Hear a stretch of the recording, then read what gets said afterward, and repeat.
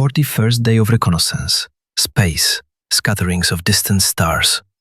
Huge boulders of stone stretch into the distance in a majestic, grey brick path.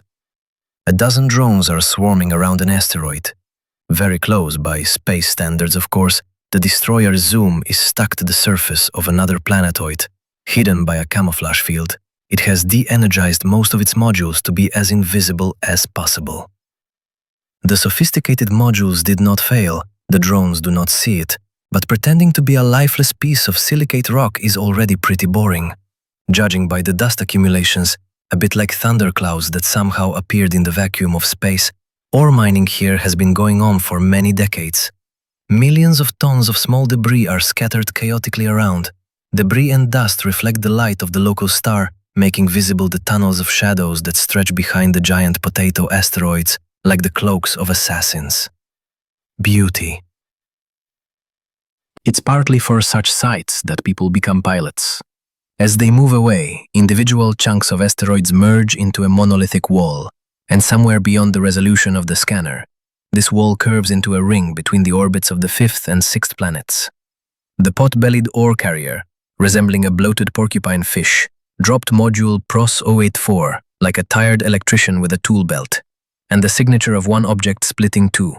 The ore mining module, a kind of hoop hung with mining lasers, transporters and loaders, slowly floated among the uneaten asteroids, and the ore carrier, flashing its accelerators, headed somewhere towards the star behind which the nut produced by the superskin was hidden.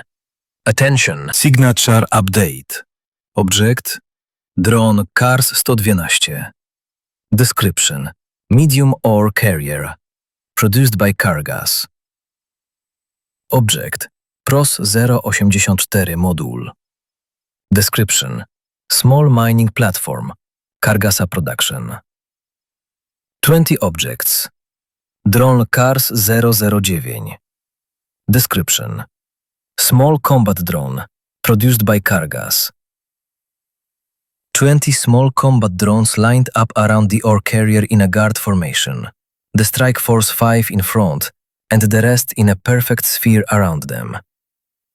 The convoy was soon lost in the nearly simultaneous flashes of warp transition, and the mining module continued to drift in splendid isolation, unguarded. In the vast expanses of the Commonwealth, even such a low-power and cheap thing as PROS 084 would have had its legs attached in 10 minutes. But in the Kargass Zone, they don't steal, at all. I'm even a little envious. Here's where real communism has arrived. From each drone according to its ability, to each drone according to its need. Nobody needs what's not theirs. While biological species of intelligent beings try to downplay their capabilities and exaggerate their needs in order to work less and earn more, drones consciously work. We don't need bread, give us work. This was the third raid of the ore carrier, which was monitored by the destroyer Zuum. The period of ore extraction was 72 hours, and each time coincided to the second. Even when the ore carrier managed to fill the cargo compartments ahead of schedule, and this happened every time, it still waited until the right time came. Everything is strict, like in a pharmacy. Now the drones will be absent for exactly 10 hours. For this period, this corner of space can be considered conditionally safe.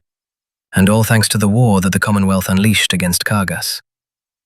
Over the course of 3 days, while the Zuum carefully explored the KS-9D system, slowly approaching the endpoint of the route, it discovered 4 huge processing plants. They were located near the asteroid ring at an equal distance from each other. However, the local loaded ore carriers were in no hurry to get to them, but flew out of the system through the gate. Probably they were taking the ore to where it would be needed more. Zuum once again scans the 3-kilometer side of the asteroid near which it was hiding under a camouflage field.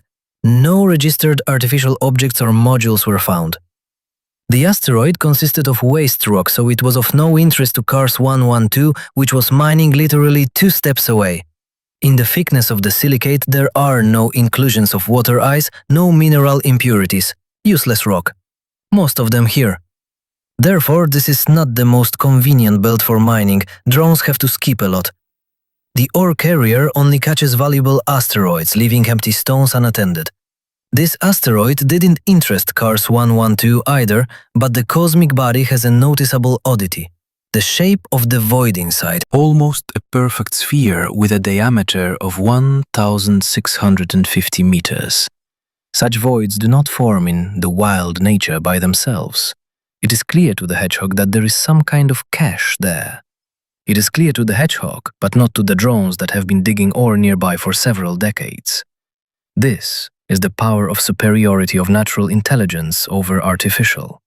Any person would immediately be interested in such an anomaly and climb to explore it.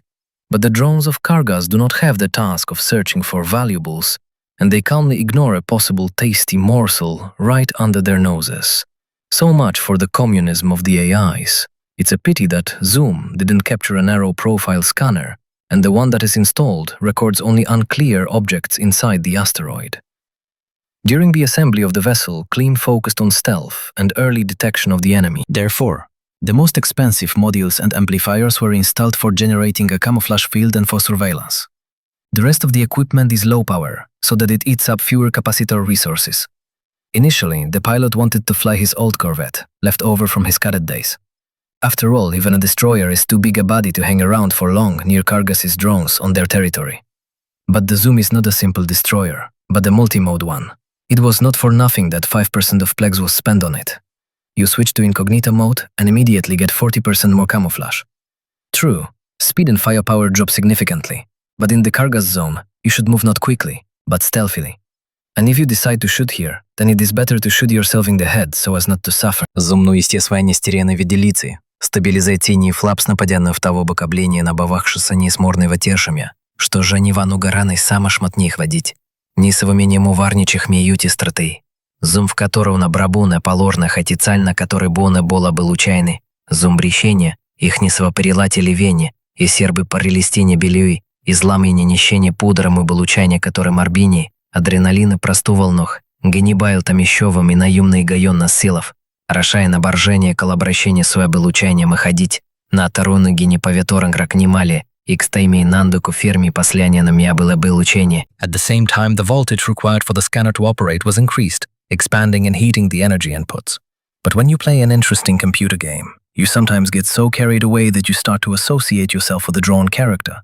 You flinch when a crossbow bolt hits your shield, or tense up when the character falls from a height.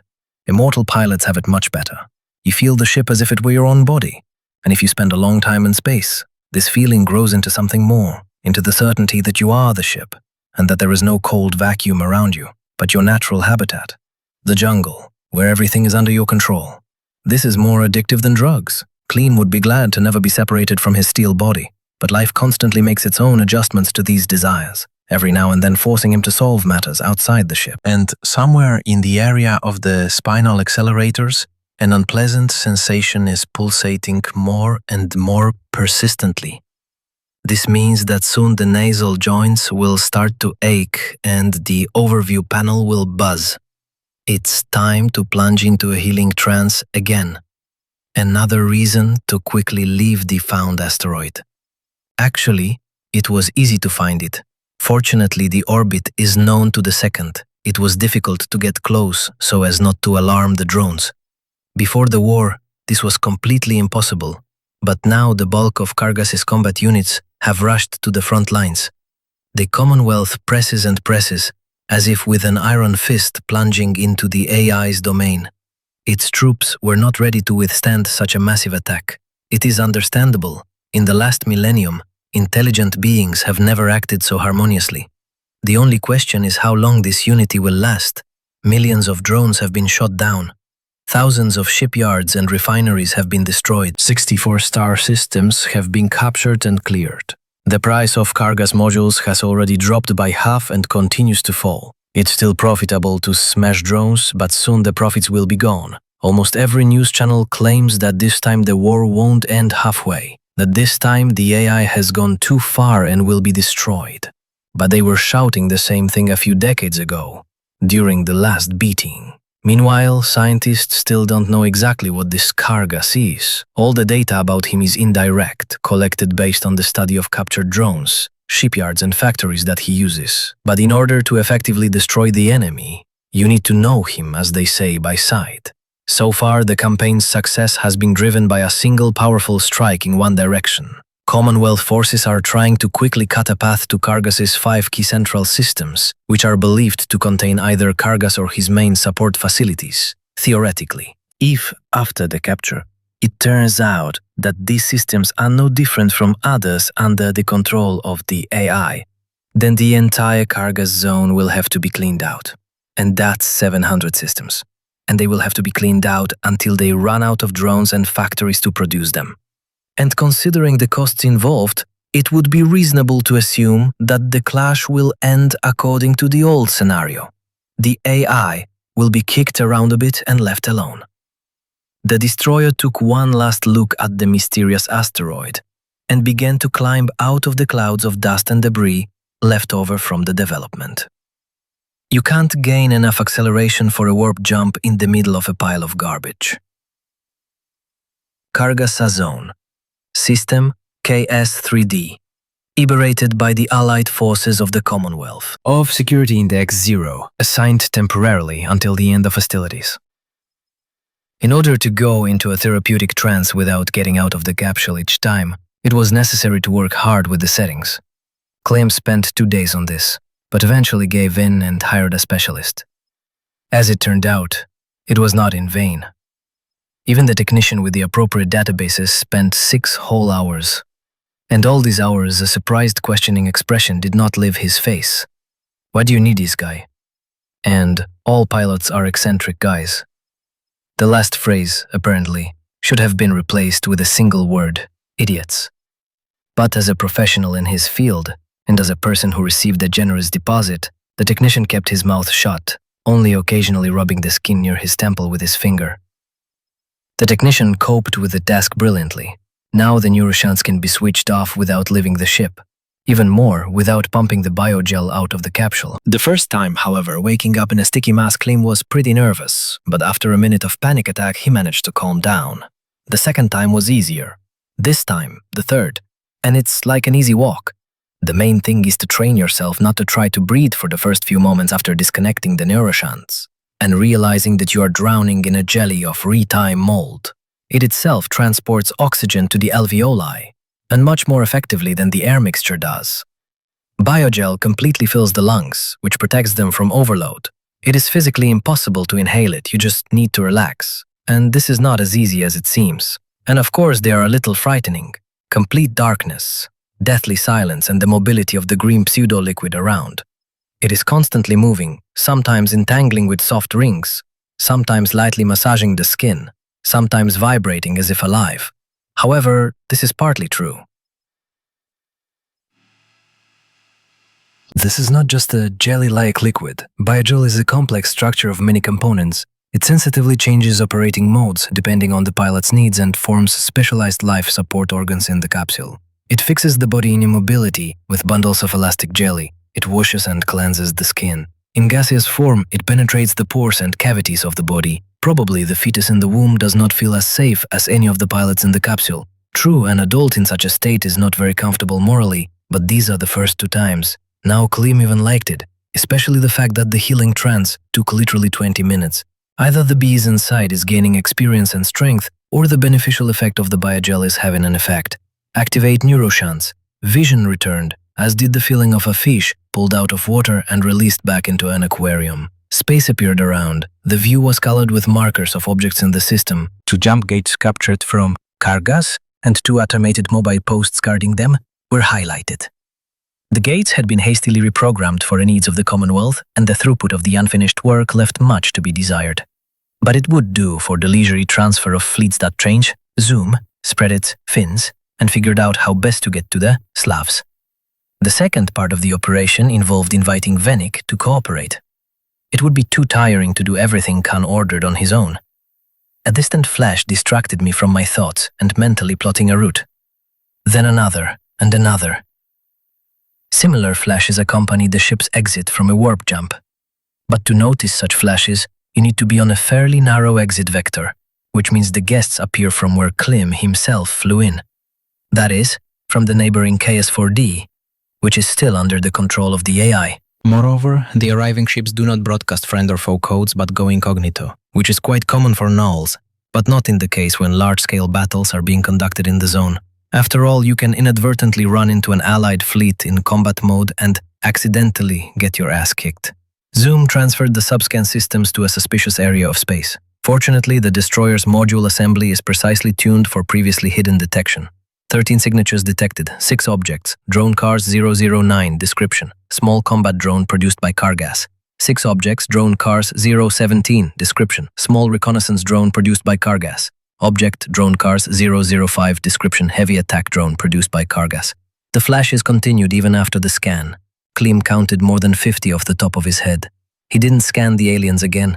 He didn't want to show himself, and it was already clear what kind of guests had arrived. So Zuum accelerated to the nearest nut, simultaneously switching to speed mode, and yelled into the general system chat.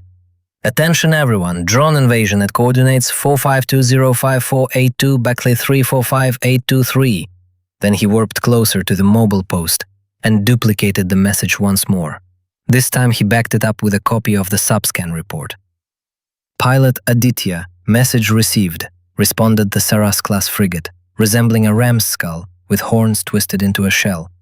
Thank you, brother, he responded and immediately disappeared in the flash of the vapor transition. It remained to hope that he went for help and not simply ran away. However, then the pilot Aditya would have acted silently and not thanked. It seems that except for the patrol frigate Saras, there is no one else in KS-3D, which is not surprising. The system is a passage, recently cleared.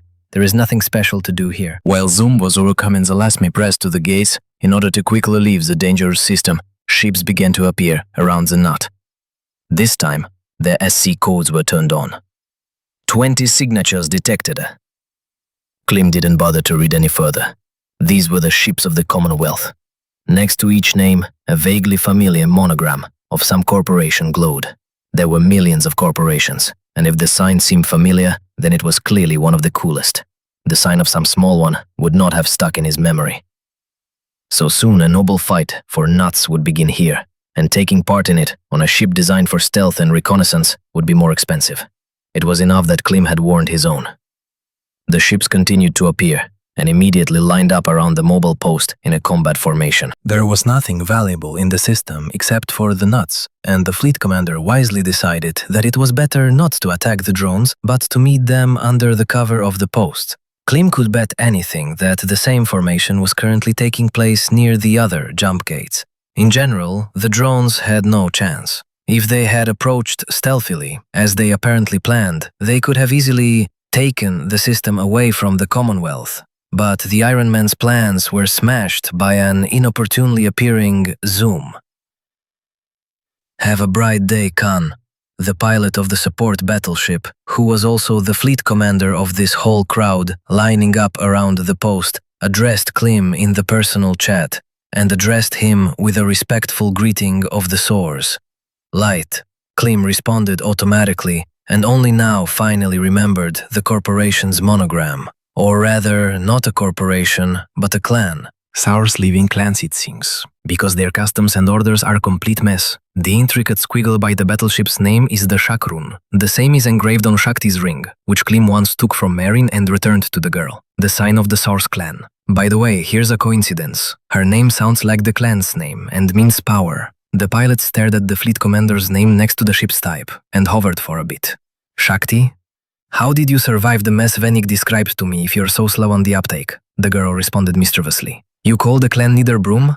You too, as far as I know. I was hinted that it was you who came up with it. The glorious hero of Slavs, posthumously awarded honors. It was said with light notes of sarcasm and malice. By the way, thanks again for the timely warning about the drones. The UEP assigned us the protection of as many as 10 systems. If it weren't for you, we would have had to dump quite a few ships here. You're always welcome, incomparable Shakti. Klim finally came to his senses and his usual confidence returned. This is the purpose of my life. To wander around the universe and look for how I can help you. And since fate has been kind to me and in many ways, maybe you could send me your personal number, because for some reason the old one is invalid. Impudent. But so be it. Here you go. The short file migrated to the personal chat. Then the girl's voice became serious. Intelligence reports. The drones have noticed that they are exposed and are starting an attack. You better get your tub out of here. See you. We'll see about that, Can. The gun ports of the defenders began to open in unison. The battleship's sloping sides flashed and a huge protective field unfolded around the entire group of ships. Chapter 2. Anomalous Nebula, M72. I'm not talking about trusting Khan. That's obvious. The clan leader waved it off. I'm talking about immortality itself. Somehow maybe the psyker just threw us bait, and he himself wants to use us in some incomprehensible, dark business? At first I thought so too, but then why come up with some kind of heady crap like ideal immortality? Khan could easily have come up with something more plausible. For example, that he could make us big science, but first we have to help him with one thing. I think he would have fallen for such a thing in a heartbeat. Of course, yes, but maybe he figured that we would think so? And again, this is too far-fetched, Vanik. He calculated that we would assume that he thought that we would not guess Klim knocked his knuckles on the tabletop. In short, some kind of nonsense. And in general, ideal immortality looks no more delirious than the assumption that you have a red sphere in your warehouse that pumps up psi channels and distributes regalia. Well, Vsevolod nodded.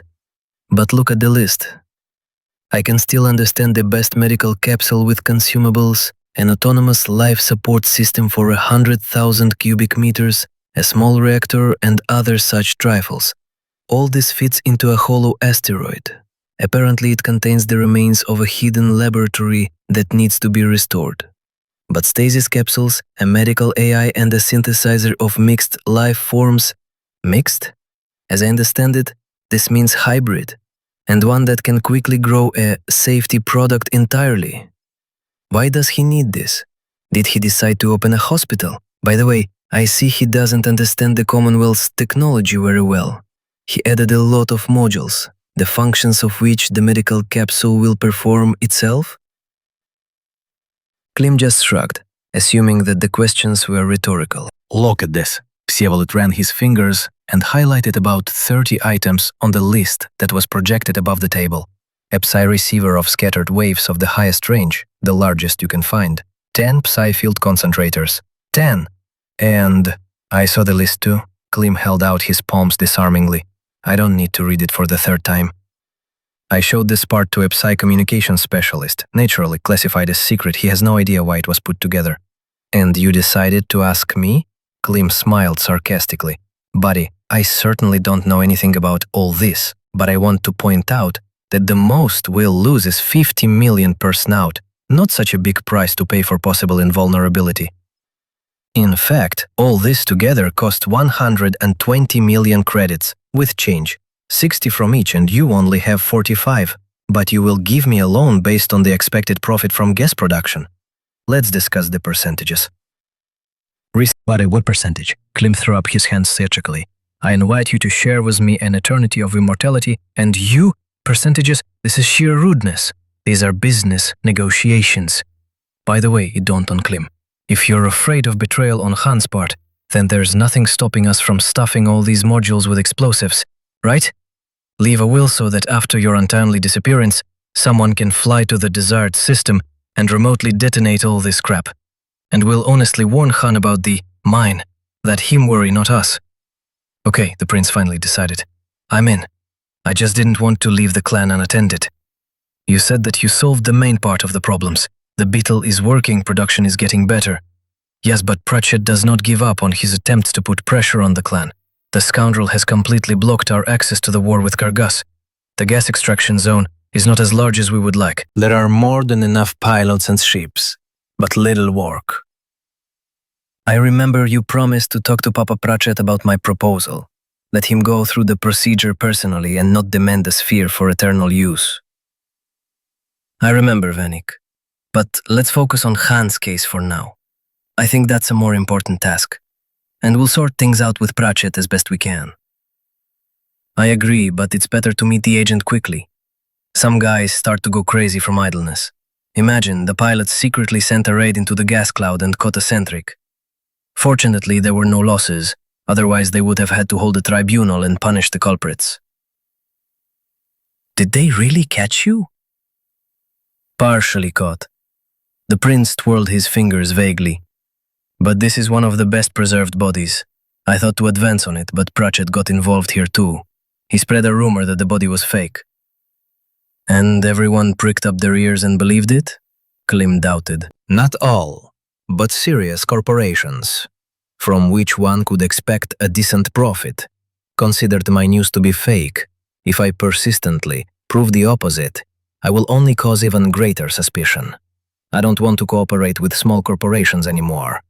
We already have a scientific base. Another one exactly the same won't make a difference.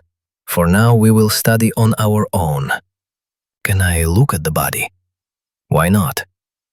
Vsevolod shrugged, did some magic on the terminal, and a realistic image of an armored spider-like creature appeared on the tabletop.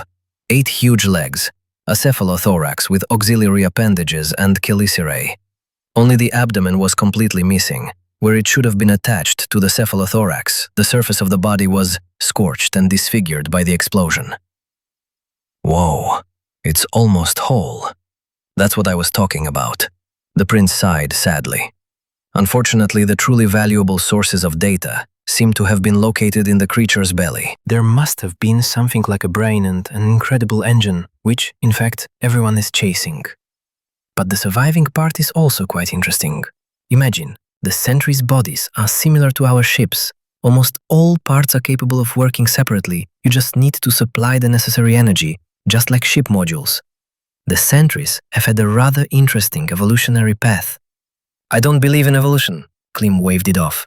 There's not enough evidence. For example, natural selection is when the strongest survives. You can see it. But evolution is already nonsense, as for me. Do you think life was created by a higher being? I don't believe that either. And what do you believe in, friend Klim? A comrade you can rely on, my friend Venik. Klim abruptly changed the subject so as not to get bogged down in another theological dispute, which he would lose miserably to Vsevolod. After all, he has a more advanced education and a hereditary gift for oratory. Have you thought about taking the spider apart and selling it in parts? This is a dead end for the clan. Money should not be an end in itself. I would like to conclude an agreement with those who have scientific resources for a more detailed analysis of the find. For more advanced experiments, the clan needs a push that... This is what they call changing the subject. From the prince's blazing eyes, it became clear that a 1.5-hour sermon on management and development methods was about to begin, and the best way to knock Vsevolod off the dangerous train of thought was to start making fun of him.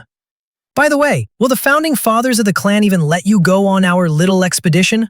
The inspiration on the prince's face suddenly changed to tired thoughtfulness. There are a number of problems here, Vsevolod sighed sadly. A level 5 agent is sharpening his claws on the clan, and the CL is flying off to who knows where without any clear explanations. This is alarming, you understand. The small council will constantly peck at my ass. It's not my problem, buddy. Go complain to your mom. Now the ardor of lecture eloquence had finally died down.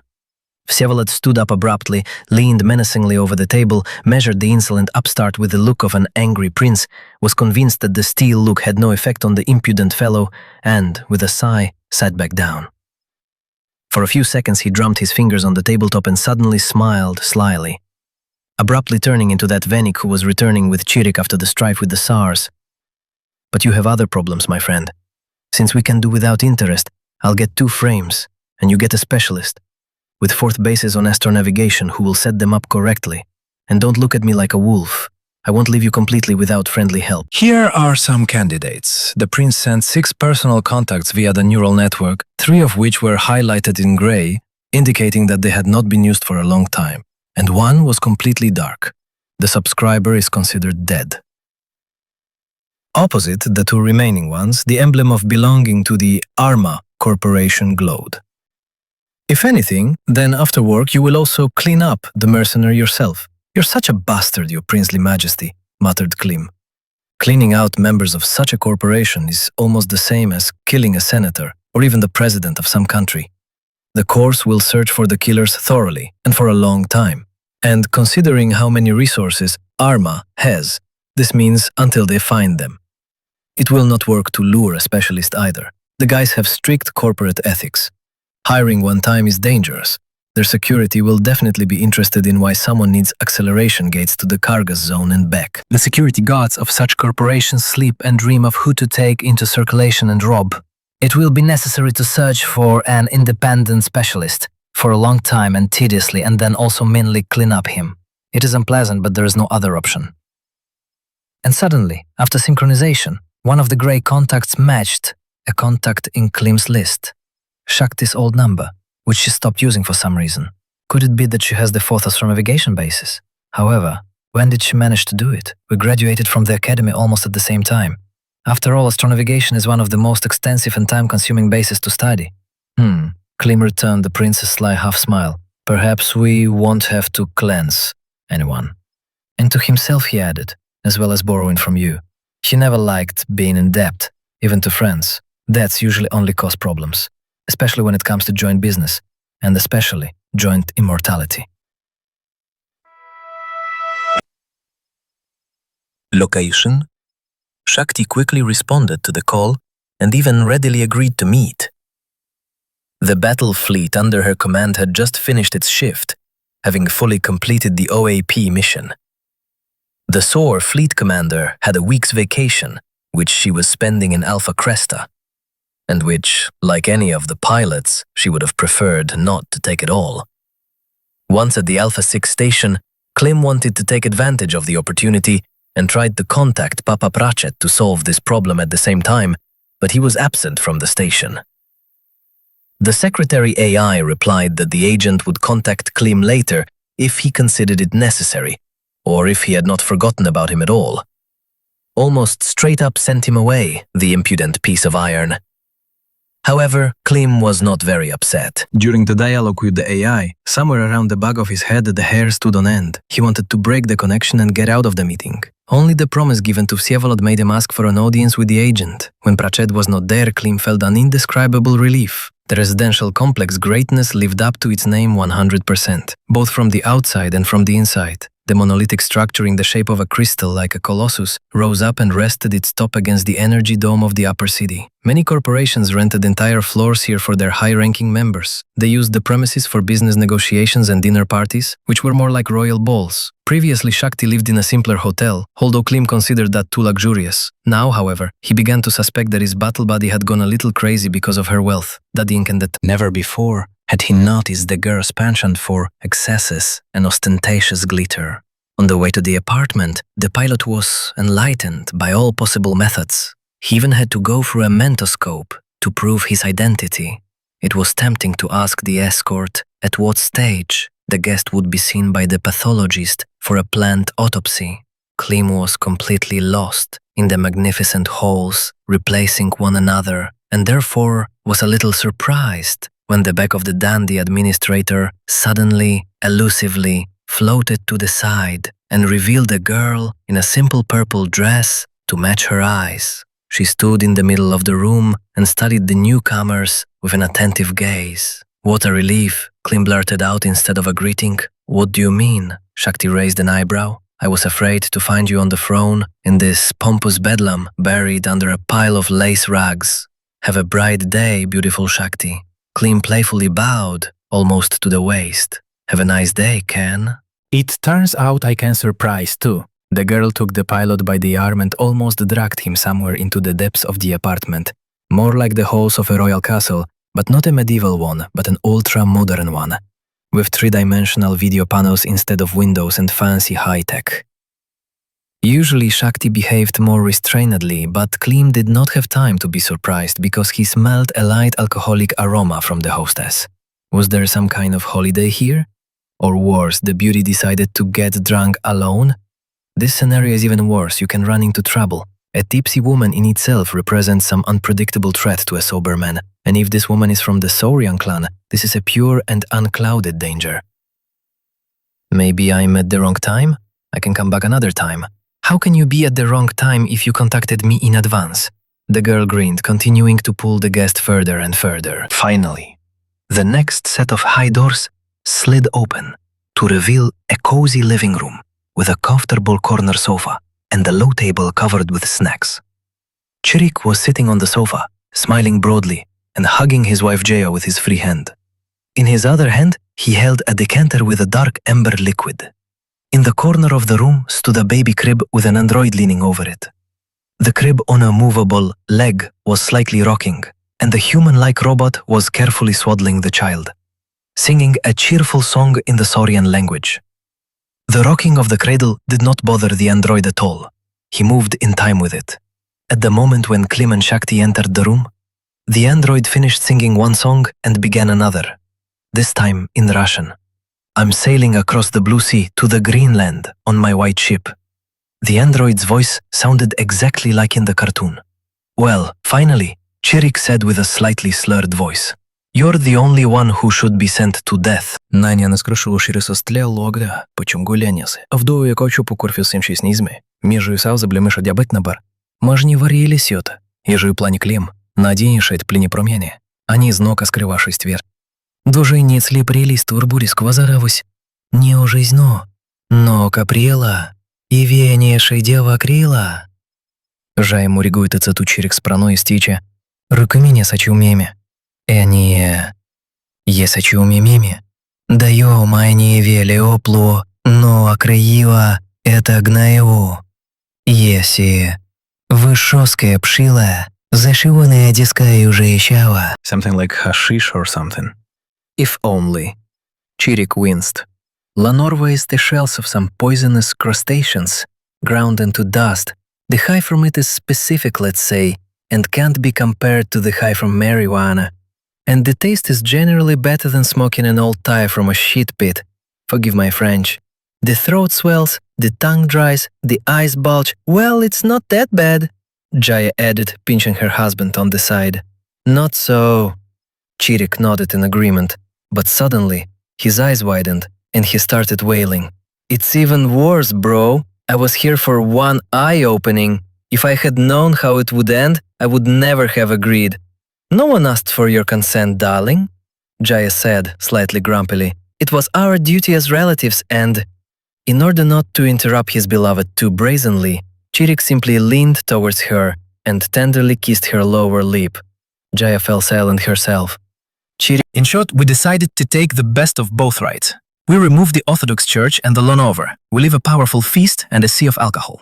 How do you like this set, bro? The best christening in the world, bro! Klim chuckled. Then you'll get a penalty for being late. Chirik pushed a large glass filled to the brim towards the pilot. Actually, it's not my fault that I'm late, but I won't argue. Goodbye, health. Klim saluted with his glass in the direction of the car nursery. Have a bright life, Savitri, Chirik suggested. A bright and long life to Princess Savitri, finished Klim and exhaled, pouring the contents of the glass into himself. It turned out to be quite an excellent cognac. Actually, Jaya didn't want to take you as her second eye at first, Chirik began to tell while Klim was having a snack. What's wrong? Well, you're always dying, bro. You drop by and say, guys, I'm dying, I need help. 6 months later, the same story again. Who needs a second eye like that? My fault, Klim nodded with his mouth full. I'll fix it. Then I tell her, honey, look at this scoundrel. He's dying, but he's not dead. In my opinion, nothing can kill this guy. He'll fucking live forever. Right on target right now, bro. Gradually, the alcohol had an ever-increasing effect, and the conversation smoothly turned to memories of cadet life and friendly teasing. However, no one was going to get completely drunk, and soon everyone present would raise their glass only to take a sip. This way, the fun was maintained, but it did not turn into uncontrolled drinking. Therefore, Klim was perfectly aware of and remembered everything. How they saw Chirik off with Jaya, and how they retired with Shakti for a cup of coffee, and the passionate kisses and hugs, and the flexible naked figure pressed to his chest, and the mind-blowing sex. Klim woke up in a blissful mood, and with the feeling that he had slept inside a medical or pilot capsule in the full recovery mode. No bed, even the most comfortable one, could provide such a perfect night's sleep. His body was bursting with positive sensations. He wanted to lie down, enjoy himself and lie down. And it's not clear what contributed to this more. A good, no-nonsense drinking session, easy, friendly communication during it, the excellent sex that followed, or Shakti's lovely body pressed against his side right then. Most likely, all together. Have a nice day, Ken. The girl smiled sleepily, opening her purple eyes. Good morning. Klim smiled, tenderly kissing her snub nose. I have a strong feeling that yesterday you came to ask for something, but the circumstances were not conducive. You guessed wrong. He kissed Shakti again, and she laid her head on his chest. I came to offer something. But now, even this will look inappropriate. So I will simply tell you about my life over the past year, if you do not mind. Okay, the girl gently ran her palm over his cheek. Complain, what can you do? I'll listen. Chapter 3. Klim and Shakti, wearing light robes made of a material similar to silk, were sitting on the same corner sofa, but this time on the table instead of alcohol and snacks, there were cookies and a warm drink resembling a mint infusion. Klim waited for an answer, but instead he heard a question. Why Vsevolod and me? It's obvious. I can only recruit a few people, so they have to meet certain criteria. You have the necessary skill base, you're independent enough not to answer to anyone, and maintaining secrecy is very important. And of course, superpowers. And what kind of superpower do I have? The girl looked up in surprise. You're rich, Klim chuckled. Явно сто заужа жената были каратерия, сто поскаймия выедку фамидио вовтулема и заматрасто изышени. Листа навазает так теребледа. Thanks for your trust. But what about brother Chirek? О том гольхлащих хранена, парашалажди и скоше, чтобы узнание на стилках рани болит на альних нациями. Наша лаждесных на бонный танев нау, мы не адамиевает токаем люцея толова замушли.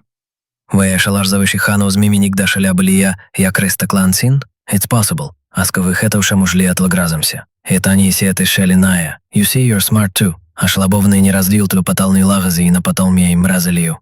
Леместря мы чилаем базам за негимща и такна. И стакана стивлями отникну витманами. Налася та шлади и мрави еблемом сабонава. Разгаемая брут. The sofa can tristni. Kim was lying on his back and Shakti was stretched out on top of him like a well-fed cat. She folded her arms on his chest and buried her chin in them, carefully studying the pilot's face. Okay, I'm with you. Klim's neural network received a notification that 40 million credits from Miss Shakti had been transferred to his account. Wow, I've never earned so much for sex. This is a contribution from one of 3 equal partners. The girl narrowed her eyes. And I will pay for sex after you have worked off the entire price list of intimate services. So you agree that I will be an equal partner? Shakti became serious. And not an errand girl. Naturally, I've known you for too long to suggest anything stupid. Where should the frame be adjusted? Klim sent the coordinates of KS9D and the reconnoitered scheme of the system to Shakti's neural network, and explained. It is desirable that the exit point be in the part of the asteroid belt that is marked in blue. There is the maximum distance from the processing plants, and the extraction has already been completed. The risk of running into drones is minimal. Are you aware that the frames are designed for intrasystemic movements? With a through jump of such a distance, there will not be an exit point, but an exit zone, and its size will be exactly the same as the entire belt. But I warped through the frame to a similar distance a couple of times. Quite a stable output. Only if the distance from the frame to the nearest star is more than 20 light years. Yes, you're right, that frame is just out of the system and far from the nearest brown dwarf. Of course I'm right. After all, these are my 4th navigation bases. And what verdict will our navigation guru announce? I wouldn't want to run into guard probes when we penetrate the system. We'll add an intermediate one near KS9D, but outside the star's gravity well, to warp through the probe's border screen. Or we can just wait until the UAP recaptures the necessary systems. Somehow I doubt the outcome of the campaign, in which the Commonwealth recaptures all the systems, and those we need are just outside the main attack. It is unlikely that they will return to them in the near future. Honestly, I think so too. So we'll install 3 frames. The middle one will have to be made biaxial, for acceleration along 2 different vectors. A large round hall with a fountain in the center, drowned in tropical greenery. It seemed that a piece of the planet had been moved here, completely cutting off a solid layer. And they moved it along with birds and small animals. Some strange rodents scurried along steel paths laid in the most convenient places, running away from under the feet of android waiters dressed in fashionable suits. The air was saturated with the smell of an approaching thunderstorm. A few rich clients were relaxing in separate booths along the perimeter of the hall. Prince Vsevolod, in a standard pilot suit RKS 900Y, without signs of belonging to any clans or corporations, stretched out in a comfortable chair and sipped apple juice, or rather an approximate taste copy from a synthesizer. The prince loaded his own recipe in many establishments, since the overwhelming majority of kitchen and bar AIs had never heard of earthly fruits, as, incidentally, of the earth itself. The narrow entrance to each cabin is covered with a murky energy barrier that absorbs sounds and keeps out insects and birds, so Vsevolod noticed the guests when they were already entering. This was not unexpected, since he was already expecting them. The guests were in tricked-out RKS 1200s. The pilots had turned off the soured coating so as not to shine through like ghosts, and the armored iron inserts stood out matte black against the white surface of the suits. The prince nodded to Klim. He turned his gaze to his companion and immediately jumped up, almost knocking over his glass of juice. "Have a bright day, Queen Shakti." Vsevolod bowed exactly 45 degrees, putting his right hand to his chest and making a grimace of universal respect, which made it absolutely clear that his actions were part of some kind of ceremony. "I apologize for my rudeness." To Klim's surprise, the girl did the same, but limited herself to a short, "Greetings, Prince." "Sit down." Klim gently pushed the girl, who was frozen in a bow, towards the chair, and when she sat down, he asked again, Queen?" "This is the closest epithet in meaning," Vsevolod explained. "Only members of the Pride had the right to call Queen Shakti by her real title. However, Pride is also not quite the right word, but harem, in my opinion, sounds even worse." "Harem?" Klim stared at the girl. "Are you in a harem?" "What are you talking about, Klim?" Vsevolod waved his hands. "He's not a member, he owns." "What? Doesn't own," Shakti sighed heavily, rolling her eyes. "But she will own when she comes into her own and picks out husbands. So let's change the subject, boys." "Are there many places in the harem?" Klim scratched his chin with interest. "As much as I think is necessary," Shakti snapped. "And I asked to change the subject." "No problem, but damn, let's go." "Perhaps it would be more succinct to say pride," the prince suggested softly. "It would be laconic to change the topic," the girl said emphatically. "Wait a minute," Klim suddenly giggled. "Venik, you were planning to, how should I put it? Marry her." "Planning to go to the harem?" "Oh, I can't." "Venik, fuck." Shakti wrinkled her cute nose in displeasure, swung her arm sharply, and slapped the laughing pilot on the back of the head. Considering the muscle boosters in the RKS 1200 and the girl's own hand-to-hand combat skills, the blow was quite weighty. Klim even burst into tears. It's not clear why, though, from laughter or from the slap. But the execution had the necessary effect. The pilot calmed down and briskly raised his palms in a sign of capitulation. "I understand everything, darling. I won't do it again. Sorry." Vsevolod froze with his mouth open, whispering one single letter and wondering about two things.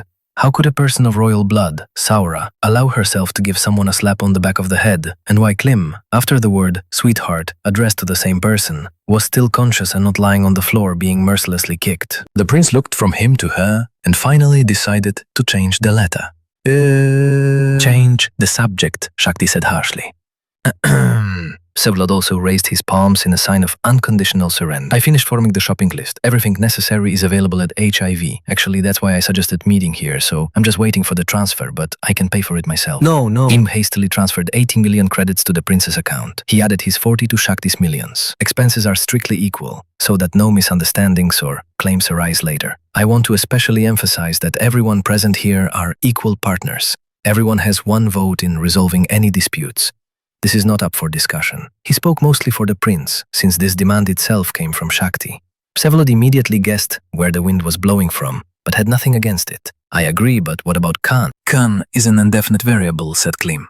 I'm afraid that in controversial moments, we'll have to convince him for a long time, and then do as he says, even taking into account the mines? Even taking into account the mines, Klim nodded. What other mines? Shakti asked.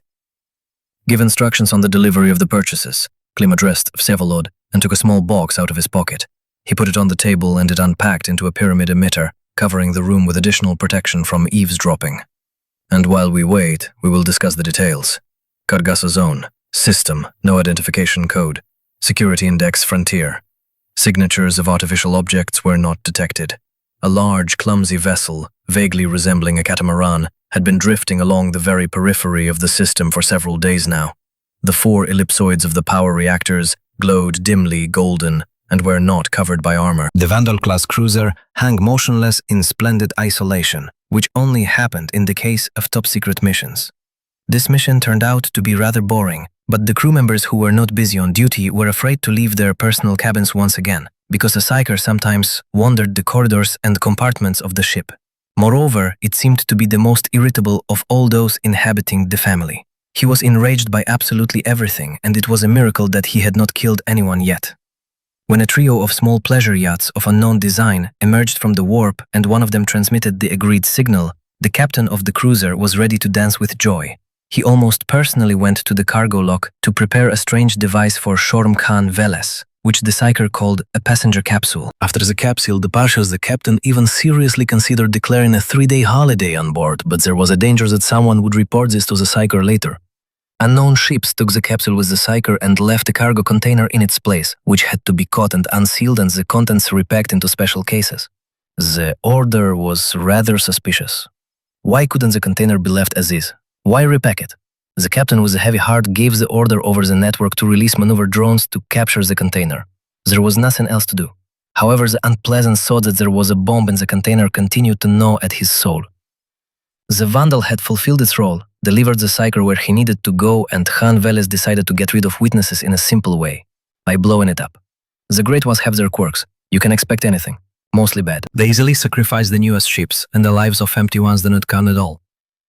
Beasts, the captain of the Vandal whispered angrily, and was frightened by his own words. What, excuse me, the duty officer in the next chair perked up.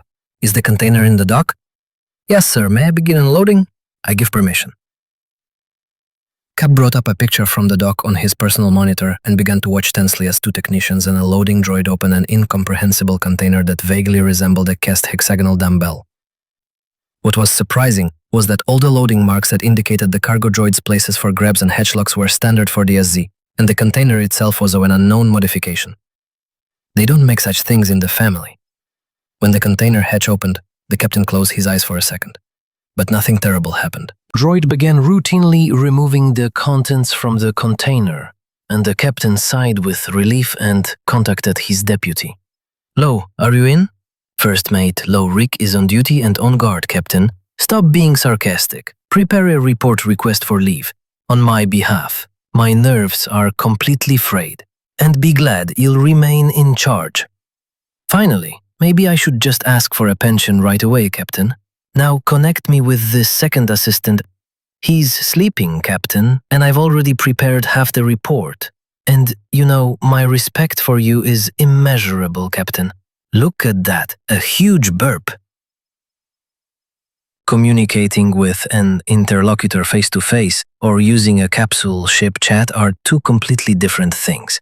The latter doesn't even resemble remote communication via a terminal. These are unified information packets cut by the AI from the pilot's mind consciousness. Very often, a large part of emotions is lost in chat negotiations. This is useful during a fight, but somewhat limits a normal conversation. However, in the case of Han, this is an ideal option for getting to know each other. Otherwise, the negative charisma of a psyker accustomed to commanding empty heads would have made an indelible, repulsive first impression. And another huge plus is that Klim could always block the passenger capsule channel. Otherwise, the conflict would have flared up from the very beginning. Princes and queens are not the kind of people to be openly rude to. They might get upset. Where are there so many of you, Flack? The phrase broke off. Klim listened to Han's further curses in proud solitude. Problems with the connection? Vsevolod asked, noticing the incorrect completion of the information packet. Yeah, Klim responded. Let's walk to the place where the frame is deployed. There you'll meet the fourth member of the team. That's not very polite, Shakti objected. You should at least say hello. You can say hello there. I'm starting to accelerate along the jump vector. Attention! Turn on warp accelerator. Klim switched to the internal chat. I'll tear Mulku apart, you bastards. Khan continued to broadcast. Start over, Seeker. I missed almost the entire story. Khan was silent for about 10 seconds, then said, I thought you screwed me. You're 10 days late. There were reasons for that. I'll have almost no time left for everything I've planned, Star. The elders are expecting the cargo and the report by the end of the 14th decade of the year. That is if the idiots from the Vandal don't break anything during unloading. I don't care, Seeker. Complain to Venex's mother. Even on the island, Klim noticed that counter-insults or a careless attitude calmed Khan faster than any kind words. It seems that the last time the Blackies killed you too quickly, Bears.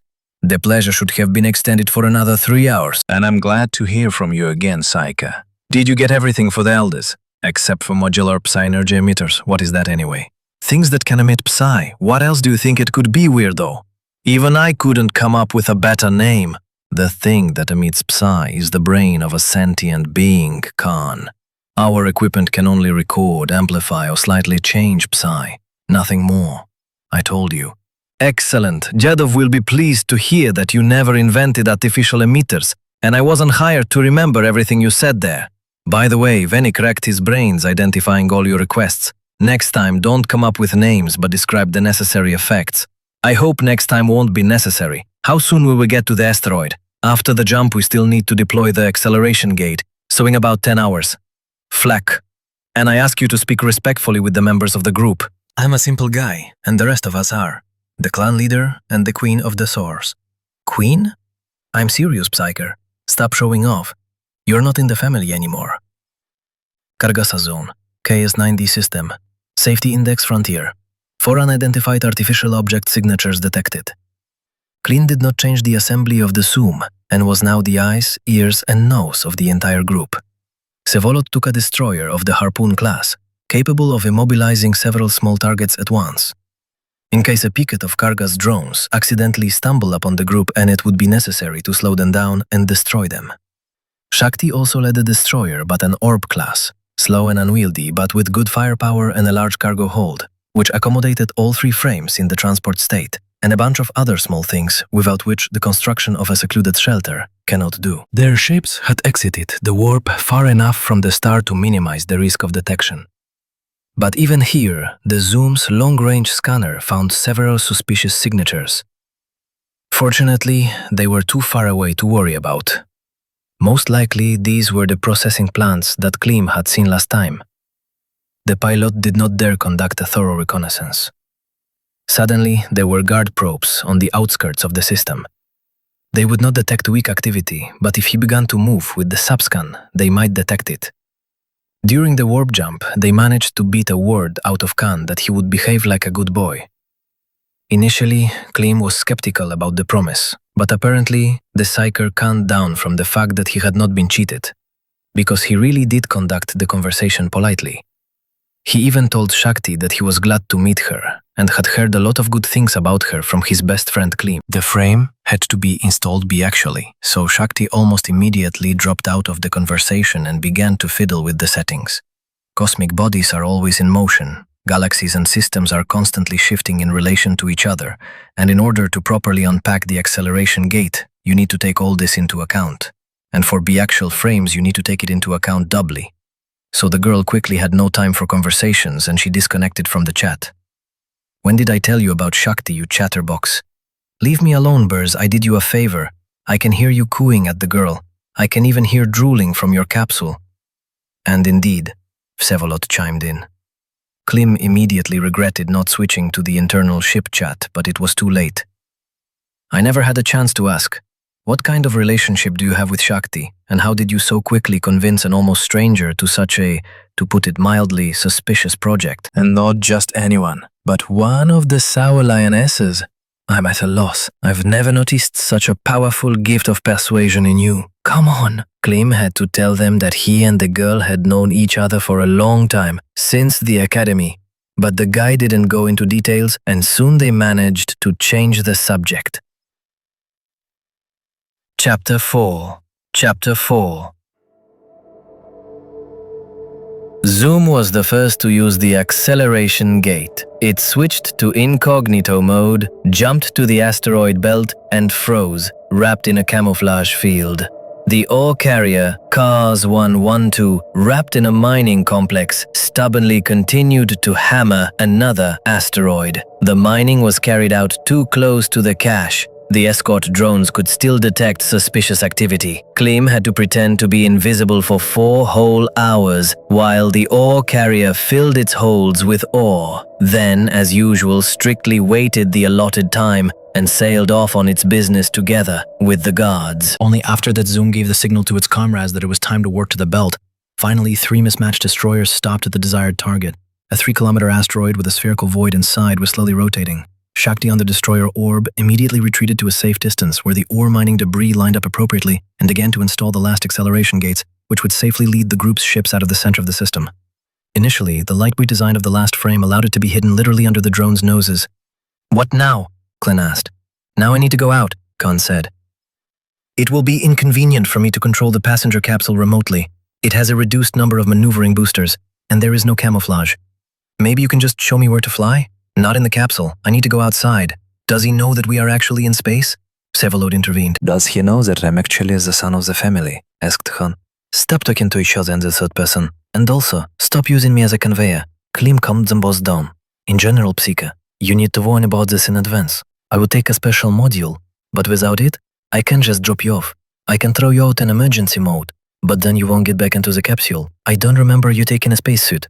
I don't need it. The autonomous life support system will take several hours to deploy, and it still needs to be inserted into the asteroid.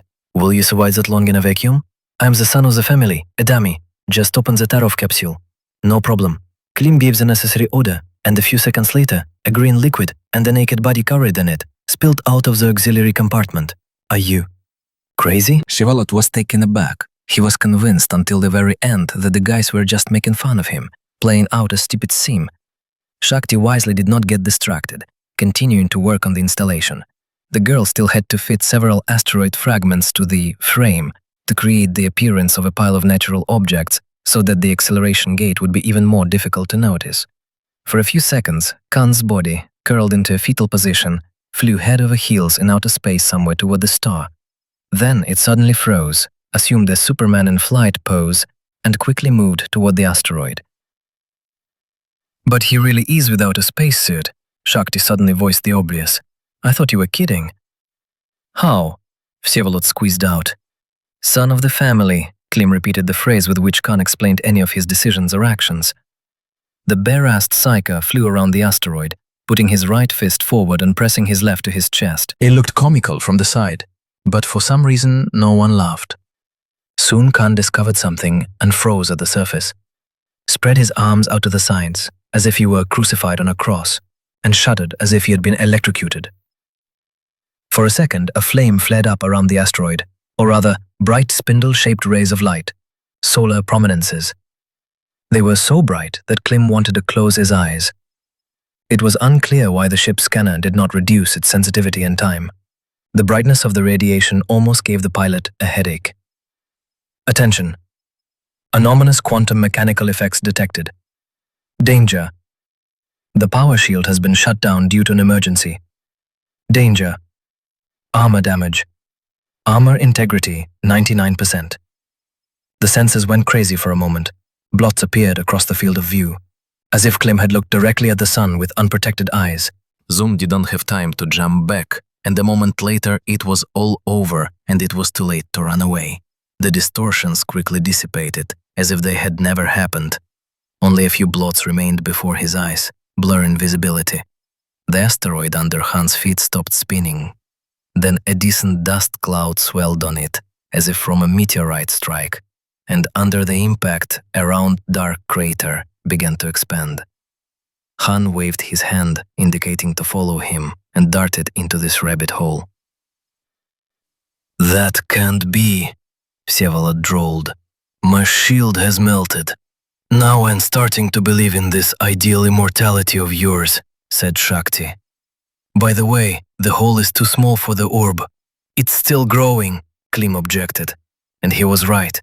Gradually, the passage in the asteroid opened up enough to let the destroyer orb, 101 meters wide and 328 meters long, inside. The Zuum and Harpoon are 100 meters smaller, so they will fit in without any problems at all. Psivolut's Harpoon was the first to cautiously approach the hole, from which a dust cloud continued to spread. Now, even if the entrance was closed, the cloud would unmask the doors. Klim aimed the railguns at several nearby asteroids and opened rapid fire. He did not aim particularly, since colored spots were still blurring before his eyes. Heavy explosive shells ruffled the surface of several more asteroids, as if a small meteor shower had caused mischief there. 3 misses, the prince stated, having finally noticed his friend's mistake before disappearing inside the asteroid and couldn't help but rub his nose in it. You're losing your touch. The sensors just haven't fully recovered from the flash yet, Klim tried to justify himself. What other flash? During the anomaly. I remember the anomaly, confirmed Vsevolod. I don't remember the flash. Don't flatter yourself. Arguments made up on the fly won't help you, you miss. Klim was about to enter into a joking argument since the prince was clearly teasing him, but something stopped the pilot. He rewound the scanner logs and made sure that there really was no flash. His skin only slightly highlighted the area of quantum mechanical effects with a red marker. Okay, you caught me. I'm a clumsy person. Klim finally joked off, not focusing on the incomprehensible incident. And he's also a prince, so to speak, just to make fun of me. It turned out to be rather cramped inside the asteroid. The destroyers carefully crawled into the stone bag one after another and almost pressed themselves against the inner walls so as not to catch each other or the incomprehensible unit in the very center. It turned out to be a cube with sides of about 10 meters and equally cut off vertices. In stereometry, such a thing is called truncated. The cube was held in the center of the void by 5 columns similar to cave stalagnates, which grew out of the walls of the asteroid and rested their horns precisely on the centers of the 5 faces of the cube. One face remained free, and on it one could see some small drawings, partially covered with dust. When the destroyers were inside the asteroid, the entrance slowly closed behind them. Khan stood on the smoothly cut corner of the cube and began to frantically wave his arms, apparently trying to convey something to the pilots. Or maybe he was just warming up to warm up, because in the vacuum of space, not only is it impossible to breathe and talk, but it's also a bit chilly. I hope he's not having death throes, Vsevolod drawled. It seems he wants us to deploy an autonomous complex around this thing in the center, Shakti suggested. Have I already told you that you are the smartest girl in the universe? Asked Klim. Only 3 times in the last 2 weeks. You can safely add the force. Venik, what are we waiting for? Dump out the pack with the complex and set the parameters. The harpoon ejected a massive rectangular structure from the cargo bay, followed by 10 small RWR-6 assembly drones that are included in the kit, kind of like crabs without legs but with 4 claws. Autonomous life support systems come in different forms and guarantee comfortable survival of intelligent beings in aggressive environments, for example outer space, the ocean depths, or the surface of planets unsuitable for habitation. The prices of the systems vary depending on their purpose and configuration. Vsevolod chose the inexpensive TYYSD, specially designed for space, but without meteorite protection. The prince knew in advance that the shelter would be inside an asteroid, but TYYSD is lightweight and can be modeled as you like a Lego set. The set of parts allows you to build any complex structure with an internal volume of up to 100,000 cubic meters. It is usually used to install shelters in natural or artificial voids and tunnels of planetoids. And TYYSD is simply adored by pirates because it is made of materials that are practically invisible to long-range scanners. The drones began to drag thin ground plastic slabs and quickly assemble a simple rectangular box around the cube, immediately installing partitions inside, dividing the future shelter into sections and floors.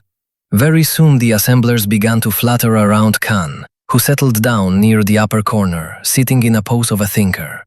Having cast a dissatisfied glance at the business-like builders, the psyker wisely flew away from the cube, and the cube itself gradually disappeared inside the rectangular structure, from which only the stalagnate columns remained sticking out. An hour later, the flock of RWR-6 was joined by 20 RWR-15s, similar to the 6s, like twin brothers, only 4 times smaller. The 15s specialize in interior finishing and installation of related systems, and therefore almost immediately disappeared inside the building, only occasionally emerging from the main airlock to pick up parts that the 6s dragged to them. After 2 hours of coordinated work, the drones equipped a row of slots for docking pilot capsules, and docking beacons lit up along the perimeter. The small reactor started working. This meant that the main structures of the complex were installed. "You can come in," Vsevolod reported. The complex was deployed under the strict control of the prince, and all systems sent reports only to his neural network to avoid possible data leakage. Who knows what kind of surprises the son of the family might have? What if he overhears? But in addition to the main modules, the drones added several more explosive gadgets that are not included in the complex. True, the internal work will continue for several more days, but it is already possible to live. Otherwise, our psyker has shriveled up like a wet chicken at the pole, probably frozen. "Don't even think about calling him a psyker to his face. It's an insult," Klim remembered just in time. "This doesn't stop you at all. What is permitted to Jupiter is not permitted to the bull." "Is it just me, or did you just insult us too?" Shakti intervened. "How could you think such a thing, my dear? It's just a saying, and it doesn't diminish the bull's merits in any way." Han really curled up and pressed himself against the side of one of the Zuum boosters. Apparently it was still warm. Noticing that the pilot's capsules were docking with the slots in unison, Khan unstuck himself from the fuselage and also headed inside the complex, but through the main airlock. The docking slot did not recognize the naked body of the Scion as a small spacecraft and did not deign to open. While the pilots were going through the soft procedure of exiting the capsules, Han Veles wandered naked through the cold corridors of the new base, trying to find the crack in which these worthless dummies had crawled, and constantly dodged the drones flying along the corridors. He would have gladly burned a couple of flying pieces of iron, but then the construction would drag on even longer, and there was very little time left. Another 2 days passed, until the base took on a more or less habitable appearance. The drones finally unpacked the trunks with personal belongings, and Han dressed decently. Now the main work moved to the mysterious cube, around which the base was built. Psyker forced to redo the internal partitions around the edges several times, stopping all other landscaping work. The drones covered the cube with slabs, acting by default, but it turned out that there should be a distance of at least a meter between the surface of the cube and the walls of the base. When the rework was completed, it turned out that a spacious compartment was needed at the entrance to the cube, where medical equipment would be placed, and which of course would receive the honorary title of laboratory. All this time they had to eat tasteless briquettes of synthetic food, move in zero gravity, and sleep glued to the walls. No one took off their pilot suits, since the temperature inside the base was approaching -60 and the heating was still not turned on. Khan demanded that all drones be concentrated on work in the laboratory, leaving all the nonsense like gravity, heat, bedrooms, and the kitchen for later. Naturally, no one liked this, but it was impossible to reason with the psyker. He made an excuse with a single phrase: "I won't make it in time for the 10 days that you were late for the meeting point," and with a slight sarcasm added, "Gentlemen." However, despite the work misunderstandings and domestic disagreements, Khan still managed to behave like a well-mannered and intelligent man. He communicated with Vsevolod in an emphatically friendly manner and even gave Shakti some racy compliments from time to time. However, this did not stop the psyker from letting off steam on Klim when they were alone. On the 3rd day, Khan requested medical equipment which was purchased according to the hotel list. And then something remarkable happened. Klim always thought that the son of the family was a careless womanizer, slacker, alcoholic, drug addict. Yes, he was also a cool scion and was well versed in everything related to psi energy, psi channels, and psi murders, but nothing else interested him. It seemed that Han did not understand technology and was certainly a layman in science. In addition, the science manner of communication often gave away the cattle in him. The previous meeting in the office of the family corporation slightly shook this impression. Then Han looked like a master of life, a skilled manager and businessman, but maybe it seemed so because he pretended and played a certain role for the senior family men. Now, watching the psyker install a medical AI, connect various equipment and modules to it, make adjustments to the settings, command Vsevolod where and how to stick the medical capsule and stasis containers, Klim finally threw out of his head the assessment of what he did on the island. Han may sometimes behave like an ill-mannered redneck, but this redneck is clearly educated and far from stupid. Finally, the artificial gravity generator turned on. The heater started up, and the kitchen started working. People took off their boring hoods and enjoyed a normal lunch. After that, it was time to bring the cube itself. Khan gathered everyone in the lab. Its empty hall had been transformed into a scientific room filled with equipment resembling a military hospital. The ultra-modern medical capsule MECCON 3200 at GIP against the wall is additionally equipped with a special lift through which one of the stasis containers can be inserted into it along with the patient. In this case, the patient will remain under constant hardware control. Stasis containers are small coffin-like boxes that are designed to evacuate the seriously wounded from the battlefield or to transport the terminally ill from one hospital to another. The containers themselves are packed in a feeding auto rack and 3 droids are attached to it just in case. The droids are cheap, without built-in intelligence. A barrel on wheels with 3 manipulators is not even a full-fledged droid, but rather an appendage of the medical AI. Speaking of which, the MECCON 3200 medical capsule has a fairly advanced interface, but Khan didn't stop there and also connected a medical AI with the 5th basis in neurosurgery to its control. This was a special requirement marked in the list with 5 exclamation marks. By controlling the capsule, the AI can restore the patient's brain structure even with serious damage. By the way, GIP at the end of the medical capsule's name means that it is hybrid, that is, it is capable of growing not only living cells but also creating or repairing hardware. For example, reproducing specialized nanites, restoring the patient's neural network, restoring a damaged implant. The main thing is that the consumables are loaded and there was no shortage of this. Khan ordered almost a 10-fold supply of everything that might be needed. The M scanner was set apart in a corner. It can create a complete M card of the patient. The medical capsule has a built-in diagnostician, and a pretty good one, but Khan ordered a separate scanner. The most sophisticated model was the note. However, such notes were attached to almost everything he ordered. In fact, the main expenses arose precisely because of the most expensive medical equipment that could be found, and consumables for it. The far wall of the lab was missing entirely, replaced by the rough grey face of a cube. The stone surface was covered in simple geometric symbols, circles, triangles, squares, trapezoids. No meaningful pattern, just chaos. I'll show you once. Khan rubbed his eyes tiredly. He hadn't slept a wink the entire time the lab was being set up and configured. Zion looked much thinner and had blue circles around his eyes. Don't yawn. He touched several figures one by one, choosing only the squares. Each one began to glow dimly blue from the touch. Professional. Then a low hum was heard and the wall parted to the sides. As expected, a spacious cubic room opened behind it. The first thing that caught the eye was a large transparent ball woven from disparate elements hanging in the air. It occupied almost the entire space. All the elements of the ball were identical and resembled grey moths, a sort of 8-meter ball of butterflies. I really don't know if the door will respond to your touch. You're an empty, maybe you don't have a high enough rank. Khan corrected himself. Then he went inside.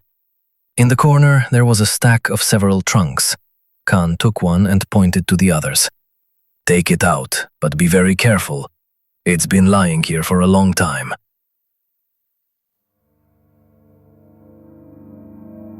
Chapter 5. When all 15 cases had migrated to the lab, Khan began to wipe their lids with his sleeve. An inventory number was found on each one. Having chosen a certain one, Khan entered the code on the panel. The lock clicked and the case unfolded, and dozens of transparent boxes in which information crystals with knowledge bases were stored gleamed inside. The psyker chose the one with a crookedly painted cross on top. Apparently, whoever prepared the crystals did not trust the psyker's knowledge too much and left a simple hint. Having looked closely, Klim saw the same cross on the case lid, and he immediately thought that Khan was checking the numbers. Meanwhile, the crystal migrated to the receiver of the lab's medical AI. It absorbed the information in just a few minutes. This is only a general plan of action, not a full-fledged database, Khan explained the speed of the study. Everything else that is needed, the AI already knows. I hope. Then he took the next case, a little larger than a shoebox and, for some reason, with protective stiffening ribs. It was this that Khan had first taken out of the cube and placed separately from the others, and he took the box clearly tensing up, as if there was something very dangerous and sensitive to the slightest jolts in there. He opened it carefully. Inside, on the soft enveloping mat, lay the round disc of the M card. Subconsciously tensing up, Klim relaxed and quietly chuckled. He found something to worry about. Even this obviously ancient disk is not so easy to break. They don't make them like this anymore, preferring to use standard info crystals. There was also an incomprehensible thing lying nearby, like a piece of a white plastic pipe that had been cut crookedly at the edges. Khan carefully took the M card and inserted it into the reading slot, and placed the incomprehensible pipe in the medical capsule, where the patient's head should be. I think I understand what this immortality is, Shakti said with obvious notes of displeasure. Really? Khan turned and stared at the girl. The transparent cup of the medical capsule behind the scion closed and became cloudy, hiding what was happening inside, and along its side, as if on a monitor, lines of incomprehensible symbols mixed with medical terms that would mean nothing to a non-specialist ran. Markers of containers with consumables lit up, servos began to hum. Everything was clear from the set of equipment you ordered, but now I have confirmed it once and for all. The notes of her voice smoothly flowed from dissatisfied to angry. Her eyes flashed lightning, her arms crossed over her chest, the pose of an angry monarch. The queen's experience in giving her vassals a kick in the ass, experience that had been hiding somewhere before, was immediately visible. Even Sevalot moved away from the girl a little, afraid of accidentally getting caught in the crossfire. And I'll say straight out that this is a deception, and not immortality. Why is that? На нерзадело не восказовом нерзадело. Не аскарда можно заваймыстиши трасовка, не дивона щер переходим примероза. Нахрияна ворузаняса заргуну у нас и выходим примероза. Потому что не муштич той, и то стристо убрудет. Тому что не мы месячи остапанение и заражение морки. Если нашо. Но и ворна нажирастано. И внимаю прошамуни-то взраетва, очень ворна можно ж замена тепи проблем. Канаша на годового же, если сейчас прожузе. Если проходимые бразацами атими. Жа если инуатанивать, было нюнания, а раздата нашек, сгаваньон нашек на прощебаунару. На этом наже кто вы не воспонта. На нарнашание друба, а вся мы это по пластыще нее не урузане. И внима, если бы беро ему, и просто не слибустане вамарва и вщана, а тому, чтобы за ним муждана, если не взаруш, если на юше не взаруша. Прязней же то, что было зилы не самоми отыне отришествет. Ми юхадираня первенства, ми авдела исконного дьята, вобочит прозлать, возыволот харизумный спонтемирала. Можда ми сам много шещень рала, ножася улот рейня. Вевидео мушлы сяма, базанью можда ми йови, если муж, если эйнё. Также получит лещание, сбешение крания.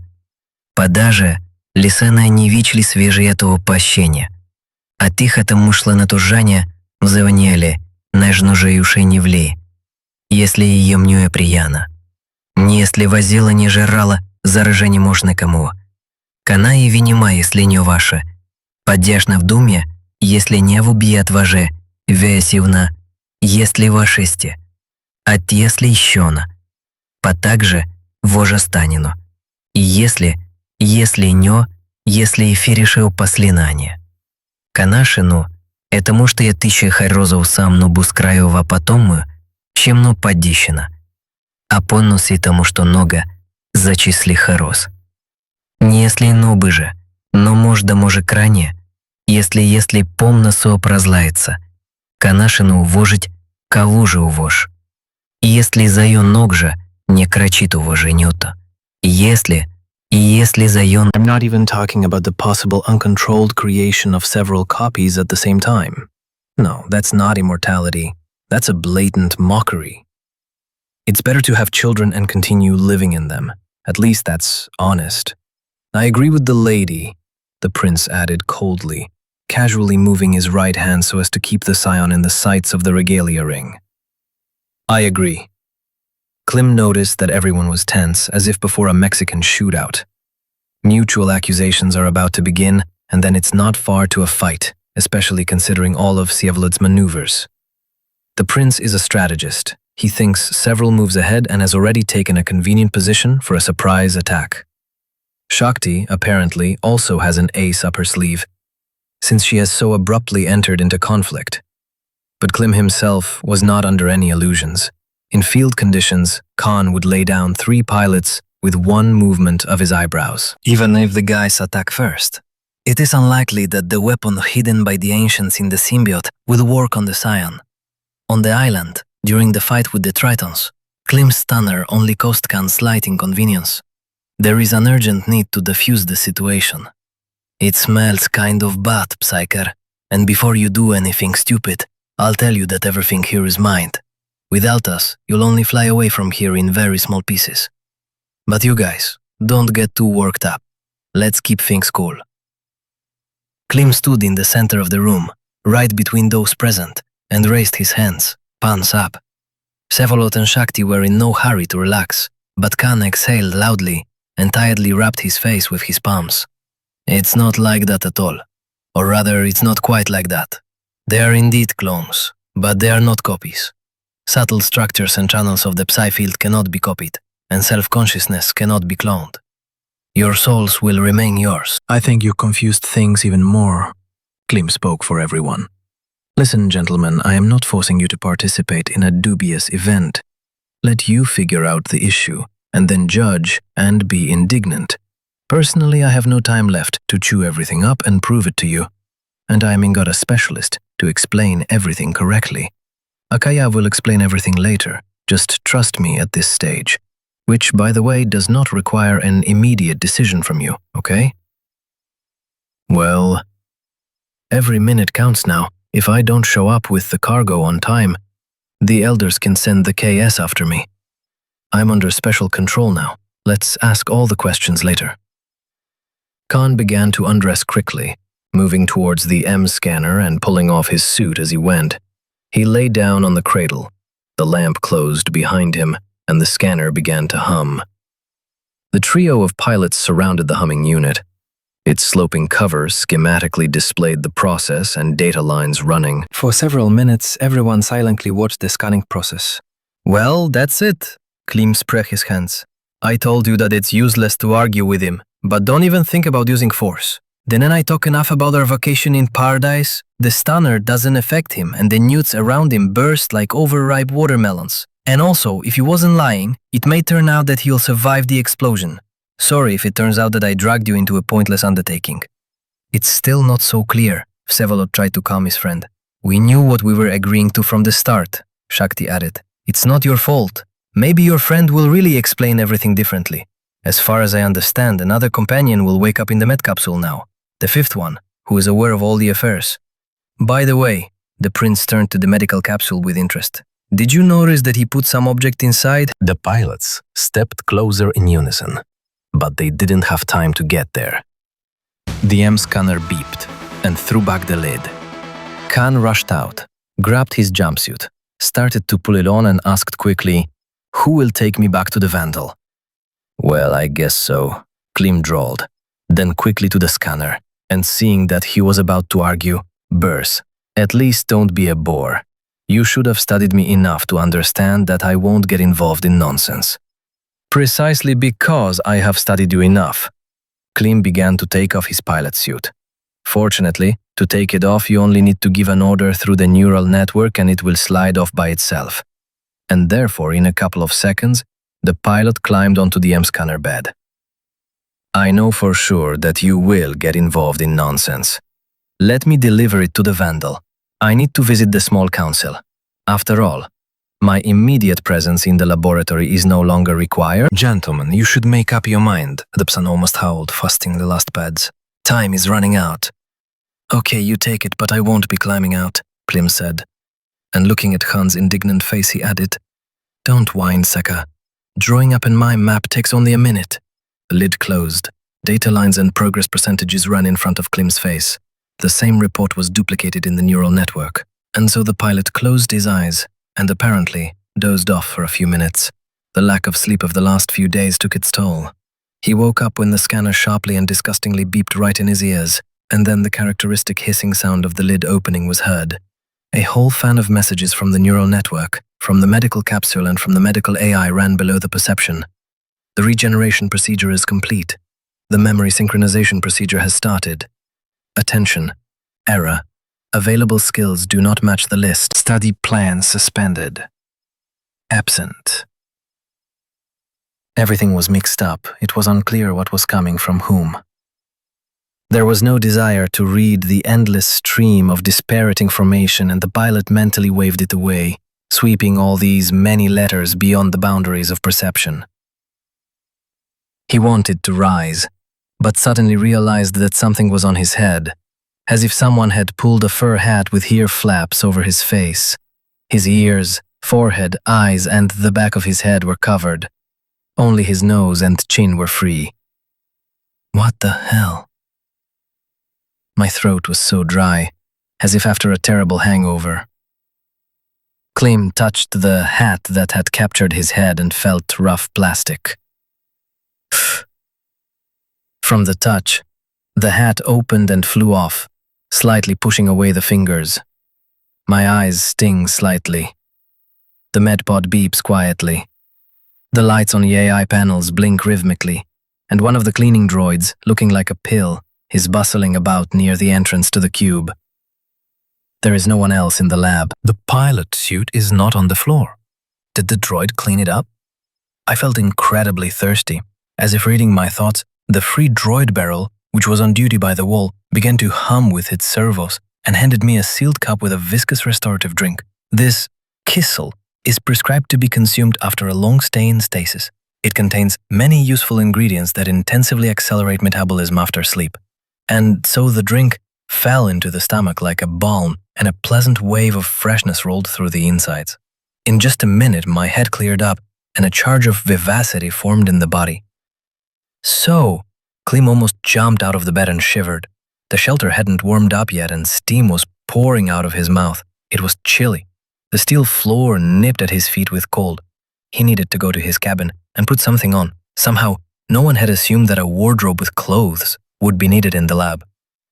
Why put away the suit? What kind of idiotic jokes are these? A frightening thought flashed through my mind that the boys had actually fought. Han had quickly dispatched everyone and ran off somewhere. No, nonsense. Only a few minutes had passed. When would they have had time? And there were no dead bodies. Han couldn't have removed the corpses so quickly, could he? Or could he?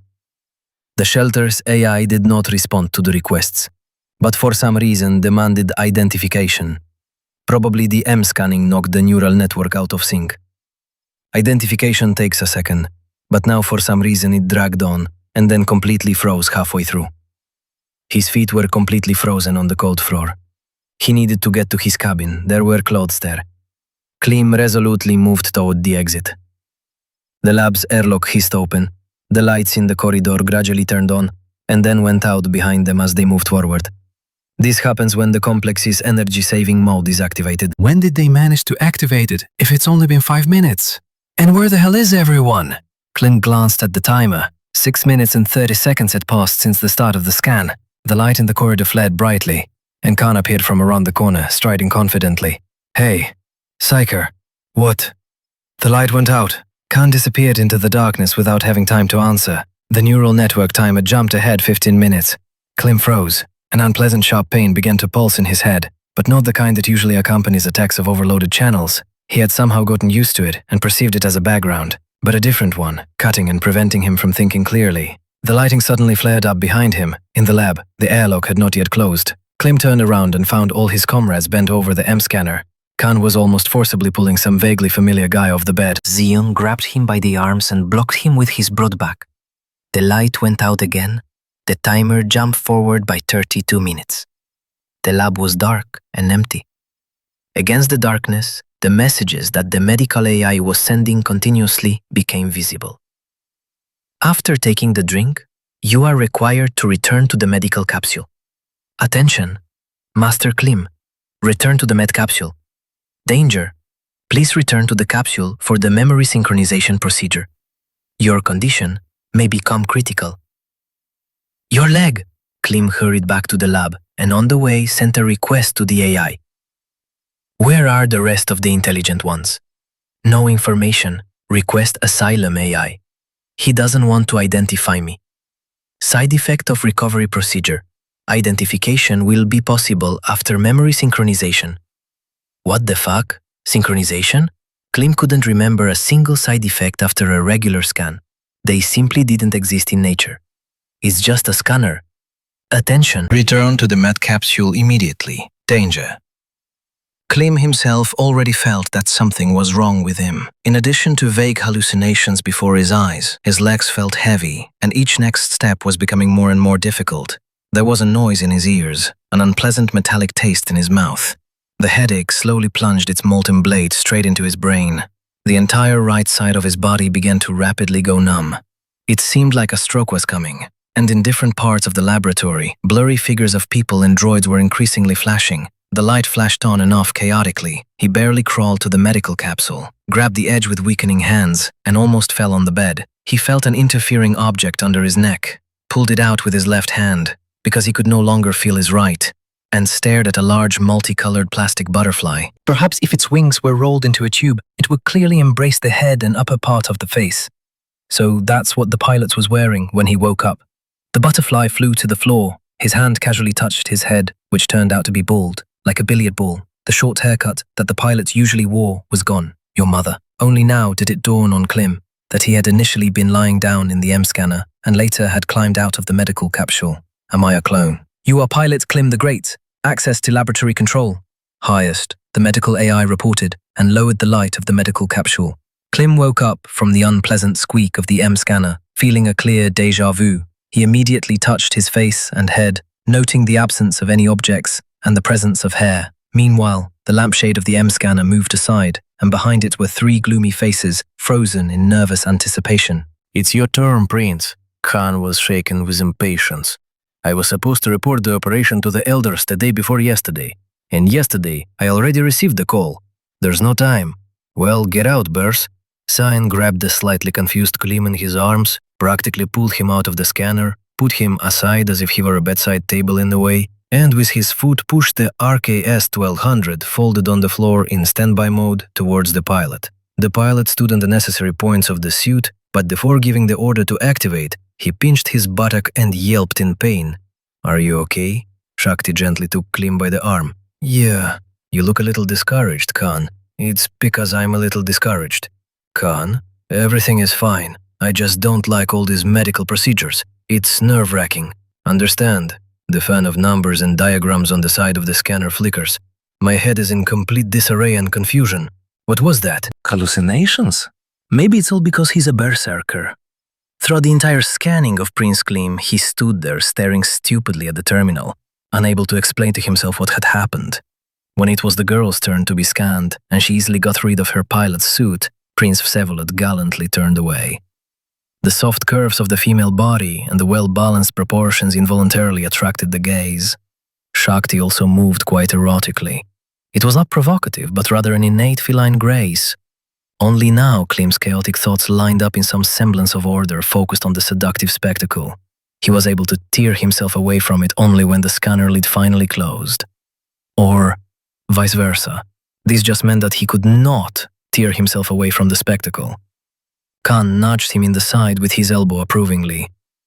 Excellent choice, Bers.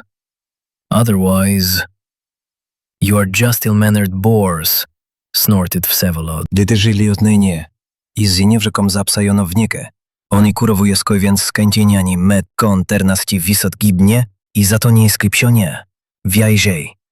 The project is completed. Hibernation mode is enabled by default. Khan wszczezał bomadziznych szazuwu i rezolutnie cam turaską medical capsuli. Am I hallucinating? Or is the son of the family getting agitated? Klinkodago. Psajony bramnie wasze tielo, oprzyści powizic harszlizaki, bat segrzoła się w rzemie. On kuragu szetopuwac kontrol. The medcapsuli kałoniket smówli. On the bed is a tender girl's body. Biśni ziananic adolescenti angularini. The skin's brame, but very pale, almost white. On the bed dowoszysany, that skregni koty chuisko w plastic pipo, like some medieval version of a knight helmet, with the top cut off for some reason. From a light touch, the helmet, Szemow Karo, bicznik to grey night moth. Khan carefully put it aside. At the same time, Klim was visited by vague associations, as if he was about to grab a memory by the tail, but it continued to slip away. A drone with a sealed cup rolled up to the med capsule. Sion helped the white-skinned girl to get up, and with his other hand impatiently snatched the cup from the extended manipulator. At the same time, one of the droid's fingers pitifully clanged on the floor and rolled under the order rack. Snow White opened her light green eyes, tried to say something, but only wheezed. Khan held her drink, a restorative drink. She almost instantly came to her senses and gently moved away. Wow, this drug is much better than the last one. What's the recipe? Despite her teenage appearance, the girl's voice was deep, with a slight hoarseness. Strong personalities or heavy smokers have voices like that. And it was also assertive, as if she were a prosecutor. When you answer the owner of such a voice, you subconsciously get the feeling that you are making excuses. It seems like everything worked out as we planned. Have you grown a mustache and beard? It suits you, but it makes you look older. She suddenly stopped short and added hastily, "How long has it been?" 6 years for you, Han answered. Are you crazy? I'm dead. Everything will be fine. Han grabbed the girl by the hands, not letting her get out of the bed. I found a cool med capsule. She'll cope. What cool? We have the best equipment in the family. How much cooler? Her hands began to shake, and her face was momentarily distorted by a grimace of pain. It's just a little short of the ancient's equipment. She'll handle it. I also have an AI neurosurgeon here. Everything's under control. The girl winced again and helplessly buried her forehead in the Psion's shoulder. Okay. But promise that if it doesn't work the first time, you'll back off. Декхан хасату испал сегодня шестарамана. Если я зайчин тёштови багазара. Ну миаруж, кайси скорячи се бока на маточ топонишем. Ярьяменер на регри, жаля кайжа рожна ицтовнина. И всепсяя на первую жуне... Велес. Как одигранная шестровина стонета пересвоставана побружа. Я ж... Если релия сырью жуне... С псеутрица... Не спаннен мы стафаня. Зусана мне считал ганинова. Естонен меми велес. Слейка тримизуина крачна истона. Все не впрошено, все прошено оче сайн. Се перщеми уже остане дутарить. Сестрина женешне трубоси скрізь мушойствєння. І сина кросутєра. Із какой звояцинці булих, зукон ніюсі дозь мушивня. І сесі поженєва засяна буйліс на житрізів. Іржуня сана мамой зволя. Вот ребелілята вихрашна, і браздапулік ме боружений та рушний. Шестані 50 resuscitation procedure. The patient is in critical condition. Hemorrhage in the left frontal lobe of the brain. The lines ran from the bottom up in a continuous succession. Klim quickly got lost in the medical terms, only occasionally catching in the stream. Patient in a state of clinical death. This message appeared quite often. Each time, Han clenched his fist slightly. Apparently, the impenetrable psyker was still a little worried, or maybe more than a little, because at some point, the barrel-shaped droid near the wall suddenly howled with its servos, causing everyone present to shudder, and then its body began to quickly become covered with dents with a characteristic grinding sound. It seemed as if the droid had fallen under an invisible press that was pressing from all sides at once. The press was relentless. Soon the AI's robot assistant turned into a metal lump slowly rolling across the laboratory floor. 3 pairs of eyes followed the scrap metal ball with interest until training to a corner and froze. Klim couldn't shake the feeling that all of this had happened before, that soon Han would crush the second droid, then the third. Or maybe he wouldn't. Or maybe... The pilot rubbed the bridge of his nose to better concentrate and remember what would happen next. Yes, to remember. Not to imagine or predict. Rubbing didn't help. Nothing really came to mind.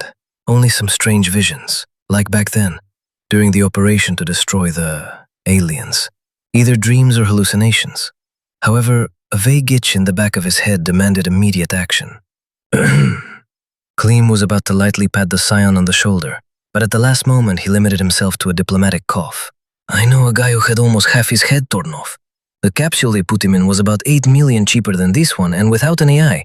But he handled the wound perfectly. A couple of days later, the idiot even remembered his name. I'm calm, Ken responded inappropriately. I don't argue, but there are only 2 medical droids left, so you better go to the galley. You'll destroy something edible. At least there's a lot of it. Do you have that brew you distill from red berries? Ugh, Klim winced. I hope the kitchen synthesizer will cook something better. Chapter 6. Chapter 6. Snow White was in the capsule for exactly an hour. During this time, About 30 messages about her death popped up. But the expensive medical capsule and the properly trained AI coped. The sophisticated tandem, worth a spaceship, pulled the patient almost from the other world, but Khan did not have time to really rejoice. He was in such a hurry that he flew away almost immediately after he made sure that Akaya had woken up, was conscious, and was not going to die anymore. Before that, he only took Sevalod, somewhere into a cube, for a minute. The farewell was jerky, crumpled, and unclear. Everyone was on edge.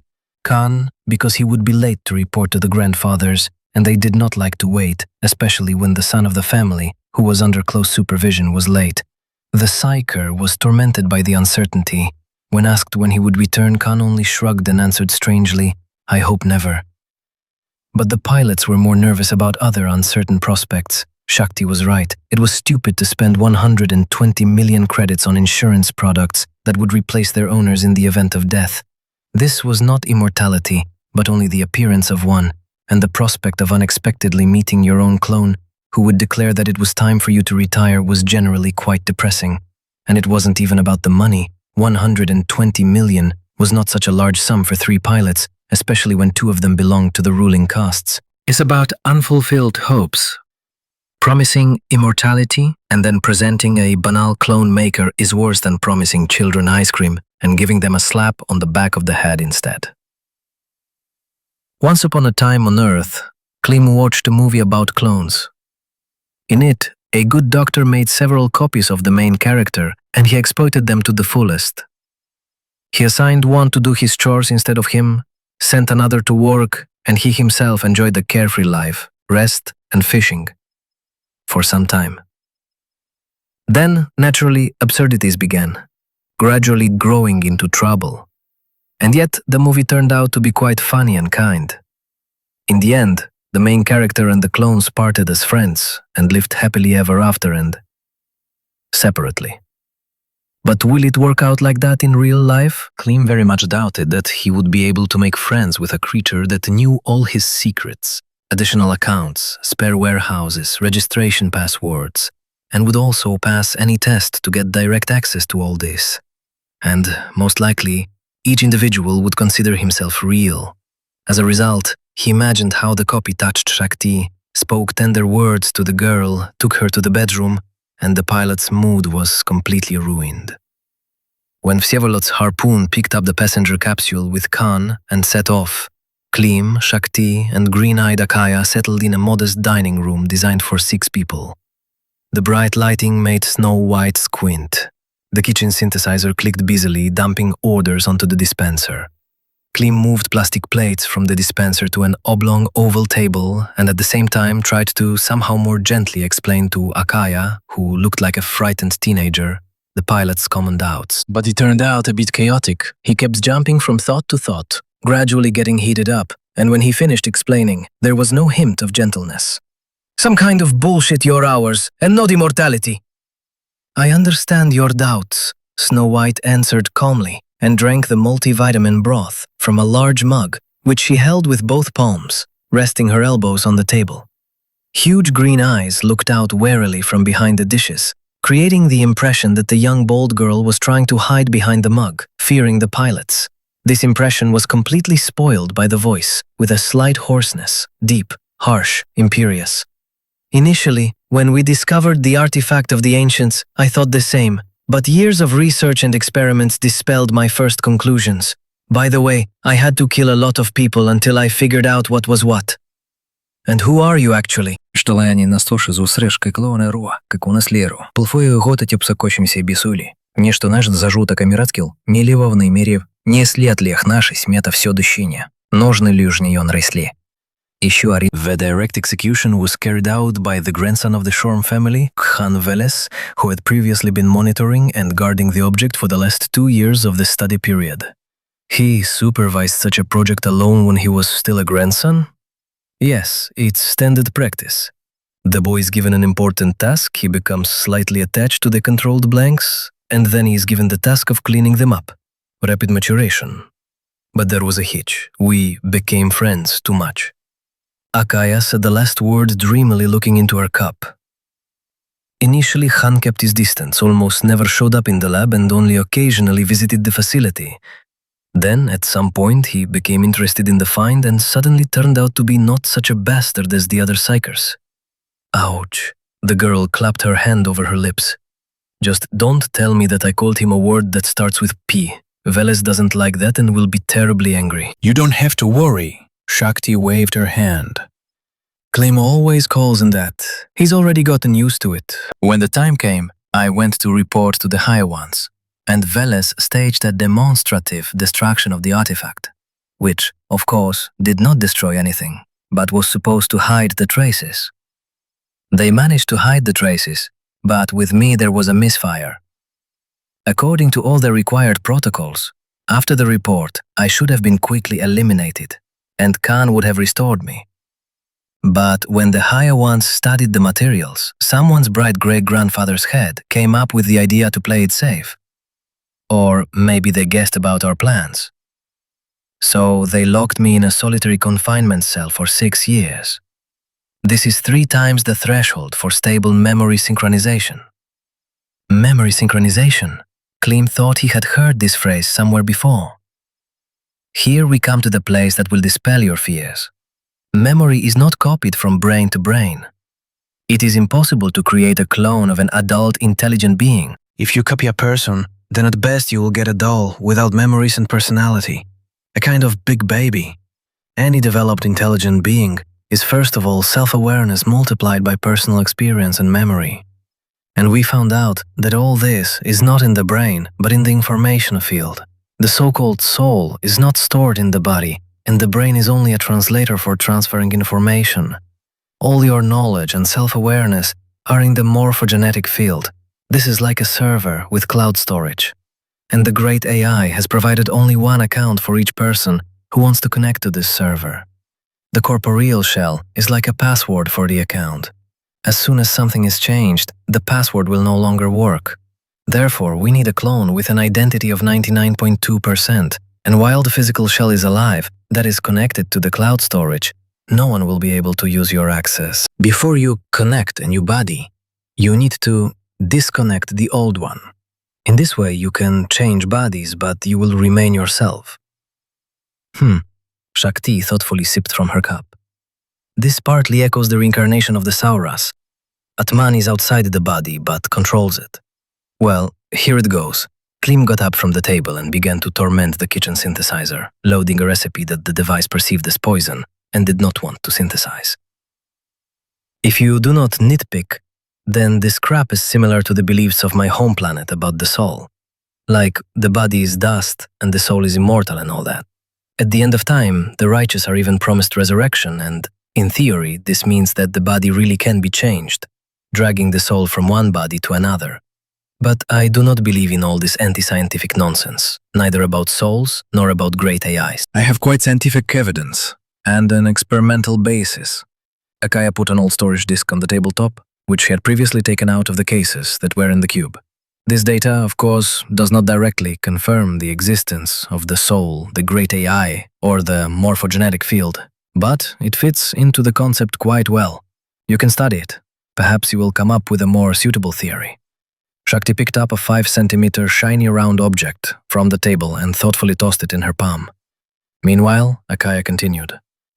True, to understand the data, you need some databases. General medicine, rank 5. Neurosurgery, rank 3. Matrices and brain channels, rank 1. Physics, rank 5. And some small stuff, field physics, psi-physics, and so on.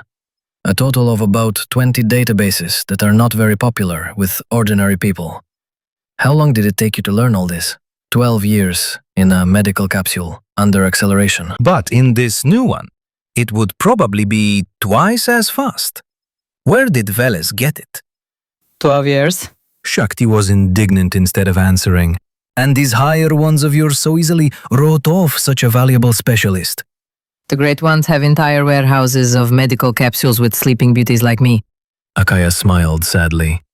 We are the so-called disposable scientific staff. So, you are not from the Surrey stuff, right? Pirates from the periphery? Although no. Where did such technology come from then? Are you descendants of the ancients? We never heard about memory synchronization. Klim reminded. For some reason it seemed important and he couldn't remember where he had heard about it before. The brain transmits information to the morphogenetic field and back and gradually changes along with the field. After the M scan, your body continues to live on. And the M-card recording remains old. The clone's last memory when he wakes up is the moment of scanning, Shakti guessed.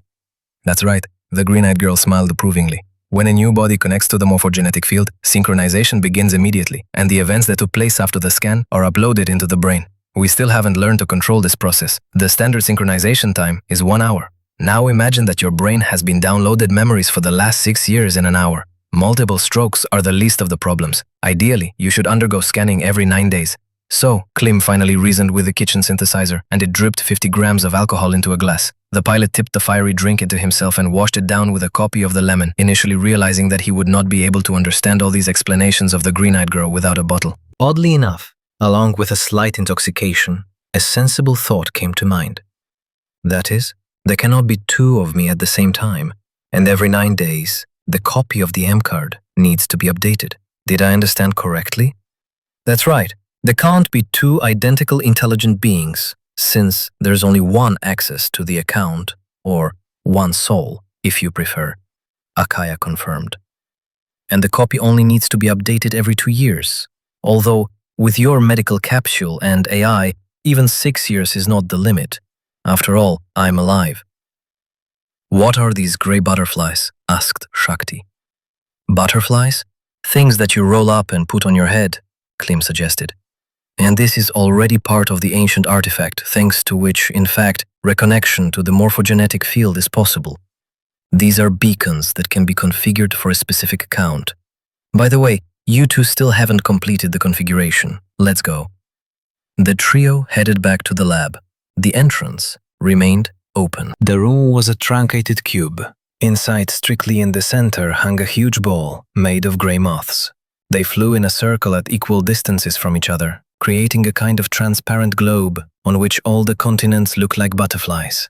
The transparent sphere rotated slowly, lazily. Each beacon slightly bent its edges toward the center. The cleaning droids licked every facet of the cube like a cat licking eggs. Without a layer of dust, it turned out that the walls and ceiling glowed pleasantly. Just touch anyone. Akaya made an inviting gesture. If he is busy, he will avoid touching. Shakti was the first to touch the lighthouse and gasped. Although nothing happened, the moth easily slid over the girl's fingers and continued to fly further. Klim came up second, poked at the other one, and it suddenly turned into all the colors of the rainbow, standing out brightly, like a beautiful butterfly. Why didn't it work on her?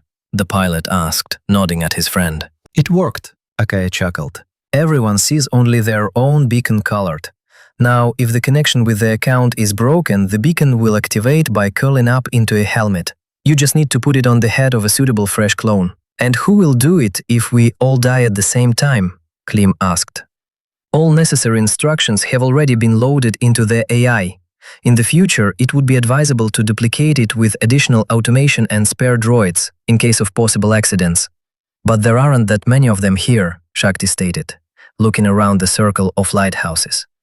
Is the number of the chosen ones limited?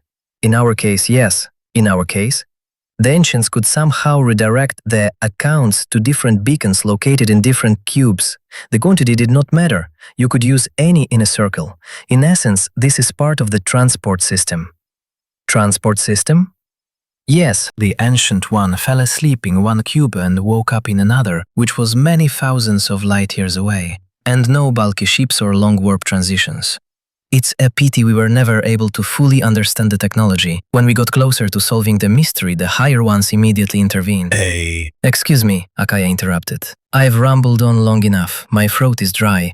Now it's your turn to explain to me what's going on. Where Veles ran off to, and where you got such technology. From a frightened nymphet, she instantly turned into a strict boss of scientists. There was no desire to argue with Snow White. That makes sense, was all Klim said, surprised by the sudden metamorphosis. This time they settled in the wardroom, where there was a holoprojector and they could show recordings rather than explain everything with their fingers. Klim and Shakti began to tell the green-eyed girl where she had actually ended up, sometimes accompanying the story with videos, illustrations and maps. The girl who spent her childhood in an orphanage Her youth in a medical capsule and the rest of her years studying the ancient cube suddenly learned that in addition to the family, there are other intelligent unions, moreover such where the ungifted are not considered waste and expendable material. This became a discovery for Snow White, worse than the cube technology. But as a trained scientist, Akaya took the information calmly, asking the questions that interested her reasonably and to the point. The questions and explanations lasted for about 2 hours. At the end, the girl asked where Veles had flown off to and then explained his last words. I hope that never. I think he wants to arrange his own death to escape from the family. It's the only way. Then they won't look for him. Khan will be the first one to escape from the higher ones. Because if they want, they can find any gifted mind in the galaxy. But Veles will have to prepare very carefully. The Prajedovs are not so easy to fool.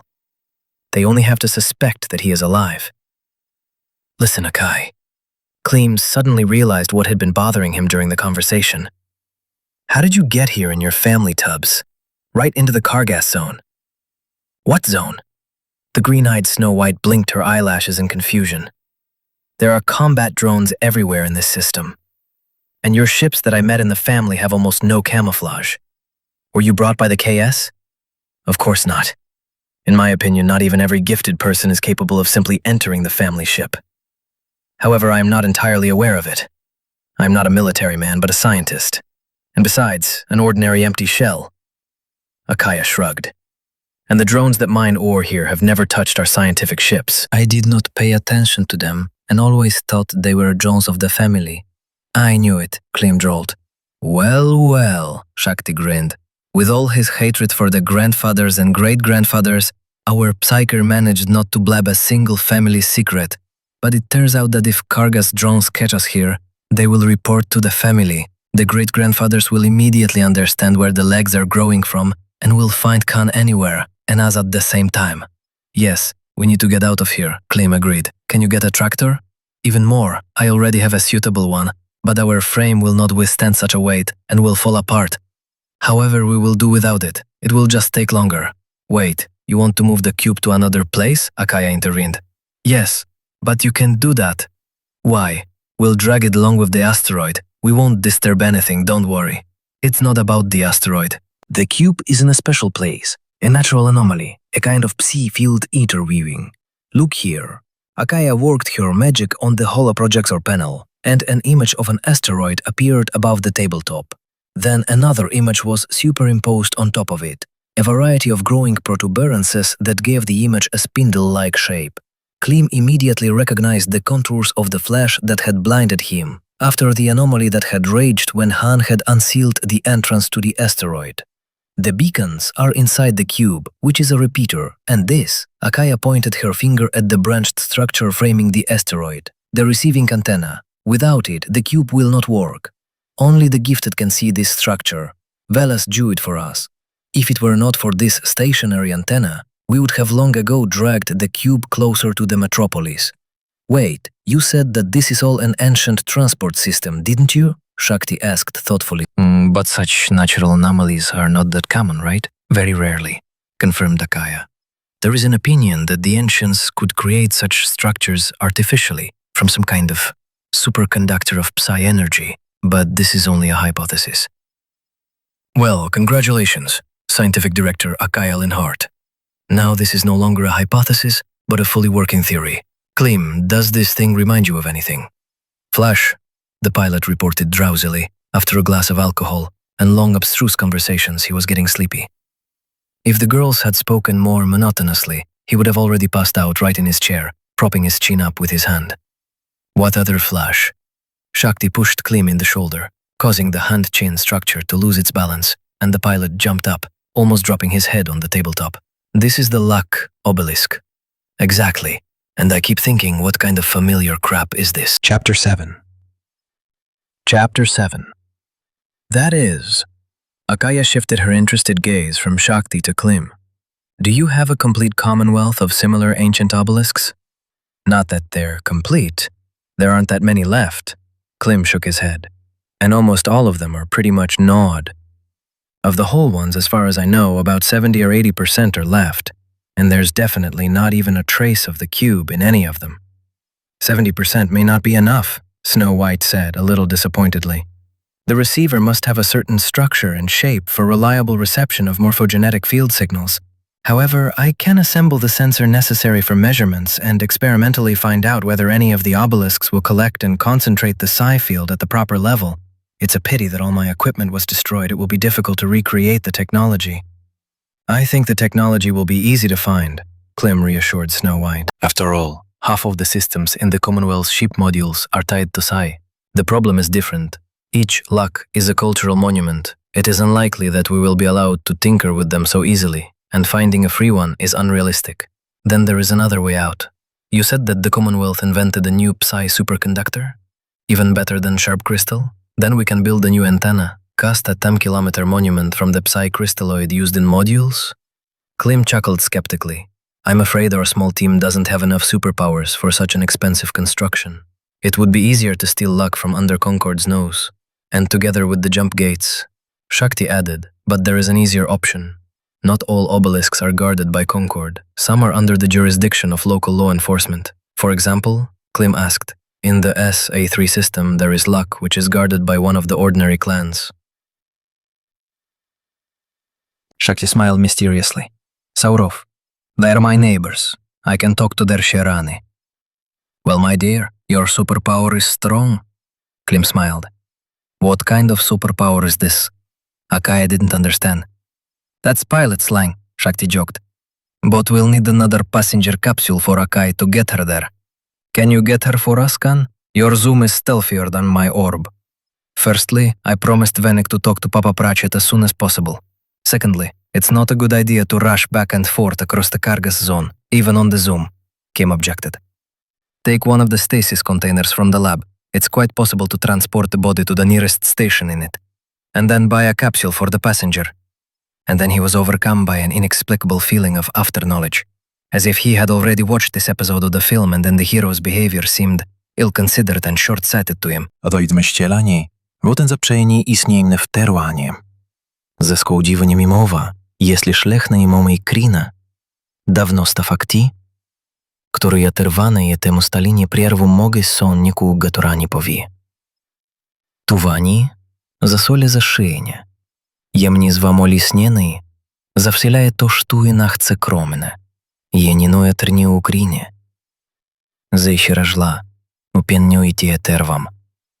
Єси шіснім шле, я драву нясталі Каргаса Дроунс. Запщеляє терніє, поштіни були заротить. Є німа ушена, кілесі були дорована. Глахаміноя та нашайне, о парной мере замане. Но во мне вызовавно параглероннее Каргасу риематостояния. Есущественные машные, Каргасе тервам с дронса, поле много яний, сливание хане жезде. Я праве запретю. Ханы, заменены мои, глаханы и позлеть, поле буленарта. Я намошна жизне мне ильна, камбуда. Я збішей був раєн, я і знаю, що ніша. Жує завора, на заходіщо уже не разоблю. Променискаю, моги стуи, кинания одоле. Заходище ставряной климра, защебалебле, я терваная одрова. А желтые мужиная суасурная, заходиша, глаханы, оправлама одрова. Но агрова, я былина, а рубую строй. Зищу, защит сел, є агризурие, я былина, дарований даров ти росе, зищу одей.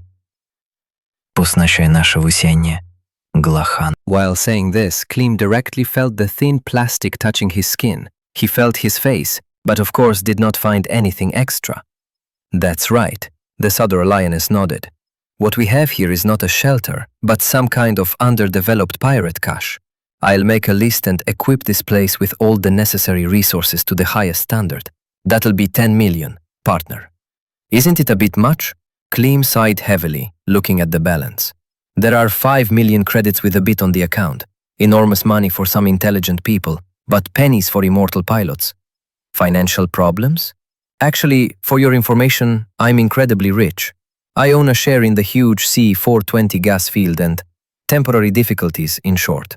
Then I'll skimp on my own for now, and I'll send you and Vsevolod the bill later. Shakti waved him off easily and immediately changed the subject, starting to make a list of what was needed, for which Klim was very grateful to her. He was embarrassed that he was rather poor compared to the rest of his companions, who had entire class behind them. On the other hand, he was free from unnecessary obligations. No problems with the small and large councils or marriage out of political necessity. The girl began to list in a low voice what else might be needed in the shelter, thereby inviting her comrades to join the discussion. But you'll still have to fly back and forth, Akaya said. A working sensor can only be set up on a working antenna. Well then, Shakti easily changed her plans. Then we fly together using the stasis container. Then we buy everything we need, we come back, you make a sensor, I set up a shelter, and only then we rush to check luck in the SA3 system. Good luck, Klim grinned. He chuckled and felt movement behind him. A powerful gust of wind which could not be present in a closed space complex a priori. This wind did not disturb his clothes, did not ruffle his hair, did not cool his skin. In general, it did not reveal its existence in any way. But nevertheless, as if a hurricane swept away everything around him, tore things from their usual places, displaced furniture. Klim turned his head in amazement. In fact, nothing had changed in the small space of the wardroom. And it couldn't have. In case of an unexpected loss of gravity, all things were secured. Furniture was built into the compartment, and small items like chairs or dishes had magnetic suction cups. Akaya and Shakti calmly continued discussing future purchases. What kind of flask is this? Klim recalled the psyker's curses in a low voice. Did something happen? The girls turned to him. No, I'll go and sleep if you don't mind. My head's not working at all. Use the med capsule, Shakti advised. You look sick, Khan. Before leaving the shelter, it took serious work. Klim drove the RWR6 from the autonomous complex kit quite a bit, so that they would equip the gateway built into the asteroid with new drives. The main doors were old and fell apart while moving. I connected the TYYSD complex security system to external sensors, installed these external sensors, and separately configured the shelter's AI. In general, I tried to eliminate all the deficiencies that had formed due to haste. That's right, I tried. Because equipping such caches is like maintaining a house in the village. While you're fixing one thing, something else is sure to pop up. It's not for nothing that folk wisdom says that repairs cannot be finished. They can only be suspended. Akaya meanwhile reprogrammed the medical AI by adding several databases that were in her old cases. She was constantly admiring the knowledge and speed of the AI, and the Mechcon 3200 generally caused ecstasy in the scientist. Every time Snow White passed by the medical capsule, she gently stroked it, like a beloved pet. Shakti tactfully helped, as if she was slowly trying to become a friend, but in fact, she did not take her eyes off Akaya, monitoring her every movement, and not only because of her mistrust of the new member of the group, but also to learn from the experience of working with the Cube. Now they are all of course going to live forever, but life is so unpredictable, and the Commonwealth is such a dangerous place. 20 days later. System AD.1. Safety Index 1. As soon as the destroyer Zuum emerged near the Alpha 6 station, and a stable connection to the network appeared, Klim received a message from Agent Pratchett, or rather not from him, but from his secretary AI. They say that the big shot, aka the 5th level agent, Papa Pratchett, deigns to receive the small fry pilot Klim the Magnanimous in his personal office. When Klim talked to the agent last time, he gave the impression of a completely sane person, and Trick spoke of Pratchett as a normal, one of our guys. This somehow didn't fit with his AI's manner of wiping its electronic feet on subscribers.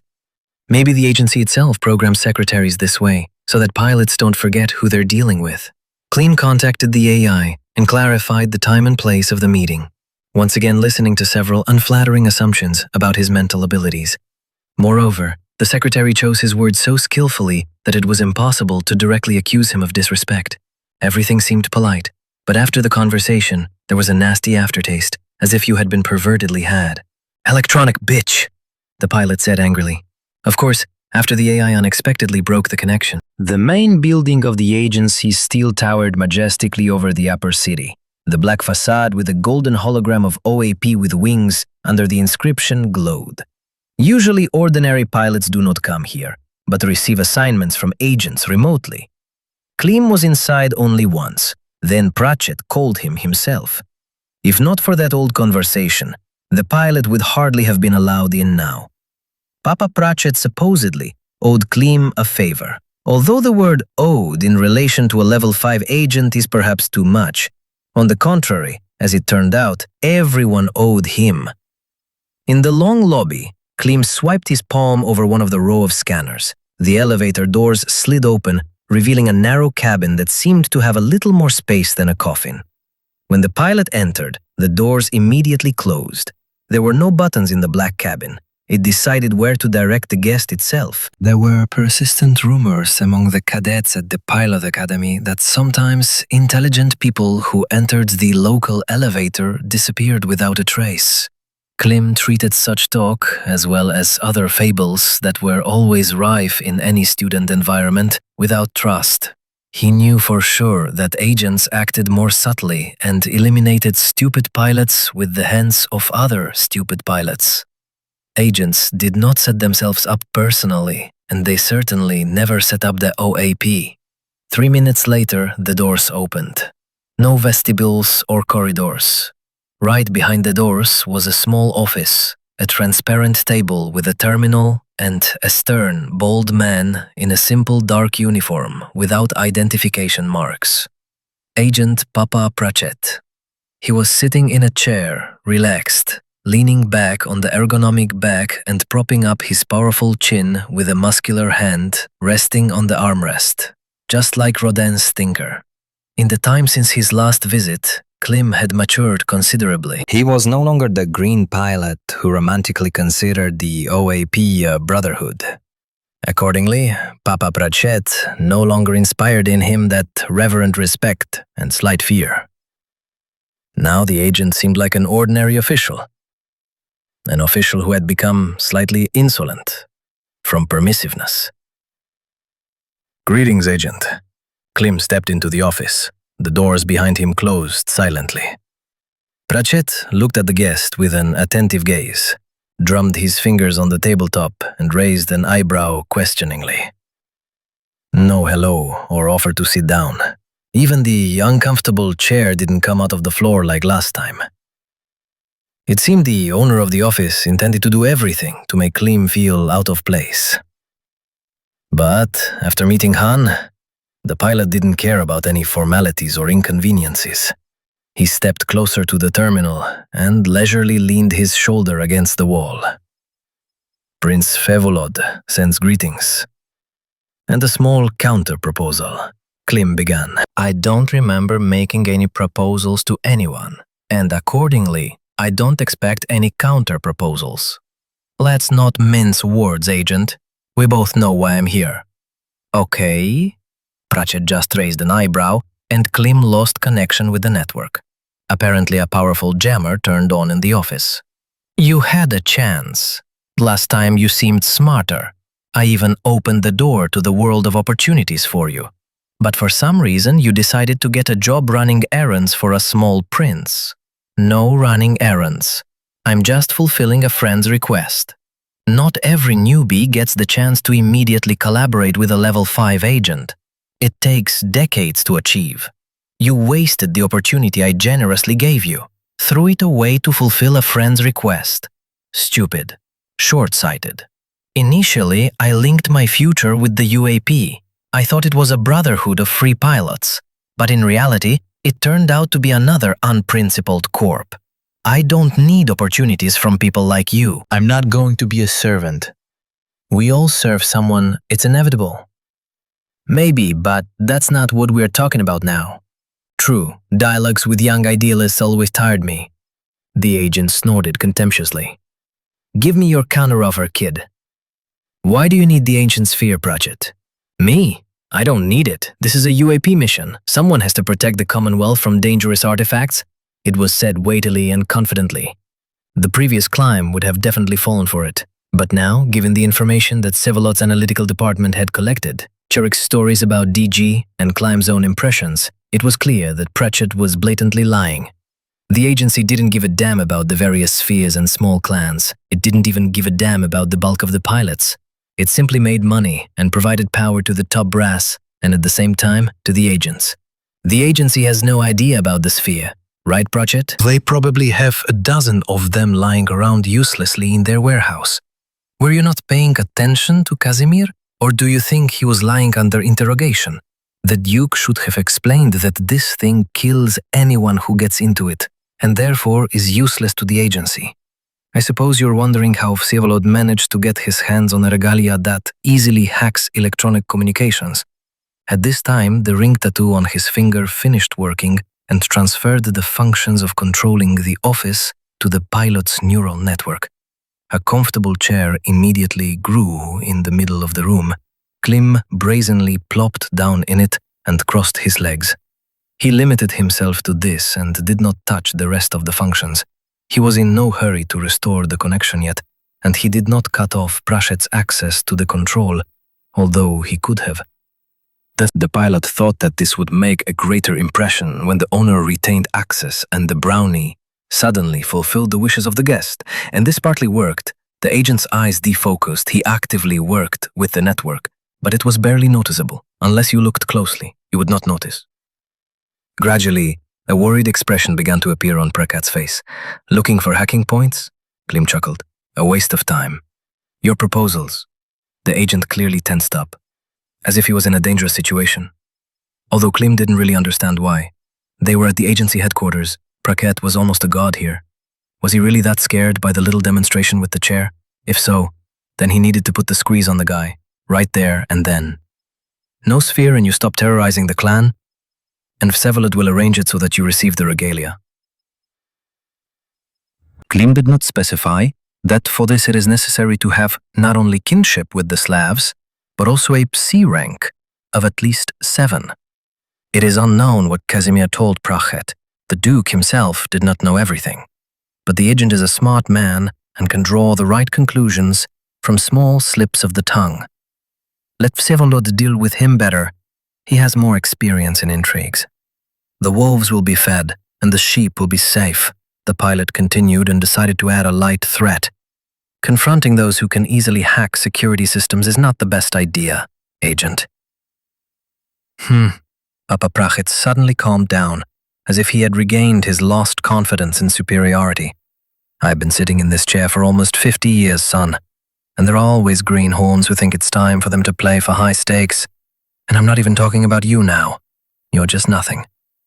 I'm talking about your friend, Vsevolod, a seedy leader of a seedy clan, and yet he's making counter-offers. You are wrong to take the offer with hostility. You yourself will not be able to cope with the sphere, but Vsevolod can help. Why did he think I needed help? Why did you think your friend could do anything? Upstarts have always pissed me off. Now listen up, sucker. Now I'm going to send the file to the right person and your prince's head will roll off his shoulders. His place will be taken by another uncle who will be more accommodating and will drag the sphere on a platter, along with the instructions for use.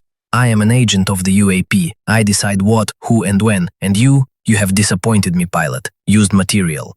Pratchett casually waved his hand, signaling to someone at the entrance. Suddenly, Klim's throat was seized by sharp pain. Blood gushed out in a scarlet stream. Splashes reached the console where the agent was sitting. It became impossible to breathe. Instead of sighs, gurgling and wheezing came out. The smart pilot suit automatically closed the protective hood, but it was already useless. Blood from the cut throat pulsated and spurted down the back of his collar and under the visor, pouring into his face. Stefan, Pratchett grimaced with displeasure, looking at the terminal covered in bloody stains. It's got an RKS 1200, boss. That suit has weapon sensors built into it, an unfamiliar voice said behind him. Either that, or we'd have to hit it with a pulse gun. At that moment, Klim had already fallen over on his side and was falling to the floor. His body refused to obey. It became heavy. It was rapidly going dark before his eyes. The hood of his pilot suit hit the steel floor with a loud thud. Legs appeared in his field of vision. Someone stepped over the dying Klim, hiding a short bluish blade in his thigh sheath as he went. On the rough blade of the vibro knife were engraved 2 letters, one inside the other. DG. Thoughts were mixed and flowed slowly. It was impossible to concentrate. It was necessary to do something important. The only possible thing in this situation, and it might even help.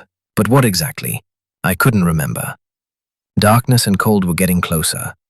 Bears! I'm a bears! I remembered in a panic. Through titanic efforts, he managed to force himself to activate a small ampule with a strong sedative. It was embedded directly into the arteries of the base of the brain, so even with catastrophic blood loss, a decent amount of the drug immediately reached its destination. If only it would work. Klim wished with all his might, 100% sure that he only had to enter a trance and his subconscious would instantly heal his body with the help of psionics, and then also beat up his offenders. If only it works. The drug began to work. Calmness suddenly rolled over me. Stars floated before my face. They formed a bizarre pattern. It gradually flowed into a web. It acquired clarity and melted into the darkness. Chapter 8. The silence is broken by the quiet, monotonous hum of servo drives. The lighting in the laboratory is dimmed, so as not to blind the patient who is not accustomed to the light. The menu items on the control panel of the medical capsule pulsate rhythmically. Gradually, the pulsation stops, turning into a normal, clear glow. Particularly highlighted, memory synchronization completed. The lampshade slowly moved aside. Klim sat down on the cradle and ran his hand over his bald head, smooth as a billiard ball. Next to the medical capsule on the floor lay a multicolored butterfly, right under his feet. A message came from the main AI. Identification complete. Klim the Magnanimous. Access to shelter management. Higher. Hands carefully filled the throat, afraid to stumble upon a wide cut. Feet stood on a pleasantly warm metal floor. Bent down, picked up the iridescent lighthouse and turned it over in his hands. In some ways, the butterfly reminded me of a child's cardboard craft, dashingly and carelessly painted with watercolors. There were even a couple of unsuccessful blots. Only watercolors are never so bright and iridescent. The pilot approached the passage to the cube, extended the beacon on his outstretched hand. It shuddered, arched, flapped its wings several times, as if it had truly turned into a butterfly. And it fluttered up to its comrades, who were rhythmically circling in a round dance. The comrades froze, moved a little, breaking the even formation, and the multicolored butterfly took its place in a row of gray moths. A moment later, the globe continued to spin. So, Klim cleared his throat, rubbed his temples hard and took several deep breaths. He was still in a daze. He couldn't believe that Papa Prashet had just ordered him to be killed. Why? Klim had imagined several possible paths for the conversation, from improbably good to downright bad, but he hadn't even imagined murder in any of the scenarios, and so he was simply not prepared for such an outcome. It was beyond the bounds of normal logic. Why? What's the point? A simple pilot can't threaten a level 5 agent in any way. Not in any way.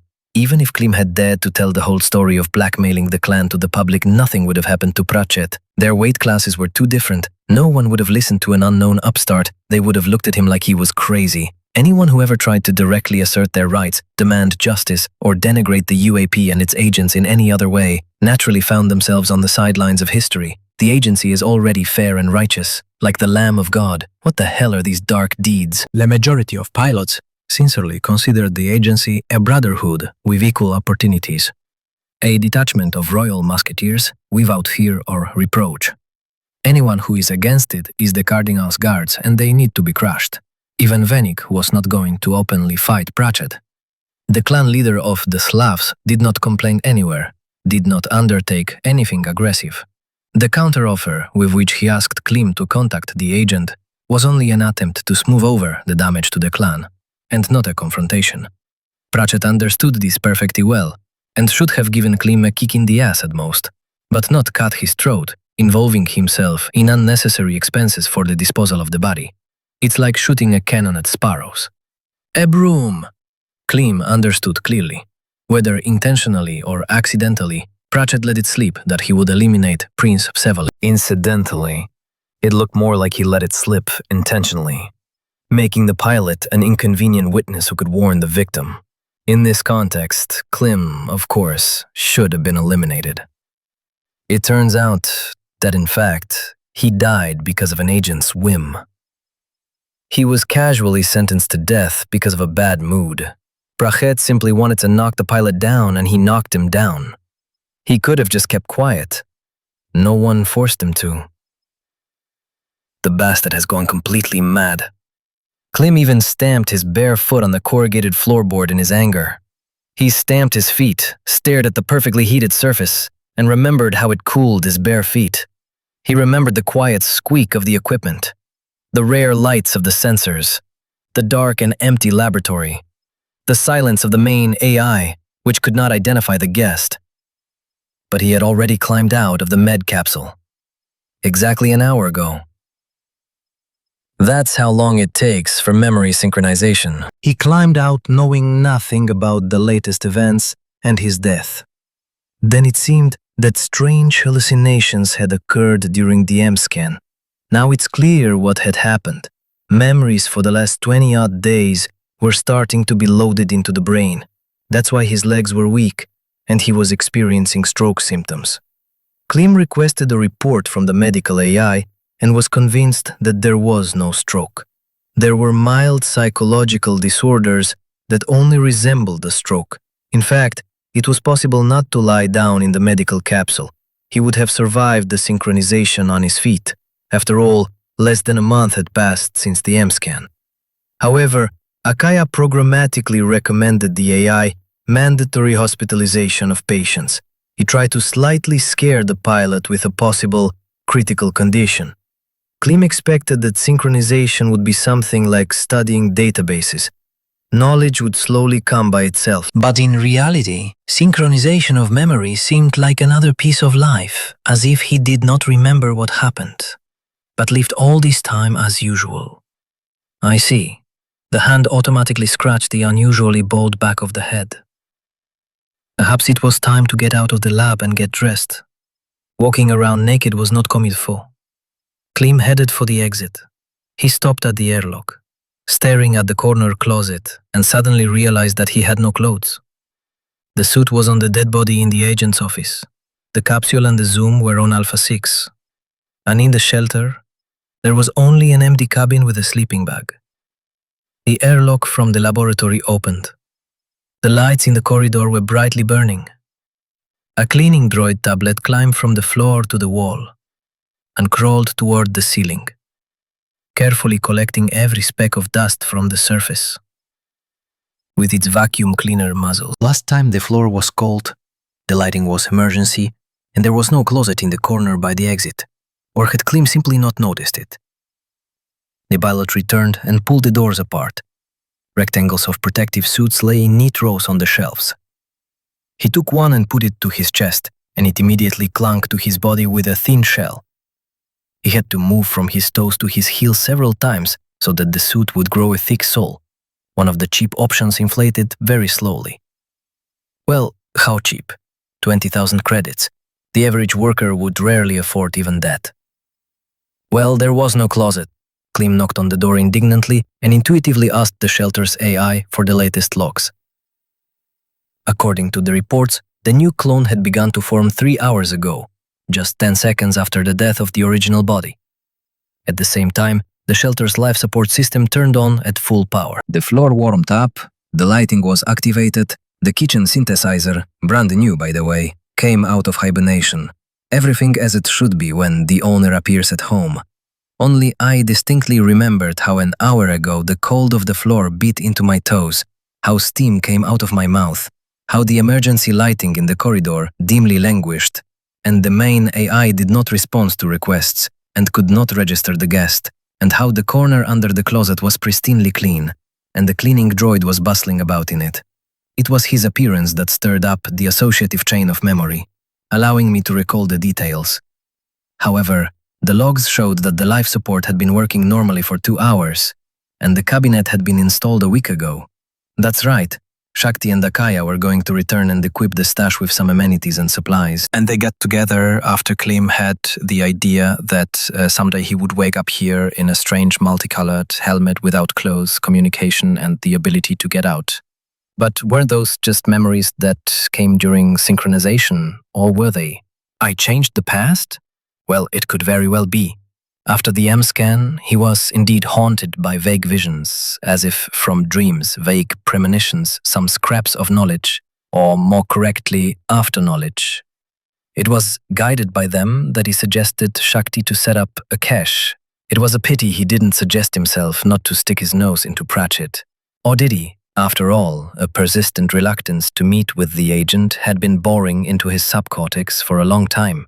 Really? Having clearly realized everything that had happened, the pilot suddenly remembered another chain of events, like an old dream or an almost forgotten film. He was sitting naked in the dining room at an oval table, wrapped in a piece of shiny insulation torn from the wall of a spare hydration apparatus, and, shivering from the cold, drinking hot coffee, trying to warm up at least a little while the systems heated up the shelter. Interesting.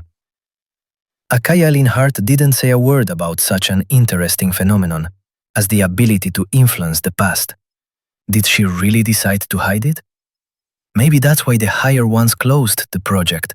Although, no, if Snow White could change the past, she would have hustled to avoid ending up in solitary confinement for 6 years. She would have found a way to commit suicide earlier.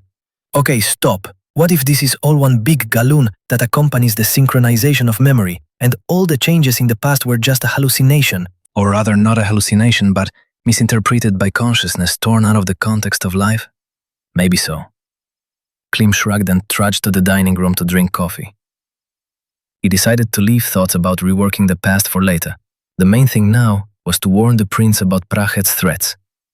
At the same time, he requested data and made sure that the shelter had 2 pilot and 2 passenger capsules, which meant he could quickly get to Vsevolod and tell him about the impending assassination attempt. We're alive.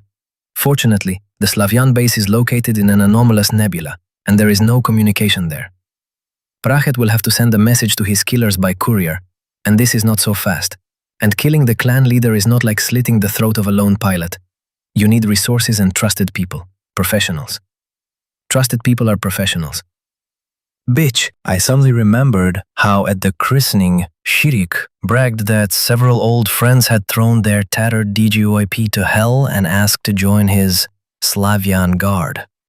And Chirik naturally took them. They were good guys, professionals, proven in the field, and all of them, without exception, had worked for Papa Pratchett before. Bitch, bitch, bitch. It was worth hurrying. Anomalous Nebula M72. Object, Shield-type Citadel. Affiliation, Slavic clan. Description: heavy autonomous citadel for guarding a static zone. Has a large internal port and developed infrastructure for permanent residence of intelligent beings. The capsule was rushing towards the citadel at full speed, but Klim felt like it was crawling like a turtle. In fact, this is not far from the truth, considering the size of the nebula and the cheapness of the capsule. As soon as a weak hint of communication with the main AI of the citadel appeared, Klim began to call Vsevolod and Chirik. The clan leader, as expected, was busy. His secretary promised to notify him about the possibility of a personal audience next month, but the captain of the guard turned out to be more accessible. Oh, what, people? Hello, Godfather. What's the urgency? I was just about to fall asleep. Where is Vsevolod? Am I even rowing at a meeting called at the council? Probably busy as usual. I need to talk to him urgently. There will soon be an attempt on his life. Well, that's not news. How is this not news?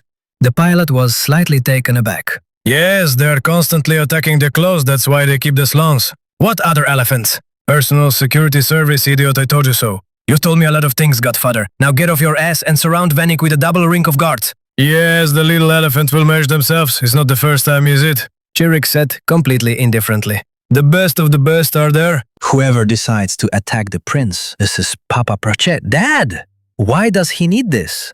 Where did he get the information? If the captain became serious, it was only a little, apparently not believing it. Firsthand, Agent Pratchett personally told you that he was going to kill Vsevolod and then let you go, and even allowed you to warn him? Chirik's voice took on a cheerful tone. He realized that he was just being teased. You're kidding, bro. Nobody let me go. What should I tell him? That Klim was killed, but he returned from the dead? I escaped by a miracle. No one leaves Papa's guys, Godfather. Not even by miracle, Chirik grinned. Have you forgotten how I pulled our asses out of the clutches of the aliens from the Citadel warehouse? Okay, I believe it, Chirik agreed, not very believably. In any case, extra training for the guards won't hurt. Let there be a double ring, and connect me with him. I can't, he's not online. Probably at an internal meeting again. Connect as soon as it appears. Klimich, this is a fucking fly. He is a prince, after all, and I am not a secretary. Tell him it's about our secret project. What secret project? Why don't I know? Chirik, don't start. And give me a free corridor for boarding. This is very serious. Okay. Come to the red zone. Slot 15 for VIPs. I'll arrange for them to meet you. They won't let you sleep, you know. Chirik commanded the all clear. Klim calms down a bit. He made it in time. As they say, forewarned is forearmed. Now, together with Vsevolod, they will think about an adequate response to Pratchett. The pilot's agency is, of course, a powerful organization.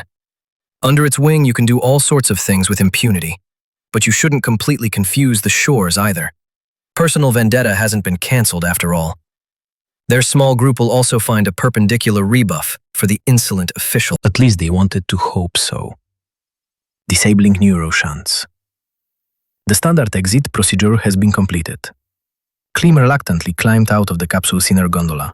After the space, the superluminal speed, the power of the nozzles, and the strength of the nano-armor, the surrounding world was once again crumpled to narrow corridors and a weak human body. This spoiled the mood terribly. The pilot put the brick of the suit to his chest, waited until it covered his skin, and winced in annoyance. In addition to the usual withdrawal from leaving the steel body of the capsule, there was also a feeling that something was missing. He had simply gotten used to the weight of the reliable RKS 1200, and the cheap replacement left the feeling that his body was still naked.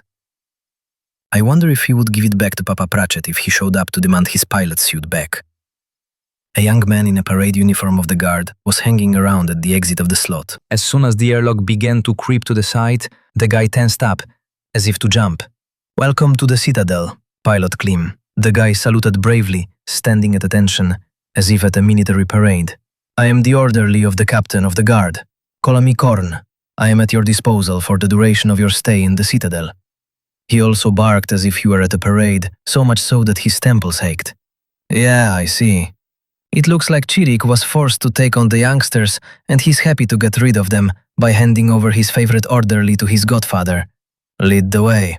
Where do you order? To the captain. Yes, follow me. I give you permission to speak freely. Klim winced, trying to muffle the sound coming from the orderly with a simple phrase. Yes, sir. He barked and straightened up even more. Apparently he was proud of the honor he had been shown. Now his steps began to be minced, as if he were on a parade ground. Magnetic soles clanked loudly on the steel plates. Yes, ours. The pilot whispered barely audibly, rubbing the back of his head, which was starting to ache, but he was afraid to complain. Otherwise, the young warrior might do something else, something even louder. They left the docking bay. They went out to the internal personnel corridors. They used one of the elevators. When its doors opened to let the guests out, an unpleasant siren roared in their ears, followed by a loud electronic voice. Attention, third-degree alarm. This is not a drill. Personnel not on duty must immediately disperse to their individual quarters. Oh, the orderly froze in his tracks and looked out of the booth in confusion. Well, let's go faster, Klim pushed him. Let's go out and run to the conference room. But according to the instructions, I must escort you to a safe place, Korn began uncertainly, fiddling with the clasp on his belt. Run, I said. Klim yelled so loudly that the orderly even crouched a little in surprise, and then quickly trotted down the corridor. The pilot ran after him, for some reason becoming more and more convinced that the alarm had been raised precisely for the reason for which he had arrived at the Citadel. The siren squeals. Every minute a boring voice repeats that the alarm is not a drill. This is probably for the forgetful, and every 8 seconds the lighting flashes red. This is probably for the deaf. Klim runs after Korn. Boots thud loudly on the steel floor. There is almost no one in the corridors. People quickly and orderly disperse to the places assigned in such cases. The clean droids stuck to the walls and froze, so as not to interfere with the intelligent ones running away. All the doors, hatches and entrances and exits closed in an emergency. Now each person on the base has an individual route of movement. You can only go along it. The automation simply will not let you go anywhere else. In such conditions, it is good to be the captain's orderly. The guard is on alert. The airlocks, doors and elevators obey without question. Even the armed patrol did not stop the guys as soon as Korn quickly said, "On business." With each new turn, the patrols grew larger. In the familiar white corridor where Klim was finally led by the orderly, serious guys in armor stood at every step. The road was blocked by two guards clutching pulse rifles. One of them extended his palm forward.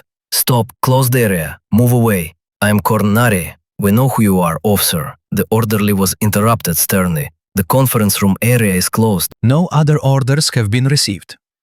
Korn turned around and spread his arms helplessly, making a face that said, "I did everything I could. I'm sorry. Go on without me." Damn, and there are only 30 meters left to go. The armored gateway leading to the hall is already visible. Psievolod has not appeared online and, as luck would have it, Chirik's nickname has also become inactive, changing color to grey. Offline. And the stern guards have steadfastly blocked the passage. Klim even thought about turning on the berserker trance and fighting his way through, but quickly discarded the stupid idea. Here his attention was drawn to one of the figures looming at the doors of the conference room. It was almost a head taller than the others. "Brig!" Klim yelled and waved his arms. "It's me! I have an urgent matter to discuss." The figure did not move, remaining standing sideways. But a second later, the guard blocking the road moved slightly to the side and nodded. "Come in, Master Klim." "Only he," added the guard, slowing down Korn, who moved after him. Klim quickly approached the deputy commander of the guard. "Somehow I'm not surprised." Brick extended his hand in greeting. "Whenever something bad happens, it always turns out that you're somewhere nearby. Someone has to clean up these troubles after you." The pilot shrugged. "Where is Vsevolod?" "In the conference room." Brick pointed with his gaze at the closed armored door. "And Chirik?" "There too. He locked himself in and told me not to let anyone in. I need to go there urgently." Klim pointed his finger at the door. "I didn't doubt for a second that you would say this, but I have orders." "Brig, my friend." Klim began patiently, grabbed the captain by the elbow and pulled him away from the soldiers surrounding them. "I won't spend too much time trying to persuade you. Remember, a similar situation has happened before. You followed orders, closed the airlock with your chest, and ended up acting against the interests of the clan. Don't make me use the door from the switchboard again. I am not threatening you in any way. It's just that the situation is exactly the same. A matter of life and death. I hope for your awareness. You are not an ordinary performer. You know more than some." Klim meaningfully played with his eyebrows, reminding how many classified events they both witnessed. "Okay, come in. Thanks for understanding. Don't thank me. I wouldn't have let you in, but the prince has given you extended access for some reason. So you have the right to go in. If, of course, you open the door." Brig added with slight sarcasm. The massive armored gateway is tightly fitted to the walls, no visible gaps, as if they were a single hole. The gateway is a 3-meter ellipse, sunken into the floor by a third. In the Citadel, almost all gateways are of a similar design. The only difference is the complete absence of any terminals. It's like a door without a handle and a keyhole. Klim took a step toward the entrance to the conference room and examined the barrier. Previously, when other people brought him here, the door opened by itself and without delay, like the doors of a shopping center with a built-in motion sensor. But there is no such sensor here, of course. Entry to places where those in power sit is always strictly limited, and access is carefully checked. Meanwhile, Briggs' expression became more and more mocking. Apparently, such a difficulty arises for everyone who is given extended access for the first time, and the subsequent jokes on the stupid newbies are part of the informal course of a young fighter. At one time, Klim had repeatedly participated in such little amusements at the Pilot's Academy. There are not many reasons for fun in the Navy and the Army, so the soldiers are having fun as best they can. True, this particular moment is not at all suitable for such jokes, but Brig does not know about it. For the captain, this is just another alarm, of which he has seen many in his time. Klim sighed loudly, went over the possible options and realized that the only option left was to control the gateway via the network, which meant through one of the control AIs. In this part of the Citadel, communication was limited and it was only possible to connect with the main AI, which the pilot did immediately. Instead of an answer, the AI suggested downloading a special officer application. It turns out that it had been patiently waiting for a long time for an object with extended rights to deign to request access. The download took only 5 seconds, but after launching the application, The neural network thickly colored the corridor with augmented reality marks. Not only door triggers were marked, but also short routes along technical passages and hidden security corridors, and even additional elevators for one passenger which can be called in advance so that they arrive at the right place exactly when you approach it. It looks like Vsevolod decided to give Klim master access instead of guest access. I'll open it easily. The pilot half turned and winked at the captain. The airlock smoothly moved into the wall. Klim stepped inside, hastily activating the breathing filter since the atmosphere in the hall was a little smoky. The room smelled of spilled blood, scorched wool, burnt meat, and the contents of twisted intestines. Anyone who has been to a slaughterhouse will never forget this nasty smell. At least a short corridor leads into the hall, limiting visibility, and those outside will not see the whole picture of what is happening inside. Even while the guys guarding the entrance naturally craned their necks and tried to see more, but Klim quickly battened down the airlock behind him. Not far from the entrance, 3 armored bodies lie in a heap, a large pool of blood spreading beneath them. Something thumps dully, as if a punching bag were being hit from time to time. Boom, boom. The siren is not heard here, but the lighting blinks red as it should. Part of the main table is chipped off, chairs are scattered about, there are smoking scorch marks on the walls. In such places, the thin wires that thickly cover the walls with a frosty pattern have burnt out and stick out like a fringe around a black spot. There are several more dead bodies in different parts of the room, all in protective suits with the abbreviation Elephant, some in guard's armor. All the corpses are in varying degrees of shabby condition, as if each had been lightly chewed by a well-fed alligator. One elephant is alive. He stands with his legs wide apart, bent over and resting the top of his head against the wall, his hands behind his back and his fingers spread out. Usually, prison guards make especially dangerous prisoners splay their legs like this. It's not a pose you can quickly get out of. Right in the middle of the hall there is another half corpse. Chirik is sitting on it, and from time to time he swings and hits him in the face, or rather, in the bloody mask that is left of the face. "Who, bitch? Who?" the captain of the guard whispers angrily, swinging once again. Boom. "Who sent it?" Klim took the filter off his face so that Chirik, God forbid, wouldn't confuse him with someone else and start fighting. He walked up to his friend, grabbed his wrist as he was about to swing and quietly said, "I already told you who. It's Papa Pratchett." "Yes, I know." Chirik angrily pulled out his limb and hit the half-corpse again. True, the blow was blurry and very weak. The captain dropped his fists as if they had become unliftable, then slowly looked around at the mess happening in the hall. "I hired them all, bro. All of them. I hired everyone who took part in the assassination attempt. I was a fool to think they were tired of DGOAP. It's my fault. There's no getting out of it. Calm down. You hired them, but the clan's security service should have checked them. Where were the specialists looking? Was there to check? The bitches worked for the agency. Each one had an impeccable reputation and an excellent track record. Looks like Papa Pratchett compiled it himself. Bastard. And most importantly, if it weren't for your message, these bastards would have gotten away with it. The guys and I made it in time. Okay, Vennik will understand everything, forgive and get off. Where is he, by the way? There. Chirik waved his hand vaguely somewhere behind the table and again slammed his fist into the head of the body he was sitting on. Boom. You bastard! Klim walked in the direction indicated.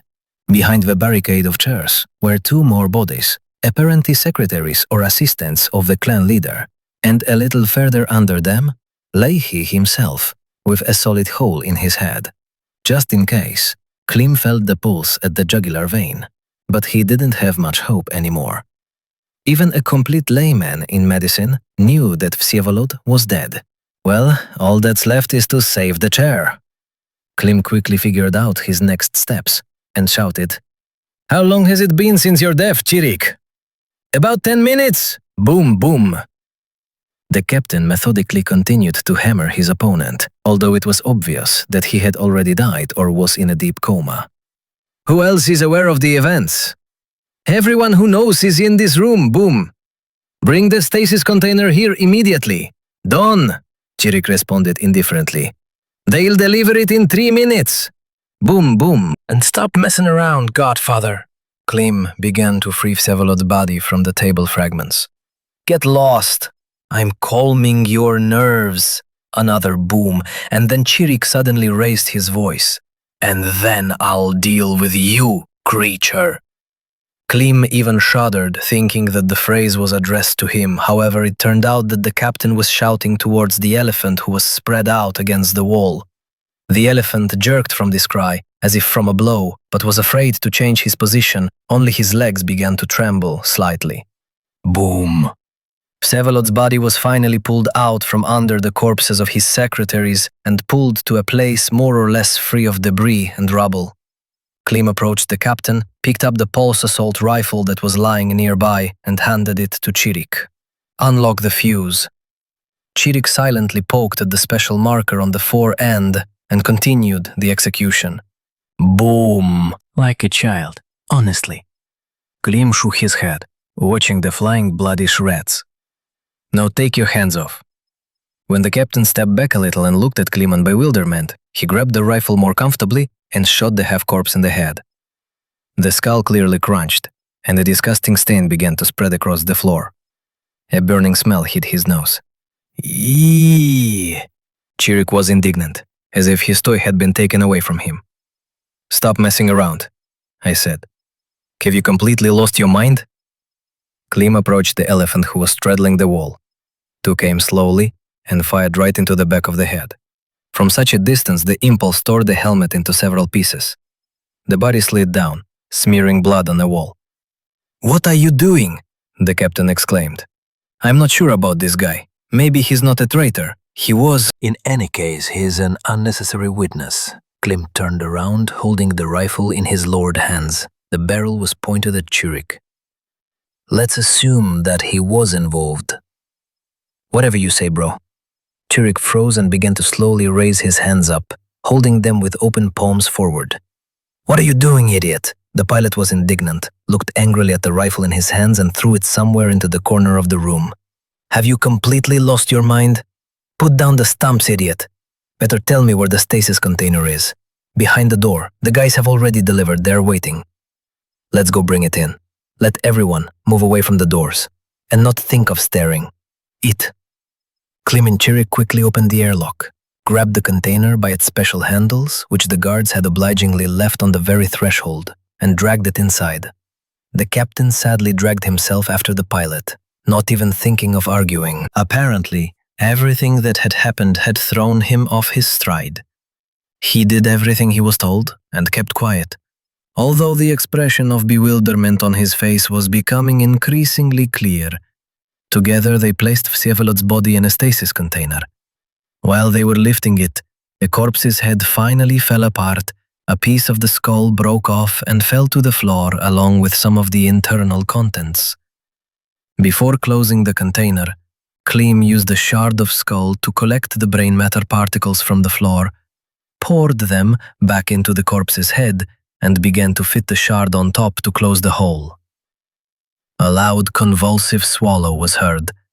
It was Chirik, who had just smashed someone else's face into mincemeat with his fists, struggling with the urge to vomit.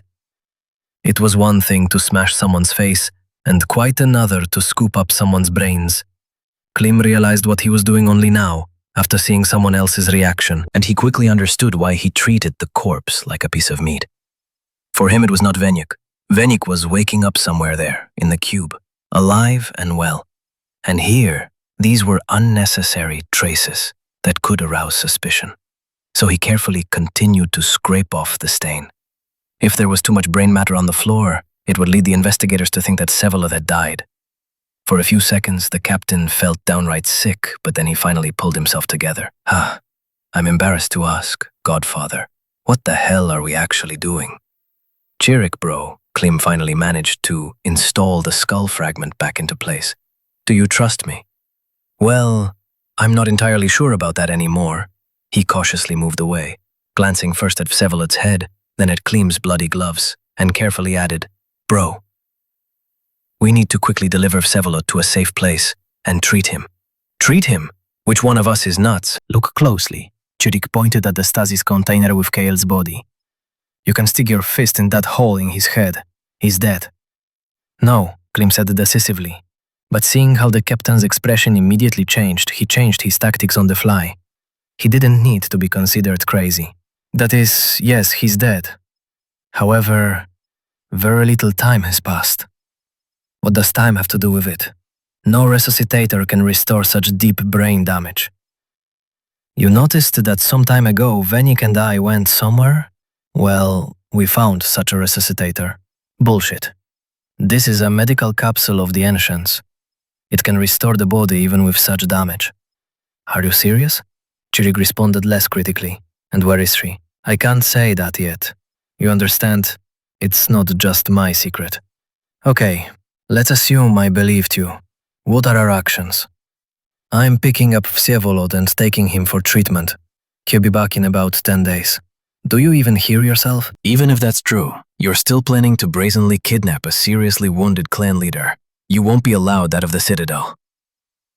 And we won't tell anyone that I'm going to run away from the Citadel. The main thing is that you provide a guarded corridor to the docks so that we are not intercepted and no one understands where we are running. I also need a ship. Hello, Klimich, hello. What the hell of a ship? I'm not a chancellor, not an advisor, and not even a minister. I'm just a captain of the guard. A guarded corridor is still okay. Until the third-degree alarm is cancelled, this can be arranged. But a ship is no longer my level. So, what should we do then?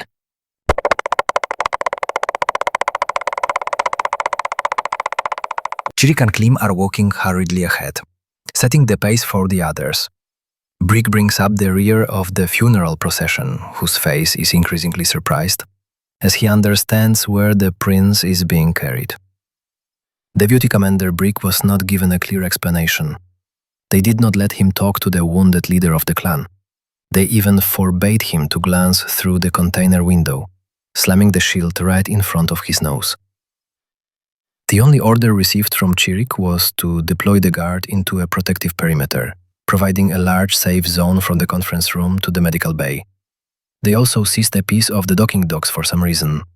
There were barely enough people for all the forks and corridors.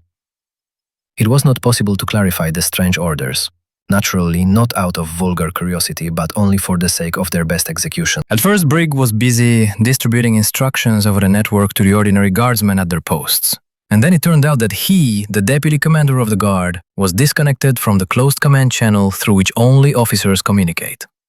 So he was disconnected, but Chirik and Klim themselves, judging by the nods they sent to each other, continue to communicate over the network.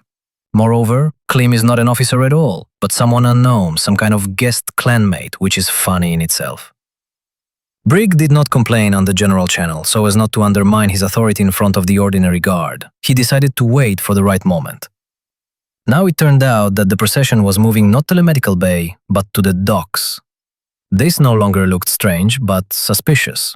In such cases, the regulations require immediate contact with the security service. Come on, Klimich, Chirik urges his comrade. The clan security service has already sent 2 inquiries about the situation. I can't ignore them for long. We're almost flying as it is. Klim glanced back at the guards carrying the container. The guys weren't showing any signs of concern yet, while Brigg's movements were showing signs of nervousness. Any faster and it'll start to look like an escape. Be careful that your own guys don't catch us. It's unlikely. I have iron discipline. Although, you're right, Brigg seems to be tense. It was a shame to drag him along, but it was also impossible to leave him. It would have looked even more suspicious. Are you absolutely sure that the dock system will automatically give you a ship without a dispatcher? Because if not, then... Firstly, the rune is officially mine. Venik gave it to me as a gift. Secondly, he also looked into my ass, having opened officer access to the Citadel system for me in advance. If anything happens, I can now steal anything. Looked at the ass? Ooh, how do you talk about the clan leader, asshole? Get out of the habit of familiarity, otherwise you'll get a black eye before you know it. The prince is treated with reverence here, like a saint. Yeah, you better tell me. Klim abruptly changed the subject. Do you know Stefan? From the 3rd platoon? Who knows from which platoon? That's Stefan who works for Pratchett. Ah, only by rumors, but how do you know about him? Well, how can I say? I saw him in passing from behind. He also has this cool knife made of blue steel. Seen it from behind? You're kidding, bro. This is Papa Pratchett's best killer, known only in a narrow circle of the DGOAP, only among themselves and only in whispers. There are only a few tales about the blue blade and its owner. They say that everyone who saw this knife is dead. I also heard that Stefan can cut a person's throat before the weapon sensors in the protective suit work and the protection is activated. But that's bullshit. Do you think so? Klim rubbed his suddenly slightly numb throat. 100%. Maybe some old rarity won't have time to close, but modern developments will easily protect the owner. For example, your RKS 1200 has a hood response time of 0.2 of a second. With a cold weapon, you'll only have time to scratch the skin, nothing more. Oh, by the way, where's your fancy suit? It's a long story, bro. Klim drawled hoarsely and cleared his throat. I'll tell you about it some other time. At that moment, the dock's airlock opened in front of them. The guards brought in the container and installed it on the loading mechanism's receiver. While they were doing this, Klim took off his jumpsuit and settled into the hospitably open capsule's bed. The pilot clenched his teeth. He was about to experience all the delights of an emergency connection of neural shunts and an urgent launch. His spine exploded with sharp pain. His legs went numb. Attention! Lezine's Non-critical spinal cord injuries. Conduct a full diagnosis. Klim brushed off the messages and tried to relax. The biogel quickly covered his body and he wouldn't have to suffer for long, but the next time he came out he might have to suffer seriously, cry and swear. It was unknown whether a cheap capsule would cope with such damage to nerve tissue. Doctors generally suggested excluding emergency connection of neuroshunts from the set of capabilities of the capsule, but equipment manufacturers naturally only do what they are paid for, and they always pay for the ability to quickly run away in case of trouble. The capsule finally closed, dove into the armored belly of the ship. The airlock membrane turned and hid Perun from the sight of the fighters present in the dock. At that moment, Brig came up close to Chirik, took off his helmet, and motioned for the captain to do the same. Security contacted me, Captain, Brig said slowly, waiting for the commander to throw back his visor. They claim that you have already ignored 3 requests. That's right, Captain, Chirik nodded. And this? Brig pointed to the closed membrane of the dock, behind which the grinding sound accompanying the ship's departure into space could be heard. Is this what I'm afraid of? If you mean that Klim took the wounded prince to God knows where, then yes, that's it. Captain Chirik, I am forced to remove you from command. The deputy commander switched to an official tone. He said this loudly so that everyone present could hear, and also repeated it in the general chat. It is your duty, Captain Brig. Chirik handed him the stunner he had taken from his belt, handle first. Klim knew he had only a few minutes. The access of the senior officers allowed not only to remotely prepare the ship for departure, but also to assign a friend or foe code to oneself without the intervention of the dispatcher. Therefore, Perrin took off without delays. No one even tried to stop it. But as soon as the right people realized what was happening, the access would be quickly revoked. All hope is on some inertia of any command system, until Chirik is removed, until this and that. Perrin, a kind of armored plate with curved edges, was rapidly reducing the distance to the acceleration gate. No one paid attention to the ship, legally registered in the general list, going about its business. It was possible to reach the narrow exit from the anomalous nebula without incident. Here are the acceleration gates. Around the ring-shaped frame are 12 watchtowers, like numbers on a clock face. All the guns are turned outward toward the exit from the black clouds of M72, as it should be when everyone inside is friendly. The description of the towers has not appeared online, but it is clear that these are towers with heavy-type guns designed for maximum damage and long range. They are somewhat slow when aiming and, just like turtles, when you need to change to another firing sector. Such guards are often built as whole walls, which are very difficult to overcome. Therefore, most of the defense and all the firepower is concentrated on one side of the tower. I ordered the cruiser Perun to reduce speed and remain 10 mipres from the frame.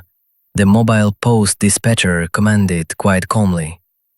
What happened? Klim asked, not even intending to slow down. In fact, dispatchers are not required to report their instructions. They are in charge of any cluster of space objects and devices.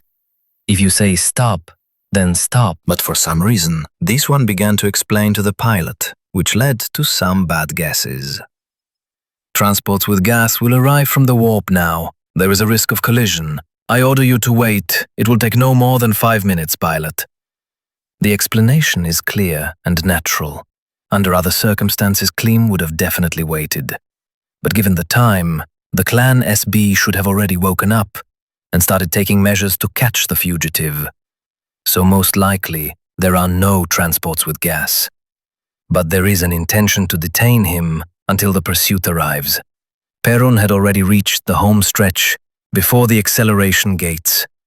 The black clouds of fluctuations here were crawling a little to the sides, thus creating an extended tunnel right into those same 10 mippers. Therefore, Klim, without thinking, turned on the acceleration to full. Of course, there was a slight fear that gas carriers would really start pouring out of the warp now and there would be a serious prospect of being smashed. But this fear quickly dissipated when it became noticeable that 2 watchtowers were slowly turning around. If Klim had delayed at least for a minute, their guns would have had time to reach the required firing sector. Of course, they would not have taken apart the fleeing ship, considering the value of the cargo, but they would have been able to slow down. No matter what, the stasis networks in the towers were so powerful that Perun would have stopped dead in its tracks. The cruiser slipped to the frame, right under the noses of the deploying guns.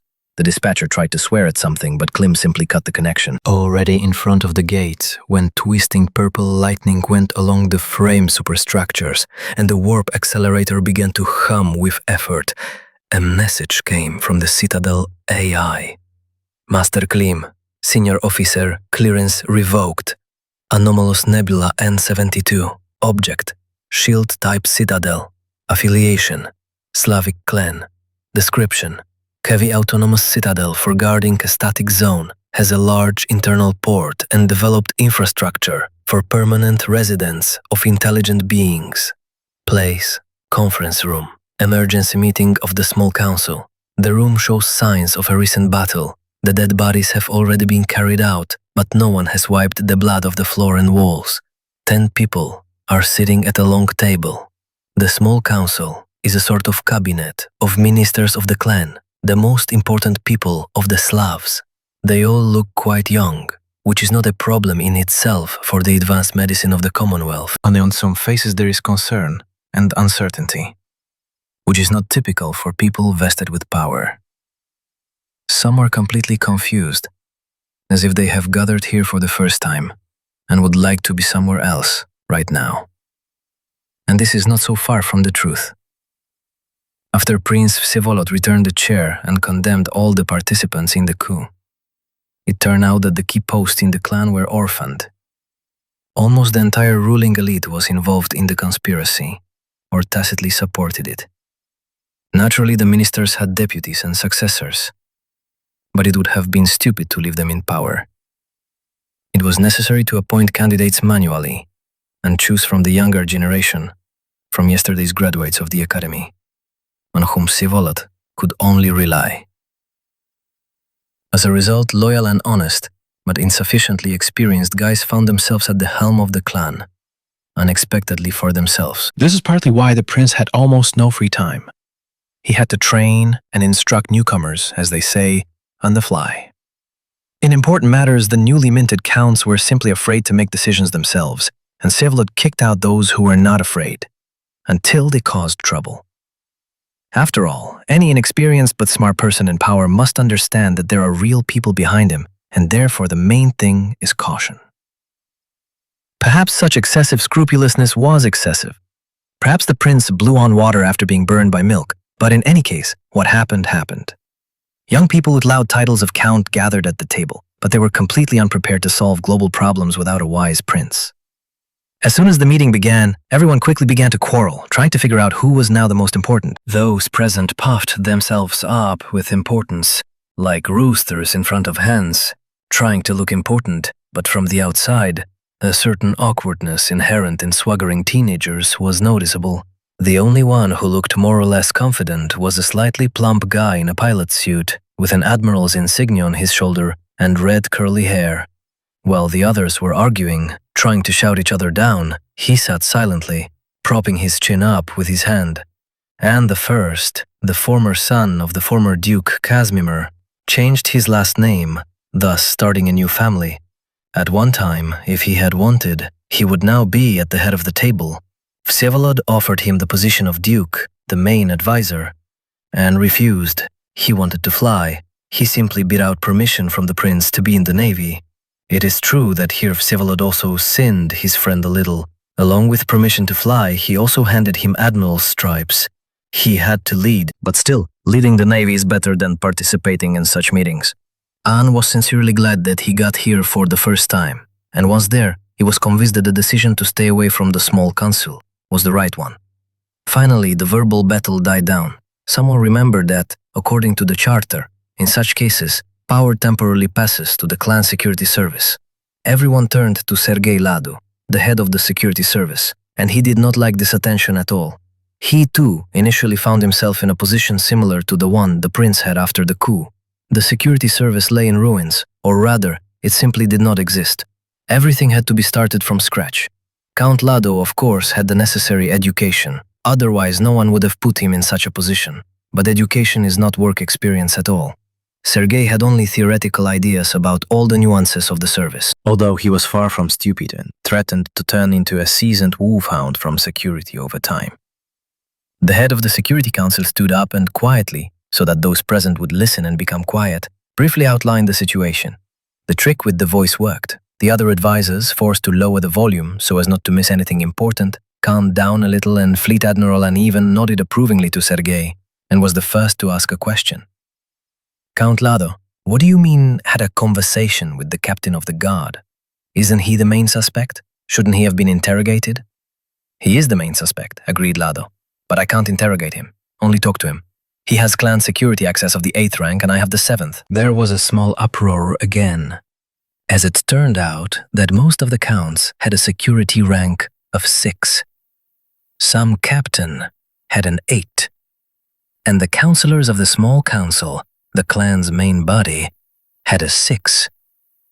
Lado had to slap his palm on the table to get attention. Gentlemen, calm down. We are all relatively new to our positions and must understand that the prince's trust still needs to be earned. This phrase made everyone fall silent. It convinced Anna once again that Count Lado was in the right place. 10 years of practice, a little healthy unscrupulousness, and the head of the Security Council will become what he should be, the prince's right hand. Then, he will receive the necessary rank and will solve problems of any complexity. In the meantime, half listening to the timid questions of those present to Sergei, what to do now and how to proceed, the admiral of the fleet, who seemed to have nothing to do with it, decided that no matter how much he liked it, he had to get involved himself again. I'll question the captain. Anu had to repeat this 3 times before everyone understood what exactly he was saying. Excuse me, Count First, Advisor Ilya Morin exclaimed theatrically. Do you really have a security rank of 8? The red-haired admiral shuddered at such a tone. He had too often, on his father's orders, quietly attended the meetings of the small council, which had taken place even before the coup. Duke Casimir believed that this way the offspring would gain experience in palace intrigues, and this was exactly the cloyingly sweet way the old men who gathered in this hall spoke. Like spiders in a jar, they expressed respect, assured each other of their friendship, politely bowed to each other and fawned, but were ready to grab their opponent by the throat at the slightest opportunity. Ilyuka and all of you guys, what kind of idiots are you pretending to be? The admiral stood up abruptly and shouted loudly, "Shut up!" watching as some people began to get indignant. The great counts shut up in unison. After the prince's happy return to the chair, Anne became something of a hero in the clan, a symbol of loyalty and honor. No one dared to openly contradict him. Look at yourselves, you're hilarious. We studied together at the academy. What are you turning into? Yes, indeed. Count Lado spat on the floor like a soldier. It makes me sick. Will you take me with you, Anne? Sorry, Seryoga, not this time. The admiral spread his hands. But I'll report to you first. And to the rest, do your current business and mind your own business. Understood? No one objected. Some even breathed a sigh of relief. Chapter 11. System A-4. Security Index 07. Open Space Cruiser Perf. Just in case, Klim renamed the ship again to a non-existent class, the name of which he himself once suggested to Vsevolod. After the prince hacked the cruiser's AI with his regalia, the central processor settings became able to choose which name would be broadcast to the general chat network. Before leaving for the Kargass Zone, I had to make a small detour to visit the usual checkpoint, A-4. It was the closest, which includes the number of systems with communication towers, which gives interactive access to the global network. Only by extending the line of towers to the general network of the Commonwealth does the system have the right to increase the index to 0.7. And Klim needed to leave a message for Sevalod at a special subscriber address. There is very little hope that we will be able to intercept the prince on the way from the shelter, or rather, practically none, and we really need to talk to him. You never know what the prince has in his head after the murder. It is desirable that he finds out about everything that happened after his death. Otherwise, he will rush to the Slavs without preparation, and Chirik has already told everyone about a super-duper med capsule. I would not want both friends to look like idiots telling two completely different stories. In general, Klim compiled a detailed report of his actions and sent it to an email address specially created for people involved in the Cube project to exchange urgent messages. At the same time, he warned all his comrades about the side effects of the first resurrection. Remotely, Klim ordered another inexpensive pilot capsule from the local station stores to replace the used one, and a set of consumables for the shelter's medical equipment. When Shakti bought everything she needed, she naturally didn't expect that the members of their small closed club would start dying like flies, one after another, and so she bought everything she needed at the bare minimum. Klim had to spend his last credits, leaving himself the bare minimum, 700,000. He had only felt so poor when he was still a cadet. A small intrasystem tractor must deliver a container with purchases directly to the jump gate. The merchants tried to work quickly, and this time they did not disappoint either. Klim crossed the system, composed and sent a message to the subscriber address, only wanted to look at the local news, and the delivery had already arrived. Perf carefully examined the contents of the container with a scanner, pulled it into the hold with an electromagnetic grip, and sent a laudatory review of the store to the network, and only then did the cruiser rush to the Kargass Zone. Anomalous Nebula M72. Object, Shield-type Citadel. Affiliation, Slavic clan. Description, heavy autonomous citadel for guarding a static zone. Has a large internal port and developed infrastructure for permanent residence of intelligent beings. Chirik walked along a narrow corridor, accompanied by two guards. The captain's guard uniform had been taken away, and he was given a bright orange jumpsuit in exchange, which still glowed in the dark and was equipped with detection sensors and a shocker built into the belt. You wouldn't run far in such a new outfit. Chirik didn't stay in the cell for long. He only managed to change into orange. And they fed the prisoner in the clan hold. They are strict about this, feeding 4 times a day. However, this was not a prison yet, but a pre-trial detention section for especially dangerous criminals. But Chirik didn't know about it. The penitentiary system is not his area, and therefore he considered his place of detention simply a prison. The demotion also included a complete disconnection from the Citadel network, to which the captain had already become very accustomed. Now the neural network did not give out hints and route maps, did not highlight the names of compartments and entrances with additional reality. Now it seemed to Chirik that there was a solid grey metal monolith of walls and narrow uniform corridors around him. And it turned out that without network support, it was almost impossible to navigate the Citadel, a huge, tangled, 3-dimensional labyrinth. The guards stopped near the narrow doors and nodded at the same time, indicating to the prisoner to move on. Chirik chuckled, surprised by such synchronicity, and moved towards the closed door. It opened only when he almost bumped his nose into it. Behind the door was a fairly spacious, almost empty room. In the center was a small chair with a bunch of vaguely familiar boxes, entangled with wires and tubes, and also some, again, vaguely familiar guy in a pilot's suit. The first thing that caught the eye was the Admiral's sign on the shoulder, and then red curls and a slightly arrogant smile. Commander of the Guard, Captain Chirik. The stranger nodded sullenly, managing to continue smiling. Temporarily suspended and temporarily demoted, the man who entered shrugged. Are you sure it's temporary? And first, Chirik finally remembered the man and glanced sideways at the interrogator in the center of the room. I've heard about you, Admiral, but I haven't had the honor of being introduced. Let me guess, you have the 8th security rank? The prince said he had a trusted friend, a spare 8th clearance. Right, 8th. Sit down, let's chat. And pointed with a wide gesture at the interrogator's chair and smiled again, this time a little thoughtfully. The spare, then. As you say. Chirik walked calmly to the chair, sat down more comfortably, and watching the grips on his arms and legs slowly and softly snap into place, continued. Since you have an 8, you should understand that I can blab a lot of unnecessary things that shouldn't fall into other people's ears. Don't worry, the interrogator is disconnected from the network. This section is currently shielded by the main AI of the Citadel. It's just you and me here. Do you want to tell anything voluntarily before we start? I have already told Count Lado everything. I heard a story about the Ancient's medical capsule, but it is, to put it mildly, implausible. Don't you agree? I agree, but firstly, I only told what was possible. And secondly, I myself do not know much. I suggest that you lock me in solitary confinement and wait for the prince to return. That is, if your accomplice didn't take him hostage. If my accomplice had taken him hostage, I would have openly demanded that he release me and pay a mountain of money as ransom for the prince's head, instead of sitting in this idiotic chair like a ram to the slaughter. And by the way, this accomplice also has a rank of 8. You can look it up in the Citadel's card index. I've already looked. Don't doubt it. I know who he is and what Vsevolod, and in fact the whole clan owes him. But in this situation, Klim behaved illogically. Don't you think so yourself? To steal a wounded prince citing treatment in the capsule of the Ancients, well, that's obvious nonsense. That's all there is, Chirik shrugged. The interrogator won't give you anything new. Well, we'll see about that, An replied, and put his hand on the terminal.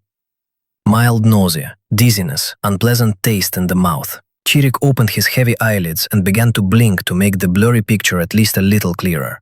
He took deep breaths and exhaled slowly. The guys from the Digi said that this way the medicines from the interrogation kit evaporate from the body faster.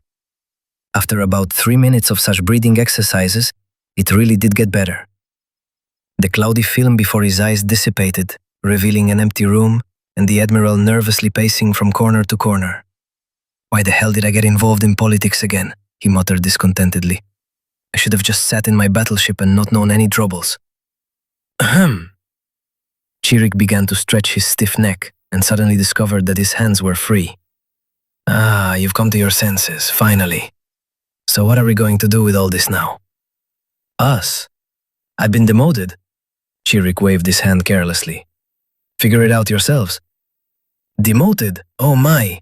Do you even know what a clan security rank is? Well, that's... The captain scratched his head thoughtfully. He had never needed these ranks due to his job description, and when Vsevolod was telling him about the idea with the ranks, he had no time for it. Chirik was drunk after the party on the occasion of clearing the warehouse of aliens and missed all the explanations. He was a fighter, after all. What the hell did he need these secret ranks for? Although one assumption was just asking to come to mind. For access to classified information? That too. Ant stopped pacing the room and stopped near the interrogator, putting his hands behind his back and hanging over the captain. But in fact, after the coup, Vsevolod conceived of ranks as a second line of security for power, so that his chosen trusted persons, regardless of their positions and ranks, could, if necessary, take control of the clan. What? So I was demoted? What are you saying? Demoted, demoted. Go to the settings of the main Citadel AI. I don't have access from the public network. And did you demand to provide it? Didn't they restrict your access to the speech apparatus? Does your mouth work? Shield, the captain said loudly, turning away and pretending not to be affected by Anna's taunts. I demand immediate access to the network. At that very second, the connection with the network appeared. Chirik expanded the necessary point over neural network settings and gasped. The picture was colored with new control markers, and they spread uncanny to other markers. At first glance, the three-dimensional web was frightening, but upon closer inspection, the tree of administration of the Citadel and the entire clan was clearly visible. With the help of the new points, everything was possible, even to overthrow the government. This has never happened before, the captain said in a slightly hoarse voice. The small council has declared a state of emergency. That's why the ranks have been activated. Now you can restate yourself in your position and disband the council. An grinned, but a second later he darkened again and sighed heavily, remembering how good it is to simply command a fleet, and not to sort out political intrigues every hour. Meanwhile, Chirik found the necessary settings and reinstated himself as a guard commander, and then also awarded the rank of major. He thought for a bit and changed it to general. Each resident of the Citadel has a program integrated into the neural network that gives the necessary hints in augmented reality. An shook his head disapprovingly when the prisoner's badge above Chirik's head changed to a general's. Are you playing? The Admiral snorted discontentedly. What are we gonna do? What's the problem, actually? Chirik thought a little more and still took the captain's title for himself again. Ah, you don't remember anything. An waved his hand over the interrogator's panel. The display turned and an image appeared on it. Look. In the recording, Chirik was sitting leaning back in his chair, not looking like himself. His eyes were covered with a blurry film. His voice was too calm, almost mechanical.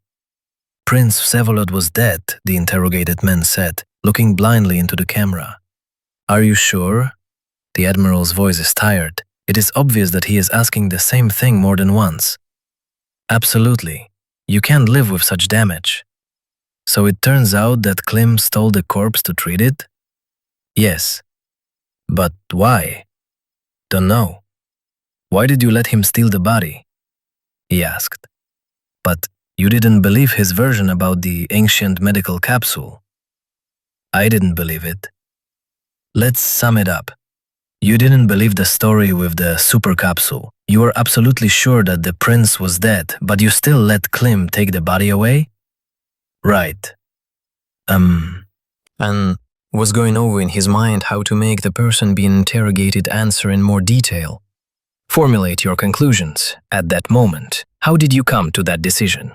Klim asked me to do him a favor as a friend. I did it, the prisoner reported happily. Besides, I thought that it couldn't get any worse anyway. Anne stopped the video and turned to Chirik, who was stretching his stiff wrists. Do you trust him so blindly? As for myself, the captain nodded. Okay, he really hasn't been noticed in betrayals. And what betrayal are we talking about since Vsevolod is already dead? But why steal the body? What if the super capsule really exists? You don't believe it. You yourself confessed under interrogation. What I said under the interrogator's drugs is the truth from the brain, and there is also the truth from the heart, so to speak. And I believe that the bro won't lie for no reason. Since he said he would bring Vsevolod, he will do it. Otherwise, he would have kidnapped me, not the body. After the murder, I will get the brunt of it. Are you ready to vouch for your friend's promises with your head? Easily. Then listen, we can't reveal the truth about the super capsule to the small council. This information is above their rank. We can't say that Vsevolod was killed either. If he arrives in 10 days, it will look, it's creepy, Chirik suggested. It remains to say that the prince is alive and is undergoing treatment outside the clan's holdings, since members of the clan were involved in the assassination attempt. The perpetrators could have still had accomplices, and time is needed for a thorough investigation. Great, let's say so. Okay, let's say. We'll organize an investigation, but what if nothing happens in 10 days? Not in 10, not in 20. What if your brother just went crazy? Can you imagine how we'll look in the eyes of the council and the whole clan? They'll put us on trial. But we are aides with greater access? Only for now there is a state of emergency. And it will be lifted as soon as I announce the conclusions. And most likely, we are not the only ones who are so cool. The rest of the aides will crucify us when the lie is revealed. So what should we do? Chirik asked suspiciously, already realizing that his opponent had come up with some kind of option, and he wouldn't like this option. Well, you agreed to vouch for your brother, didn't you? Anne confirmed the guess. But I'm not ready for that. Besides, someone has to remain uninvolved in order to control the situation. Therefore, it would be appropriate to say that the remote treatment of the prince is entirely your idea and responsibility.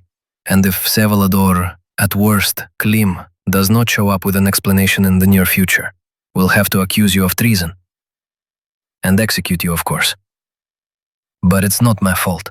Well then, we can say that Vsevolod is dead. No, Klim asked for 10 days. I agree to take the risk. Just one request.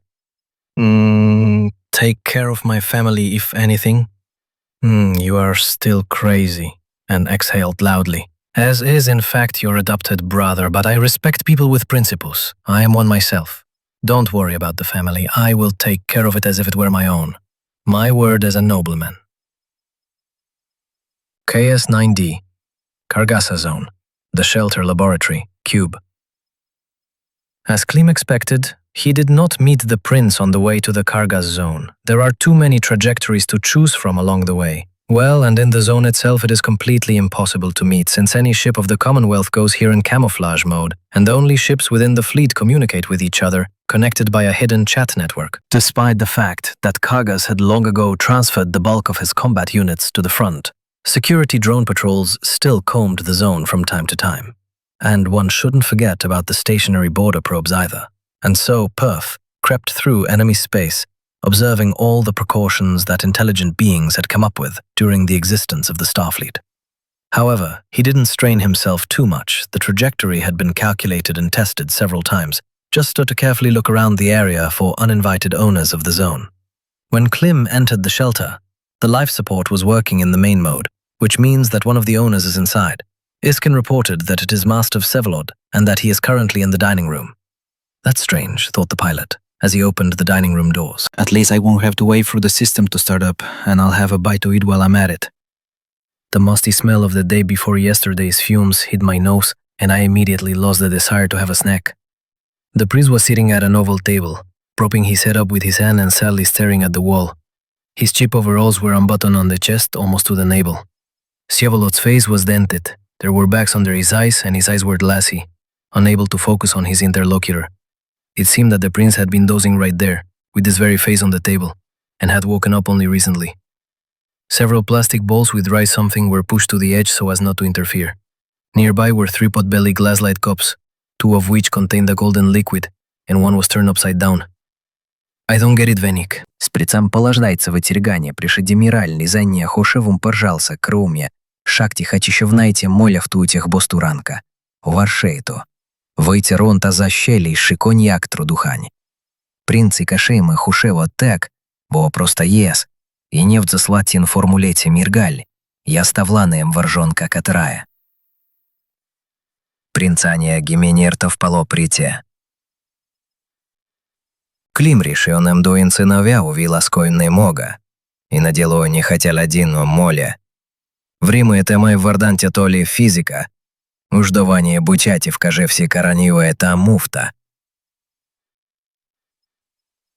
Мари покарали сприцалые, или ардой пердали и веденные, дадина шатое зашилань на и футса в лане. Унами велеско верзнания хотя. Вастомона, и жин жарузии в задомые галины, и веден философику филозахония. That's possible.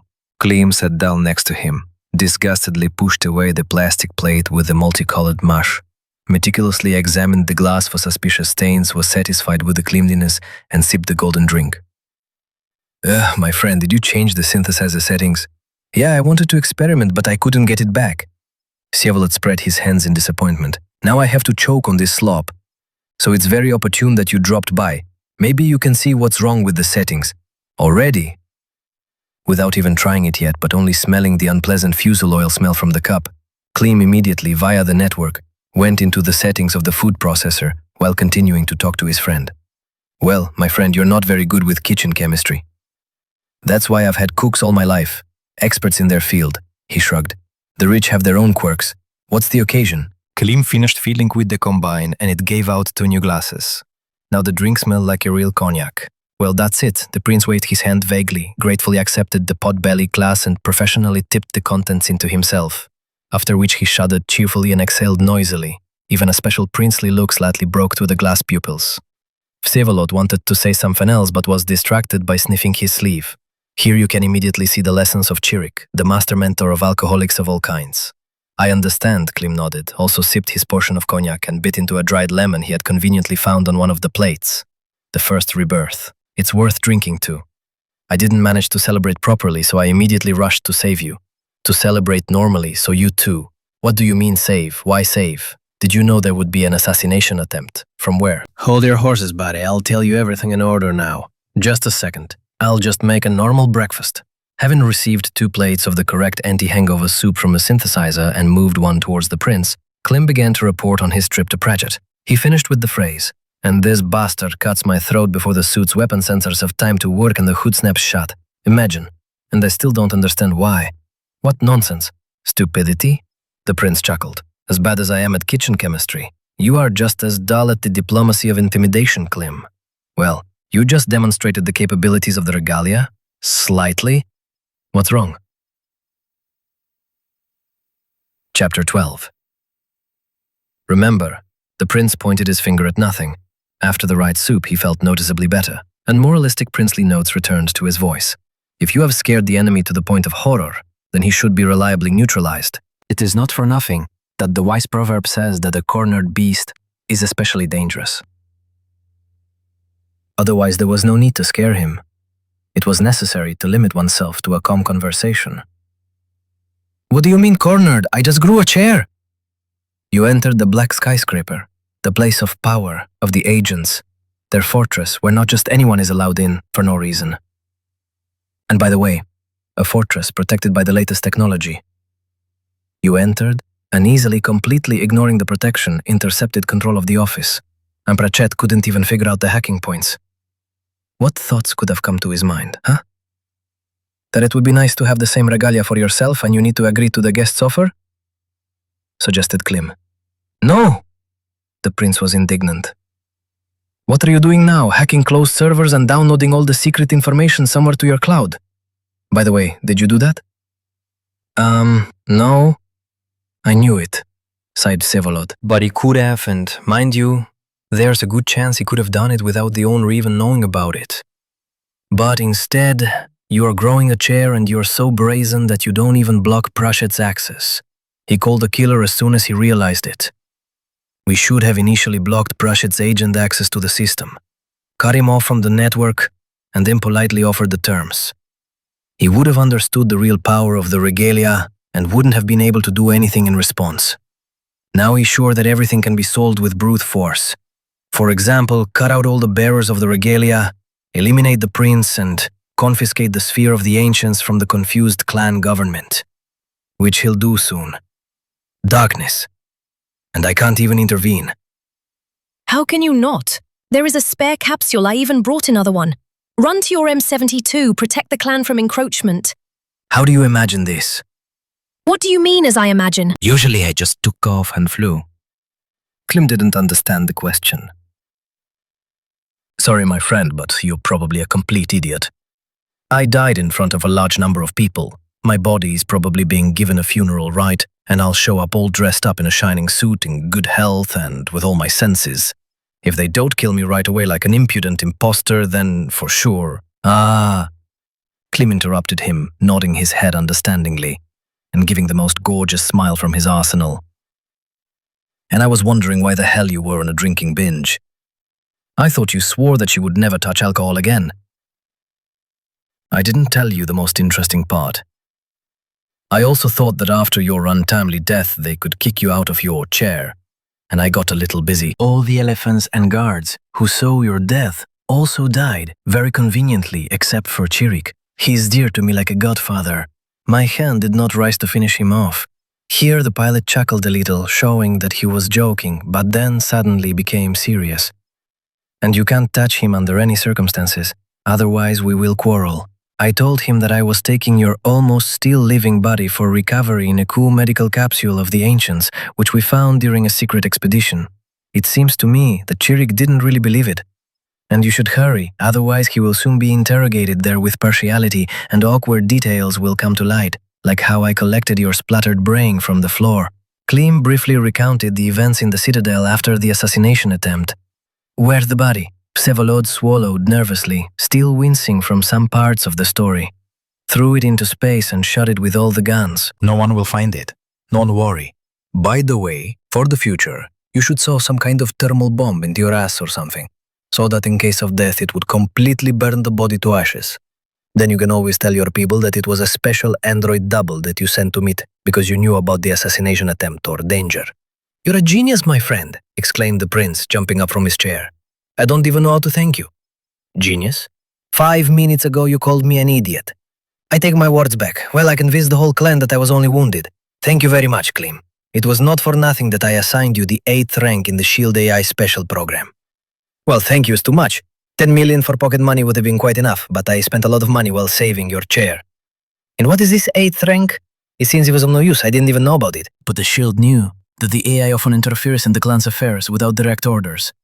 The SB programmers and even my regale were unable to calculate and track these interventions. The Shield AI is significantly ahead of known analogs. This is partly why the ancestors lost control over the Citadel. The AI worked according to some hidden imperatives during the old rebellion. And the high rank, among other things, puts your person under special control. Have you installed the Special Officer program in the neural network? Yes. Cool thing. No need to delete. Now you are one of the advanced users. It looks like they took away my access when I flew away. Nonsense, Sevolet waved his hand. This is a cover, to divert the attention of the small council. In fact, the clearance has not gone anywhere. Now all the paperwork, administration, and management of the clan is conducted through the Shield AI. If you suddenly decide to deploy the Citadel's guns and destroy the clan fleet, then you will be quite capable of it. So I urge you to be very careful and attentive in this regard, my friend. You have my special trust, and it implies a special responsibility. Sevolod solemnly placed his hand on Klim's shoulder, and, as they say, poured out on his comrade a blessed princely gaze, which made the nobles bow their heads in gratitude and yearn to serve even more faithfully, and the commoners to kneel down and shout glory. Probably. Trust is, of course, nice. Klim withstood the steely gaze with complete indifference, and vulgarly scratched his nostril with his little finger. But what about the 10 million? I'll return it as soon as the gas payment arrives. Ahem. The prince removed his hand and awkwardly looked away. You have some pocket money as soon as I get to the global network. And it looks like I need to hurry before the clan government does too many stupid things that will take a long time and a lot of work to fix. The prince rushed towards the exit, already intending to say goodbye on the go, but was intercepted by the elbow. Speaking of stupid things, since you've been drinking here for a whole week, stay a few more minutes. We have something to talk about. Klim gestured for them to sit back down. The pilot was tormented by one question about his berserkerism. Klim turned it over in his head this way and that, but apparently his vision was blurred, and nothing sensible came to him. So he thought that since he couldn't figure it out himself and Han Velez was far away, and it was unknown when he would appear, he should ask advice from at least someone. A fresh opinion from the outside is sometimes useful, especially since Fievolot is far from stupid since he manages to manage an entire clan. You see, here's the thing. Remember, Chiruk advised me to sew myself an ampoule of sedative so I could go into a trance. I remember something like that. Vsevolod nodded. I did it anyway. And how? It works, but somehow it's wrong. Klim thought for a moment and drummed his fingers on the table. Well, explain why you were silent. After a 5-second pause, the prince said, Do I need to pull everything out of you with pincers? When I tested this idea, I was alone and in a safe place. To be honest, in my bedroom in the Citadel, admitted Klim, which made Vsevolod roll his eyes in displeasure. Everything worked as it should. The trance turned on like a button. Some time passed and I came to my senses. Everything seemed fine and quiet. But of course, I didn't try it in battle. It doesn't work on a ship, and I don't participate in infantry battles, you understand. And when the moment of truth came and Stefan cut my gourd, I didn't die right away. There was time to activate. And it felt like everything worked again as it should. I went into a trance, but still just died. What did you expect? Well, I once shot Khan with a stun gun. The first hit really twisted him up, but he somehow healed himself instantly. Then Khan mentioned that the Bersians were as strong as the suns, so I thought that the wound would heal in a trance and then I'd give Stefan and Prached a good beating. It's logical, isn't it? I'm afraid psi doesn't lend itself to ordinary logic. But if we do proceed from it? Sevola thought for a whole minute and Klim didn't bother him, afraid to distract him from his thoughts. And you don't remember anything at all during trances? I remember, but somehow in a confused way, like an incomprehensible dream. I expressed myself a little incorrectly. You mentioned that you remember everything in a jumbled way, let's put it this way. During a trance, do you control what's happening? Or does everything happen like in a real dream? How can I say? I see you don't have to answer. Everything was already visible on the recording from the warehouse. There is a term in psychology, unconscious. In fact, it is a synonym for unconscious, but it characterizes automatic, including reflexive actions, not controlled by consciousness. Can you make it simpler for non-academics? What's so complicated about that? Vsevolod was quite seriously surprised, but after looking at his comrade's cowl look, he nevertheless changed his expressions. In general, the subconscious is a kind of your 3-year-old brother who sometimes takes over control of the body. He's very obedient and very trusting, but uneducated, just like you yourself. Therefore, he easily believes any nonsense. It is with the subconscious that hypnotic programs and hypnotists interact. Yeah, I see. And what does this info give me? Don't interrupt. You yourself asked for it to be simpler. I had to start from afar. So, a hypnotist always gives short orders that are clear for a 3-year-old to understand and doesn't expect the child to figure everything out on his own. Now, what thought were you concentrating on when you passed out in front of a crowd of strangers in the warehouse? That you need to get to the sphere and not let yourself be eaten. And what were you thinking about in Pratchett's office? I wanted everything to work out. Here, Klim himself began to guess where Vsevolod was leading. Well, that's how it all happened. You went into a trance, and then the program ended. I think I get it. The pilot nodded. Interesting idea. Thanks, friend. Oh, thank you is too much, the prince said sarcastically. It will be quite enough if you conduct your next tests as far away from my citadel as possible. And I firmly insist on this. You promised, after all.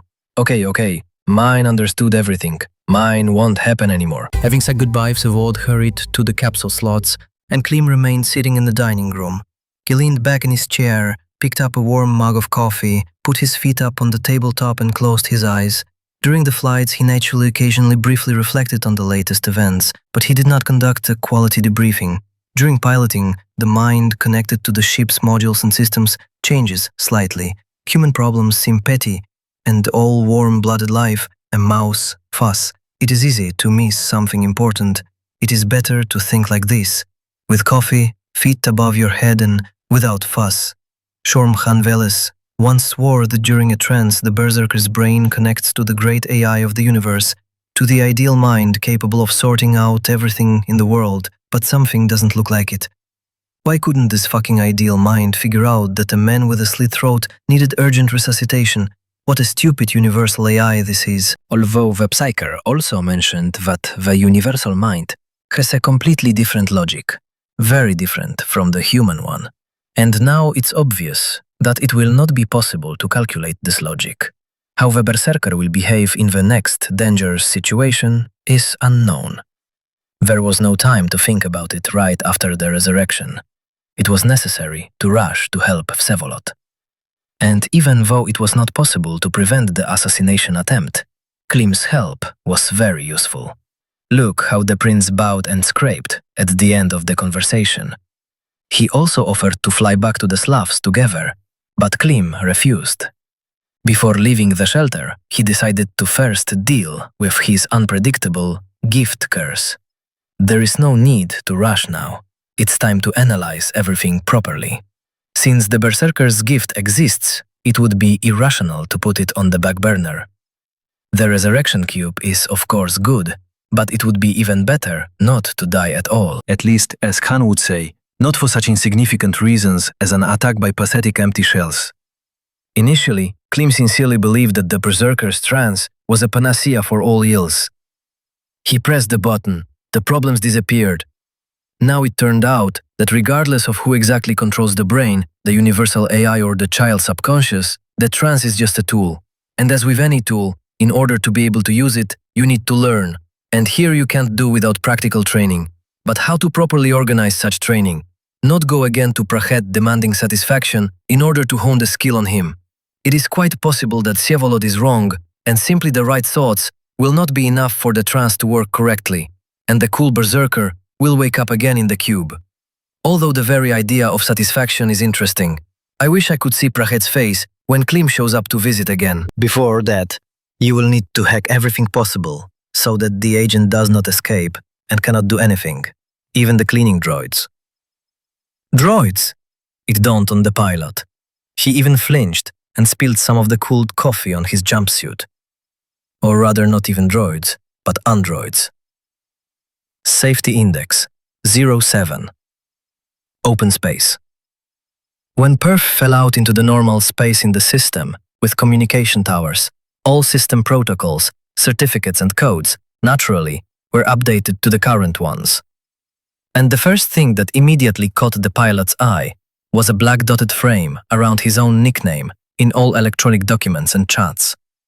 It turns out that someone had already filed a request to the general system about Klim's death. Sometimes after battles in outer space, ships and their contents literally evaporate, naturally along with the pilot. Usually, if the pilot's corpse or any citizen's corpse is missing, the citizen is considered alive by default, and Klim's corpse should be missing because there are obvious signs of violent death on it. Stefan had to destroy it to avoid an investigation. The murder of an immortal pilot is not a trifle. This means that the corpse was professionally disposed of, and if there is no body, there is no case. In order for a citizen to be considered dead, and for the heirs to be able to safely inherit his property, the fact of death must also be proven. There are several ways to do this, and one of them is witness testimony. It turns out that someone sent a message to the Concord system that he saw the pilot Klim Velikodushny die. After such a pilot is added to the list of missing, if he does not appear in the system after 6 months, he is transferred to the list of probably dead, and his accounts and property are blocked. And after another 6 months, he's already declared officially dead. Naturally, sometimes there are incidents and the officially dead return from the distant frontier and are stunned by the fact that all their property, acquired by backbreaking labor, was sold at auction in an unknown direction. Getting everything back is not so easy. I wonder who filed the application and what exactly is written in it. It would be interesting to talk to this witness. It's a pity that Concord does not reveal its sources even if they turn out to be false. Not much time passed, so Klim's accounts were not blocked and he happily noted the replenishment of 10 million credits. Vsavolod had already thrown in some brotherly help. On the one hand it was joyful, but on the other it was unpleasant. With all these worries, there was no time to earn extra money. He had to live almost on credit. But there were plenty of opportunities.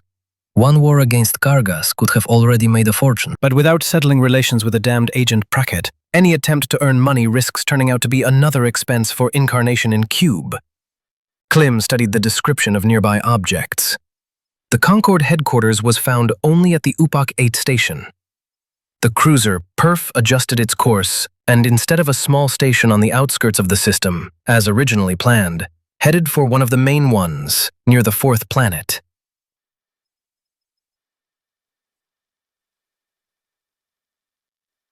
K5, I-904. Safety Index 07. Object, Station Upak 8. Place, Concord Branch.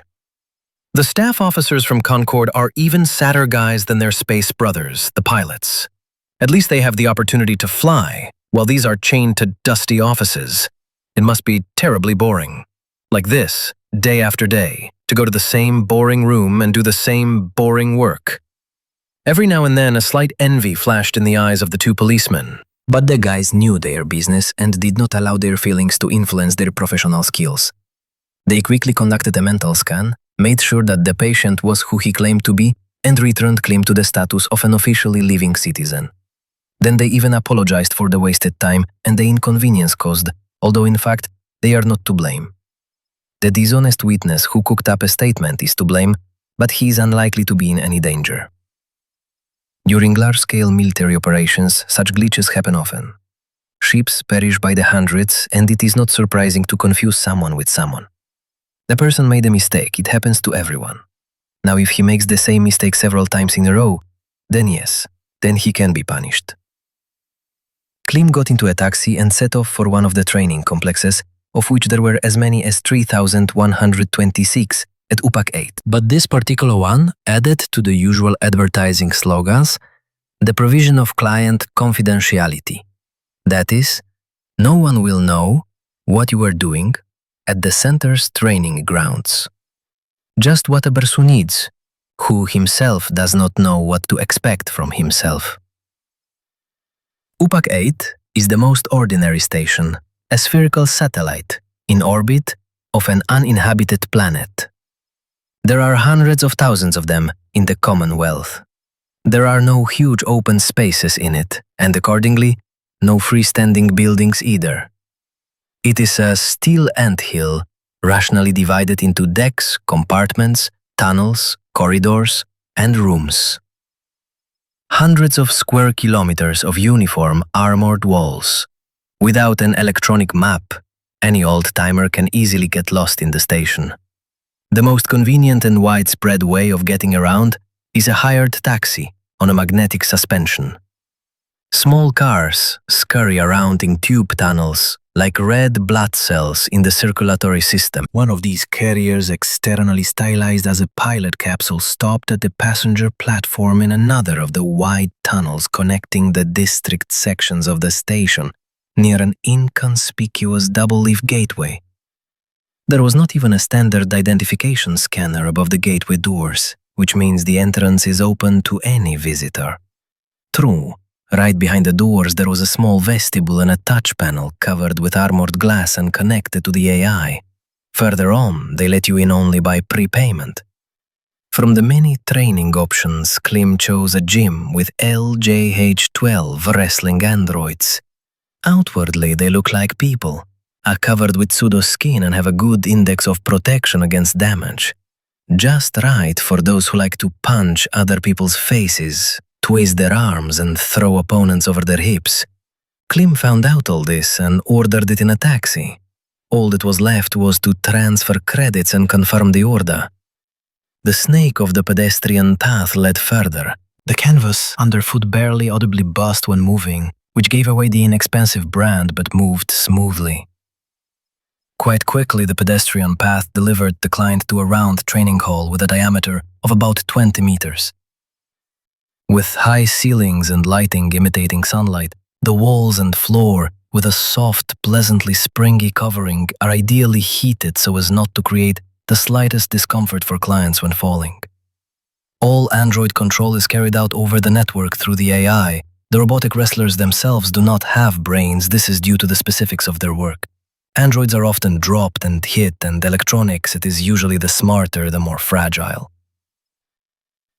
The training complex did not offer any special refinements. The usual set of options. A lot of mock weapons, outwardly indistinguishable from the real ones but without the killing power. Androids can not only be hit with hands, but also stabbed, cut, shot, burned, drowned, anything. For an additional fee, you can order an android indistinguishable from your own, boss or spouse, and, as they say, to your heart's content, beating the face of a hated person. The sad guys from Concord headquarters are probably regulars of this service, otherwise they would have gone crazy long ago. To begin with, Klim ordered a simulation of an attack by 3 unarmed thugs from an extensive list. A small niche opened in the wall, 3 androids came out and without equivocation immediately headed to process the client. The pilot was not worried about his health. Any visitor to the gym is insured for such an amount that the managing AI is programmed to hang itself, but not to cause any damage exceeding the 2nd rank. It will not go further than dislocations and sprains, and almost always due to the carelessness of the client himself. Klim measured the approaching trio with his gaze. He repeated the mantra to himself several times. Defend yourself from attack, and activated the injector in his brain. Suddenly, I found myself standing calmly in the same place. There was a slight confusion in my head, as if I had just woken up and had not yet fully come to my senses. My consciousness caught vague scenes from the dream, running along the ceiling and walls, unnatural waving of arms. Memories of the dream quickly crumbled, leaving nothing intelligible behind. Labeling the neural network, loading subroutines, connection restored. The timer showed that half an hour had passed. Apparently, the Hall's AI had lost contact with the client and automatically stopped the fight after 30 minutes as required by the security protocol. Klim glanced at the logs. Well, that's right. After all, he had given his subconscious the mission of only defending itself. That's why in a trance he simply dodged the androids or lightly slapped them on the hands. They still hadn't been able to twist the nimble berserk. By the way, one of the AI's messages, which all came in a heap after the connection appeared, even caused some pride. Master, I rate your hand-to-hand combat skills as excellent. I suggest raising the skill of the attackers to the maximum. Not really? No. What's the point of training the ideal mind of the universe with cheap androids? It's a waste of money. In theory, the Psy subconscious will deal with any enemies anyway. You just need to give the right command. So Klim chose the same simulation point again, but set himself a different setting. Neutralize the attackers. He blinked and rubbed his face with his hands. This time, the dream seemed to be the same, but it just ended somehow quickly. Enabling the neural network, loading subroutines, connection restored. Master, you have damaged the property of the training complex. Access to training is closed. Fine, 6,000 credits. Klim looked at the android fragments scattered across the floor with bewilderment and transferred the required amount to the hall's account.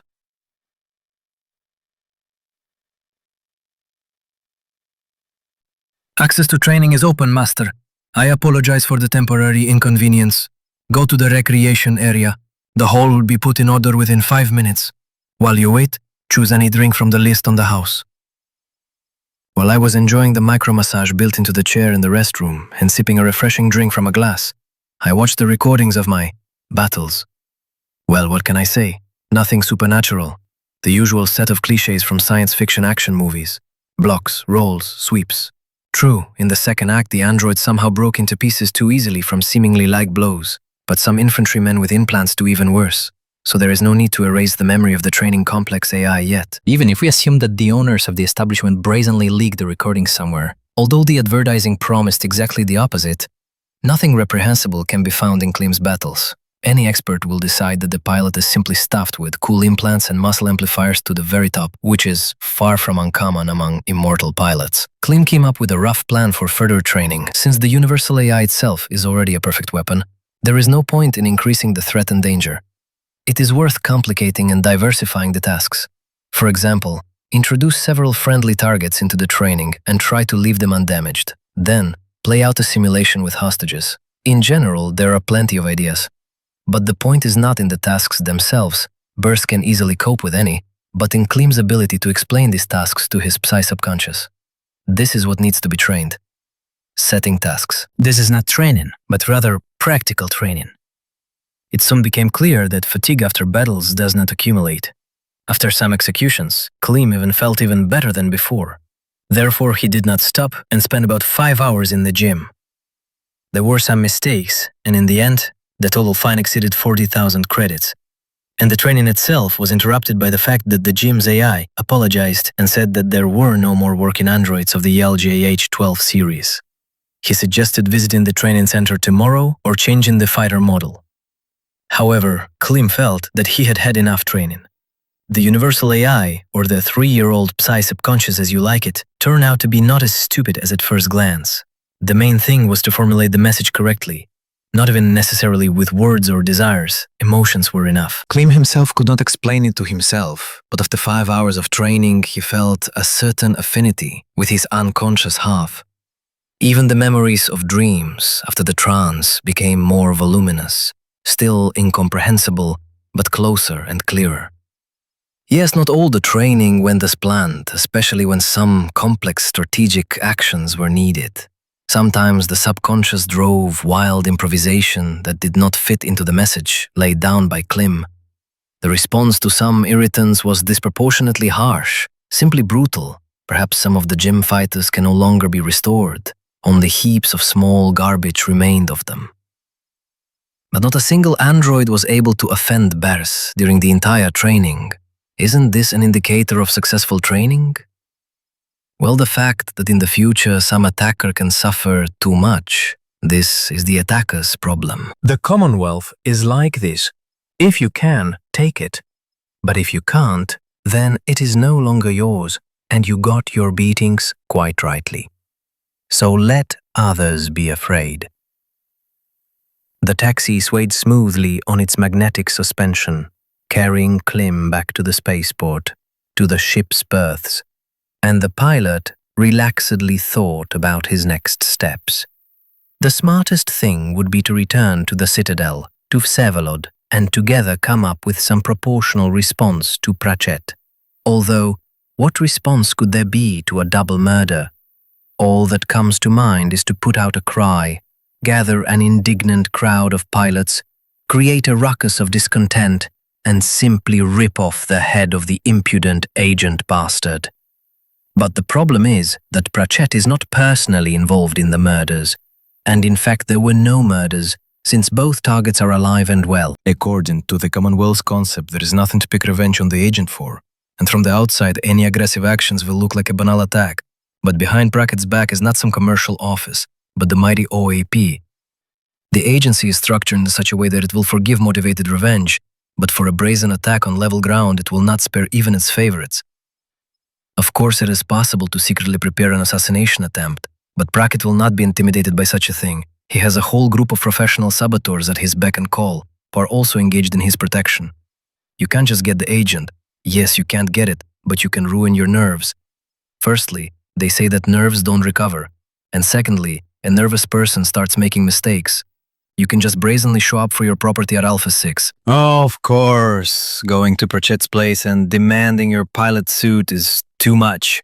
But you can safely take the one parked at the Zuum station. The agent will be surprised when the dead pilot personally shows up for the dead pilot's destroyer. System AD1, Alpha of the Cross. Security Index 1. Object Alpha 6 Station. Description: one of the oldest and at the same time most modern stations of the Commonwealth. Population of about 10 billion people, this is more than the population of the planet 4, in whose orbit Alpha 6 moves. Note: the station is the headquarters of the UAP. Location: docks reserved for graduates of the OAP Academy. Docking slot: Van 799. Properties: occupied by Zuum-class destroyer. Space: the radiation from a distant yellow star slightly blinds the capsule's weak scanners. The red-brown sphere of the planet with rare inclusions of seas is covered with rare feather clouds. The station looks like a small dot against the background of the planet, although at night it is easy to spot from the surface. It is the brightest star in the sky of 4. Klim left the perf in a neighboring system in one of the peripheral automatic repair docks. He didn't want to show off the non-standard ship to his acquaintances, who would definitely meet near the station. Alpha 6, for all its vastness and dense population, is such a big village where rumors spread faster than the speed of light. And you can't fly very far on 2 ships at once anyway. A lone pilot capsule docked in a slot already occupied by a ship, in order to immediately fit into the destroyer.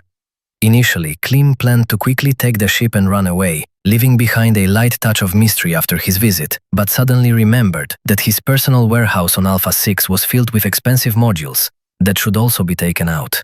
You never know how things will go with the agency. Personal warehouses are guarded according to the F87 form. If the owner is on the list of missing persons, the warehouse is blocked.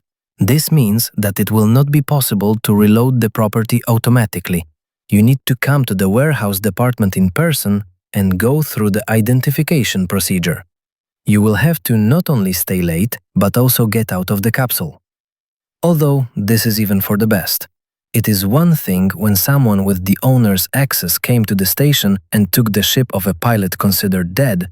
This could turn out to be a scam with a banal hack of the ship's AI, and it is quite another if Klim undergoes a mental scan in the warehouse and also meets a couple of acquaintances on the way. This will certainly not fly past the attention of Pratchett's people. Even after a gentle half-hour procedure of exiting the capsule, Klim still went out into the airlock in a bad mood. At some point, he wanted to spit on the modules and just fly away. After the war with Kargass, they still got cheaper. But he overcame himself. He pulled on a cheap jumpsuit, fastened the stun gun to his belt, opened the airlock and stepped into the corridor, where he almost collided with another pilot. "Fuck!" the muscular mustachioed guy cried out. He used to use this phrase quite often, for which, quite predictably, he received the nickname Sasha Fuck. But a lot of time passed after the academy. Sasha became a respected person among the pilots, and now few dare to call him by his old nickname. In his hand, he holds a stun gun with the safety off, which Sasha was in no hurry to put away. Klim? You are… Sasha, you should put away the gun first. Klim nodded, smiling. I'm on the list of missing persons, not on the list of wanted pirates. Oh yes, sorry bro. Sasha quickly magnetized the stunner to his belt. For the last few years, he has been an unofficial representative of the Earth-born pilots on Alpha 6, solving minor internal misunderstandings between ethnic groups, a sort of local eminence grise. With such a position, he has no shortage of self-control and self-confidence. So it's strange to see him flustered at an unexpected meeting, like a first-year cadet. What are you doing here, Sashka? I have a slot nearby. The guy found himself, quickly coming to his senses. The usual cheerful composure again covered his face like a mask. I heard that you disappeared, and then I see the gateway unlocks. Well, let me check. Suddenly, it's a hijacker or a burglar. Ah, I see. Well, thank you, Sanya, for keeping an eye on me. Klim extended his hand for a handshake. What questions? Everyone in this dock sector is ours. Today it's me, tomorrow it's you, Klimich. Contact me if anything happens. Okay, sorry, I'm in a hurry. Come on, bye. He patted Klim on the shoulder in a friendly manner, winked smilingly, and quickly disappeared into the nearest corridor, of which there are simply tons in the docks. Actually, the explanation that Sasha Blyach gave about his presence is quite plausible. In the van sector, former cadet classmates really do rent slots. It is quite possible to meet here by chance.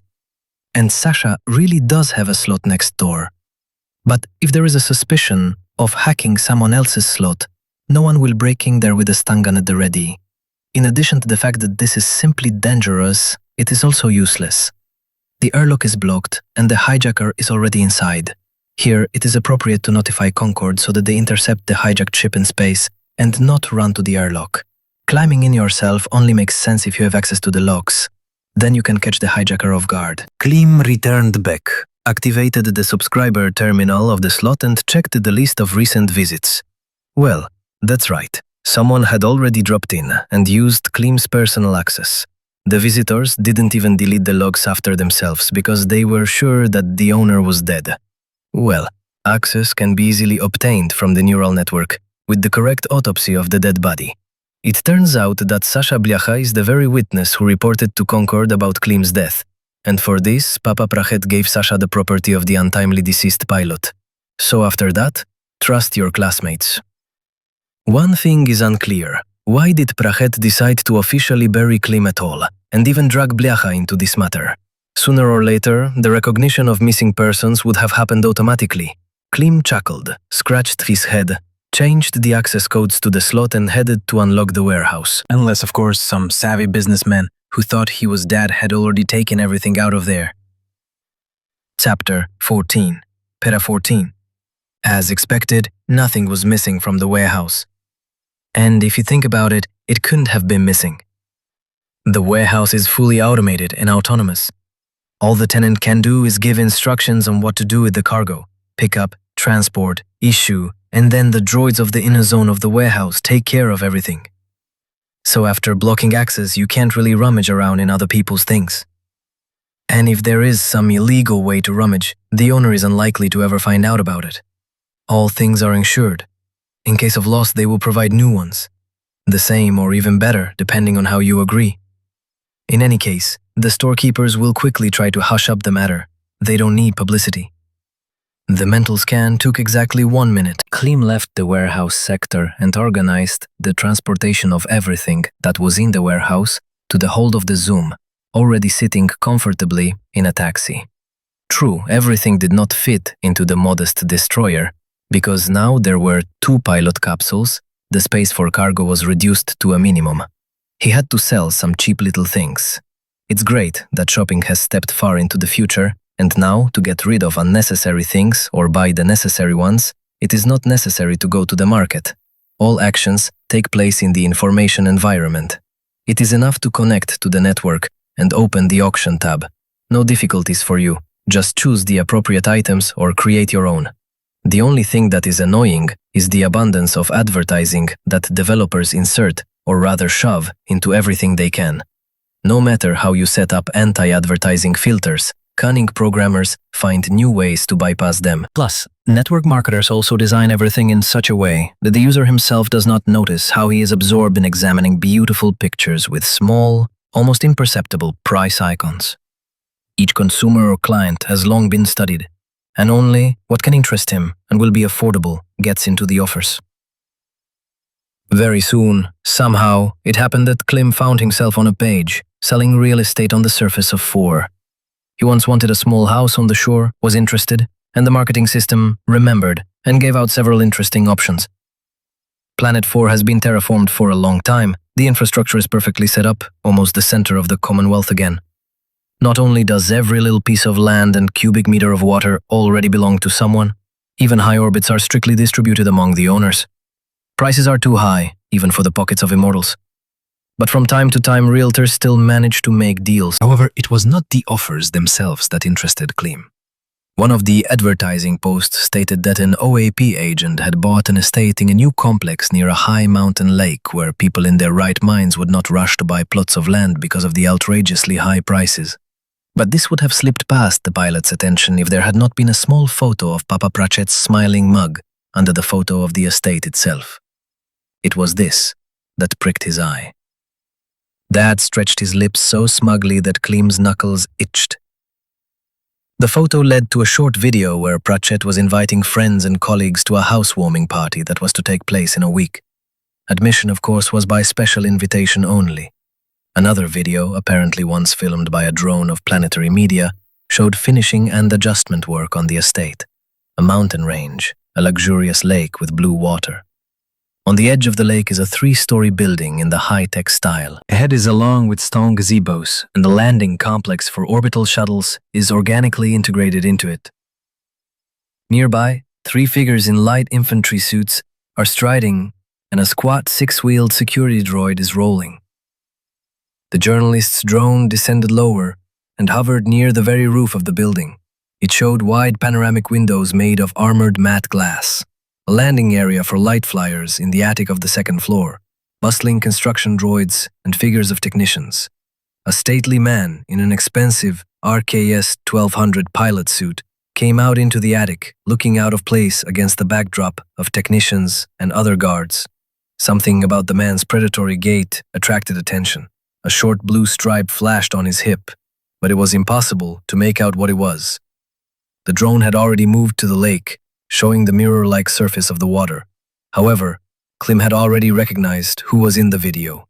Stefan. The John reporter flew closer to the middle of the lake and turned around to film a general plan of the estate. Deflectors flared up along the perimeter of the site, and the entire area of buildings disappeared behind a murky veil of energy shield. Judging by the saturation and how the image was distorted, this is an ordinary media suppressor that simply hides what is happening inside, and not a protective screen. By the way, Stefan was stomping to the flyers on the roof and inspecting the shield deflector modules in a business-like manner. It looks like he is ensuring the security of the upcoming event. And indeed, information was easily found online that Stefan is the head of Pratchett's security. The head of security, then? And contract killings on Pratchett's orders are apparently his hobby. Klim chuckled, rolling up the windows with the advertisements. The last to disappear was the frame with a happily smiling level 5 agent. I wonder how Pratchett will feel if the number of his killer guards sharply decreases. System AD1, Alpha of the Cross. Security Index 1. Object Planet 4. Description: fully colonized. Excellent full-cycle artificial terraforming. The mighty mountain range stretches from south to north for almost 500 kilometers. The height of some peaks reaches 4 kilometers. On one of the slopes there is a semicircular plateau. Any specialist will easily determine that it is artificially created. A small high mountain river, almost a stream, flows into a modest lake nestled on the edge of the plateau and bursts out of its embrace as a high waterfall. And on the other bank, under the shadow of high cliffs, a convex sphere of an energy field is visible. The translucent drop of the pilot capsule crashed into the haze of the energy shield. The estate's landing complex is designed for orbital shuttles, but it also has a slot for the capsule. The small spacecraft landed not in the designated place, but right in the middle of the lawn. The capsule was flying almost perpendicular to the surface, and only began to slow down at the last moment, so when braking, the boosters not only splashed the artificial soil, revealing a smooth rock massif underneath, cut by a laser before the estate was built, but also burned a 10-meter ash circle into the carpet of long grass. Stinking smoke rose into the sky in black clouds. A concrete path diverged near the complex like the mouth of a monster, and a multi-barreled turd emerged to the surface. Such a turd was quite capable of destroying a pilot's capsule from a short distance. The turd was silent for now.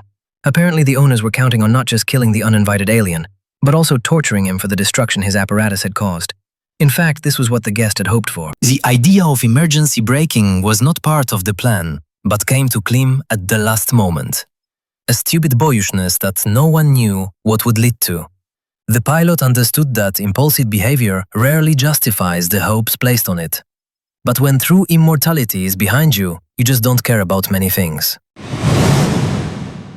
4 people came out of the house. Stefan, in Klim's former pilot suit, and behind him 3 in black infantry colors. Each had a heavy stun gun on his hip. The guards held their hands so that they could quickly use their weapons. They all slowly headed toward the capsule's landing site. A squat, 6-wheeled droid with needle-throwing turrets also appeared from behind the house, buzzed along the perimeter of the fence like an overgrown beetle, and stood on the other side of the capsule, cutting off any possible escape. Apparently, it was assumed that a person who landed on a space capsule would decide to run away on foot. What nonsense. Meanwhile, the state guards stopped at the edge of the burned circle. Stefan was slightly ahead, the others were a step behind, thus confirming the commander's authority. A few minutes later, the capsule doors opened and Klim climbed out of it in a cheap jumpsuit and without a weapon. The man in black noticeably relaxed, no longer holding on to the stun handles. Although it was a shame, due to the emergency shutdown of the neuroshunts, the pilot's mood was worse than ever. He wanted to tear and throw. He barely held on to not immediately activate the trance and not smash everything here to hell. Light smoke was still rising from the ground, and Klim, coughing slightly, hurried to leave the burnt-out area. The guards parted slightly and surrounded him, standing opposite each other, which created dangerous shooting vectors. Real pros usually don't do that. There is only one option here. The guys consider the unexpected guest completely harmless, and they are ready to deal with him with their bare hands without using weapons. And they didn't start beating him right away only out of sporting interest. They really want to hear what this miracle will babble. First, they decided to talk. This is exactly what the pilot needed. Well, thank God. Klim wiped his sweaty forehead with relief, smearing a black strip of ash that had stuck to his sleeve across his skin. Thank God? But Stefan suddenly began to lose patience looking at the smiling guest. Are you even sane? Do you know whose lawn you tore up, idiot? Who are you and why are you here? Yes, you and I know each other, Stefan. We saw each other recently in Plachet's office. Klim demonstratively rubbed his neck, looking his killer intently in the eyes. Don't you remember? And I came to visit. We need to talk to Plachet about waving knives. Chat with Plachet about it? Stefan didn't even show that he recognized Klim, although he has a photographic memory for faces, and he didn't get too flustered, which the pilot had been secretly counting on, but immediately dotted all the I's, offering to confirm the visitor's identity in the most reliable way. Well, that's what he's the head of security for, so he doesn't get confused. Visiting then? And all our guests undergo a mental scan, you know? Well, I don't mind. Where to go? There. Stefan pointed to a stone gazebo not far from the main building, and signaled to the guards to let the guest through and escort him. He himself walked a little further away. The head of security immediately had a natural and logical thought that Klim was a dummy. It was just that a man of similar build had his face cellularly reprofiled and showed up for the showdown dressed like that. By the way, it was a pretty high-quality reprofilation. You couldn't just throw something like that together. Apparently he was a friend or partner of the pilot that had ordered to be urgently removed from his office. Stefan had never liked such unprepared orders. They always led to loose ends. And now this strange guest, of course, knew where exactly his partner was heading, and guessed what had happened to him in the end. And now he decided to play out some incomprehensible scheme, dressed up as a dead man. It's just not clear what he was counting on. That they would all die laughing here? Another proof of the concept that all pilots outside the ship become complete idiots? This one still seems to think he's a steel giant with lasers for eyes and a gun up his ass. The only thing Stefan couldn't explain to himself was how the guest knew that the pilot's throat had been cut. There were no witnesses. The body had been safely disposed of. He had seen to it himself. Well, it wasn't the Pope, really, who had leaked the information about the method of murder. However, rumors about Pratchett's best killer had long been circulating among the guys from DG, and the soldiers are notorious for bragging during drinking bouts. Perhaps the guest had simply made a lucky guess based on rumors. So the pilots, naively considering themselves immortal, had also already heard about a cool guy named Stefan.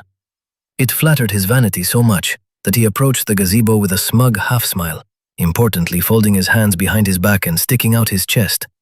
The gazebo is a roof on 5 support pillars connected by a parapet just above the chest, carved out of a solid rock. It turned out to be a beautifully camouflaged security post, In addition to the powerful blaster turret hidden in a niche under the ceiling, it also contained a terminal with the necessary scanning equipment. Not exactly what Klim was counting on, but it would do. Such a terminal simply had to be connected directly to the estate's AI. The procession entered the rather spacious gazebo with dignity. A special probe with sensors extended from the support column. Klim stepped closer, stumbled on the completely flat floor, and in order not to fall, leaned his hand on the first thing he came across. And what he came across naturally was the terminal control panel built into the wall. The pilot's right palm swiped at the control panel. Access denied. The subscriber is not in the database. As expected, it appeared on the panel. I apologize, Klim shrugged, regaining his balance. I haven't recovered from flight mode yet. Hold the guest, Stefan ordered, his sensitive gaze not missing the fact that the pilot had stumbled on purpose. He hadn't figured out why yet, but he didn't like what was happening. So that he doesn't fall again. Two guards grabbed Klim by the arms so hard that his joints cracked. It seemed they wouldn't stand on ceremony with him anymore. However, the pilot kept the relic on the panel long enough to send the required number of ancient exploits to the terminal. All it was left was to stall for a little while, until the estate's AI was hacked and put under his complete control. Meanwhile, the mental scanner began to beep. The system compared the received imprint with the information from the network, and of course, issued. Klim the Magnanimous, free immortal pilot, member of the OEP, registration number 066-464-3325. What the hell? Stefan turned his gaze to the guest. As the head of security, he is a pragmatic person. Therefore, it did not occur to him that Klim could be a pilot who came from the other world, whose throat he personally slit. Most likely, he is some kind of hacker who managed to hack either the local network or even the general system. It is better to interrogate such people in special rooms without communication and deliver them there unconscious. Stefan simply nodded to his men. Well, knock him out more reliably. They hesitated for a second, not expecting such an order, and Klim managed to activate the injector with a sedative. But since the pilot himself did not expect such instructions from Stefan, he did not have time to clearly formulate the task to his subconscious. What it will do now is known only to the universal AI. However, one desire prevailed in Klim all the time after landing and exiting the capsule, to crush Stefan, and in such a way that he would also definitely shit himself before dying. The sedative worked instantly. A web covered in dewdrops flashed before his eyes. Klim became its center like a spider, sorting through threads in anticipation of prey. The web expanded sharply in all directions, up and down, like a white cocoon trying to embrace all space. Many midges and several large victims instantly fell into the sticky nets. Tiny insects struggled, trying to free themselves, but the threads were too strong and too sticky. They were in no hurry to release their prey. The large ones tried to resist, but were too slow for the owner of the web. The spider slowly crawled through his domain, not paying much attention to the surrounding fuss. He was interested in the fat fly, which had so far managed to crawl further and further, despite the abundance of web. But running away without making out the road, the fly tore off too many threads on its way, and so swaddled itself. The spider only had to push the loser into the abyss. Enabling the neural network. Loading subroutines. Connection restored. A heavy black executive flyer easily breaks through the twisted railing of the attic, rolls over the edge and begins to fall down. On the back polished panel there is a trace of a boot sole, as if someone kicked it so hard that the armored covering sagged. Klim looks after the flyer with bewilderment. There were two just like them on the estate's landing pad when his capsule landed. There's the Trassler badge on the bumper, a triangle and a circle. The Trassler is a kind of analog of the Earth Bentley, but only among the Commonwealth's flyer manufacturers. Each car is made to order and costs the same as a good cruiser. The ears were blocked by the roar and the pilot shuddered. It turned out that there was a terrible noise all around. Very close by, a multi-barrel cannon was pounding away without stopping. From time to time, the sound was diluted by the howl of a blaster turret. Glass was falling, stone was cracking, metal was tearing. It turned out that Klim was quite hot, and it was also difficult to breathe because tongues of flame and clouds of stinking smoke were escaping from some of the estate's windows. The distant crash was almost drowned out by the general din. The flyer finally reached the bottom. Its nose crashed into the rocks. causing the front end to be significantly crumpled. It fell onto the cliff wall and froze in vertical position. Klim finally came to his senses and realized that he was standing at the edge of the landing pad. On the second floor of the estate, some debris, stones and glass were scattered across the floor. Below, from under the broken snout of the Transler, legs in the easily recognizable pilot's RKS 1200 were sticking out. The left limb was shaking from post-mortem muscle spasms.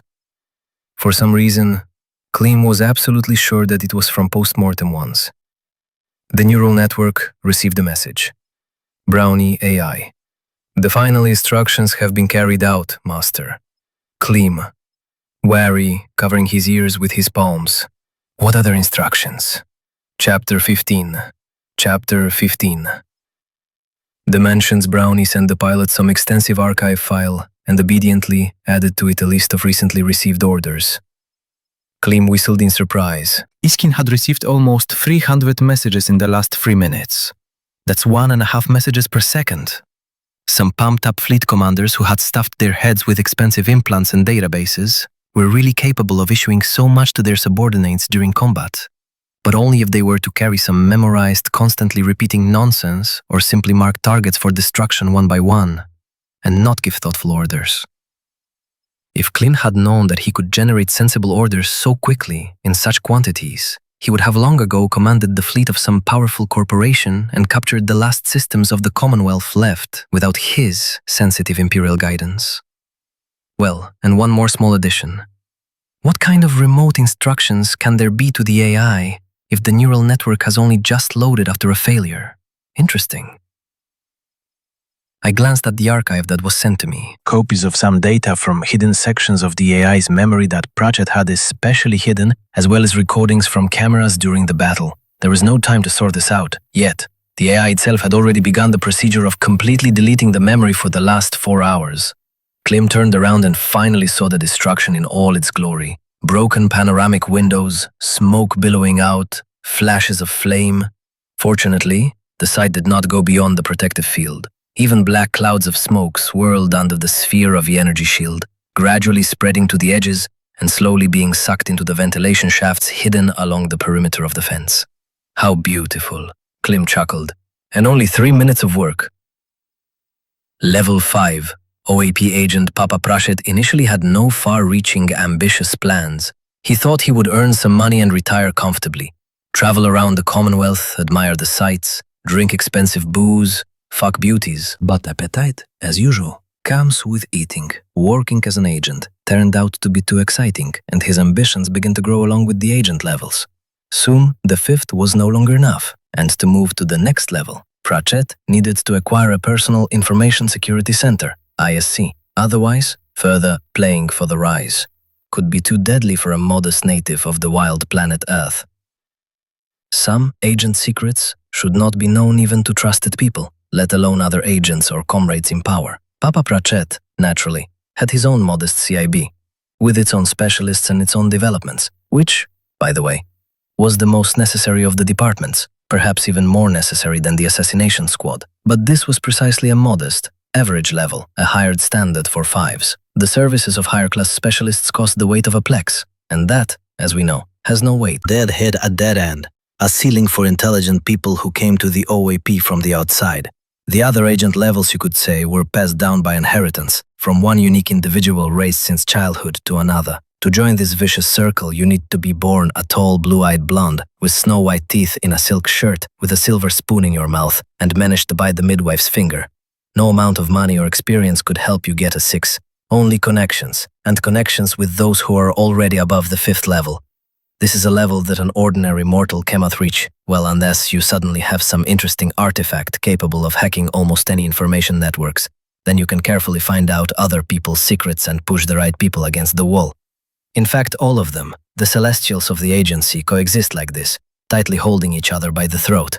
Papa Pratchett had already despaired of changing anything, and then such an unexpected gift from Duke Casimir Vajdich, the first advisor of the Slav clan. Initially, Pratchett planned to use the Duke simply as one of the scapegoats in the Strelkov case, but the first advisor suddenly begged for mercy and, of his own free will, revealed the clan's inner secret about the existence of the sphere and the regalia. He tried to buy his life in this way. Pratchett listened attentively to the traitor, conducted a proper interrogation with partiality in order to find out all the details exactly, and agreed with Casimir's opinion that the secret was really smart, worth a life, and maybe even 2 or 3. After which he thanked the Duke and used him as one of the scapegoats in the Strelkov case. Well, you can't let such a chatterbox go free. At first, Pratchett wanted to take the sphere from the clan in a good way. They were fellow countrymen after all. But he encountered a blatant misunderstanding of the realities of the Commonwealth by the narrow-minded young prince. He decided that he could compete with the Agent 5. He also thought up some negotiations, sent a comrade, Naive. Dad had been in the soup of the OAP long enough to understand one simple thing. Negotiations only take up time. The best way to resolve any misunderstandings is to remove those who do not understand. Simple, fast, not very expensive. Especially if you have an entire elite infantry school nearby from which you can draw gifted young cleaners ready to do anything to escape poverty. In general, Pratchett was sure that receiving the coveted sphere of the ancients was only a matter of time, and began preparing for the transition to a higher post. He bought an expensive estate, not for fun. Considering the specifics of any orbital station with a bunch of electronics, many neighbors through the wall, an abundance of hidden technical passages, and the constant bustle of repair droids, it is much easier to ensure secrecy and security on the surface of the planet. The acquisition of a personal mansion was the first step to the 6th level. The technical details remained: to take the sphere and get the regalia. A comfortable, spacious office with a panoramic window, transparent only from the inside. A wonderful view of the lake surrounded by rocks. This is not an illusion created by a volumetric monitor but a real sight, and you can lower the armored visor of the matte glass and go out onto a wide attic. Breathe in the cold, clean air, saturated with moisture and a special smell of free space. It is much more comfortable than a closed box in a black skyscraper. But the most important thing is that strangers will not be able to hide surveillance equipment here. The entire space is under control and surrounded by a media-suppressing field. This type of energy shield was invented specifically for annoying paparazzi, so you won't be able to observe even from afar. Pratchett looked through the latest data once more and impatiently tapped his fingers on the terminal tabletop. The guys, so successfully planted with the slabs thanks to the inexperience of the local guard captain, who dragged all the friends to him in a row, should have already reported on the elimination of the prince several days ago. A properly developed plan guaranteed a 90% probability of success and left a good chance for the group to escape. True, sometimes plans do not work. It looks like after the assassination attempt, the killers were caught and destroyed. There is no one to send the report to. Too bad, the group was promising. The agent was brought out of his reverie by an alarm signal from the brownie. It turns out that the pilot capsule of the invited guest landed right on the lawn, ignoring the landing slots. 4 is seriously guarded, and the fact that the capsule entered the dense layers of the atmosphere and was not destroyed by the planetary PKO meant that Concord strictly checked it in orbit and found no reason to detain it. But the fact that the object approaching at an irregular speed was not shot down by the estate's defense systems is already outrageous. What? Pratchett looked at the AI's message again. An invited guest? What guest? I haven't confirmed any invitations for today. The brownie didn't argue with the owner, but simply displayed the logs with the permission to visit issued 3 hours ago for guest with pilot registration number 06646433325, name, Klim, and some other long name that Pratchett didn't even begin to read. He didn't remember the names of small pilots on principle. Too much honor. The brazen landing did not bother the owner of the estate very much. Sometimes newcomers tried to impress one of the agents using unconventional approaches. Some succeeded. For example, Stefan got to Pratchett when he managed, after another reception, to appear near some restaurant, break through the then security, point his index finger at the agent and say, "You are conditionally killed, Mr. Future Boss." "Okay," Pratchett replied. "You're hired, but I'll be strict." Afterwards, he never regretted keeping the impudent upstart with him. Stefan was not easy to control. He cost a pretty penny, but still worth the effort. Several unsuccessful attempts on Pratchett's life were unsuccessful precisely because of the skills of the new head of security. And now, it seems, some homegrown craftsman managed to remotely hack the guest book of the mansion and write himself an invitation. In itself, this is not such a great achievement, but the guy has potential. Especially considering that soon it will be necessary to organize an updated CIB. From time to time, Pratchett completely changed the staff of the Information Security Center in order to avoid possible bribery of employees. True, old employees had to be cut according to a special scheme. Stefan called it utilization. But here, as they say, you can't make an omelette without breaking eggs.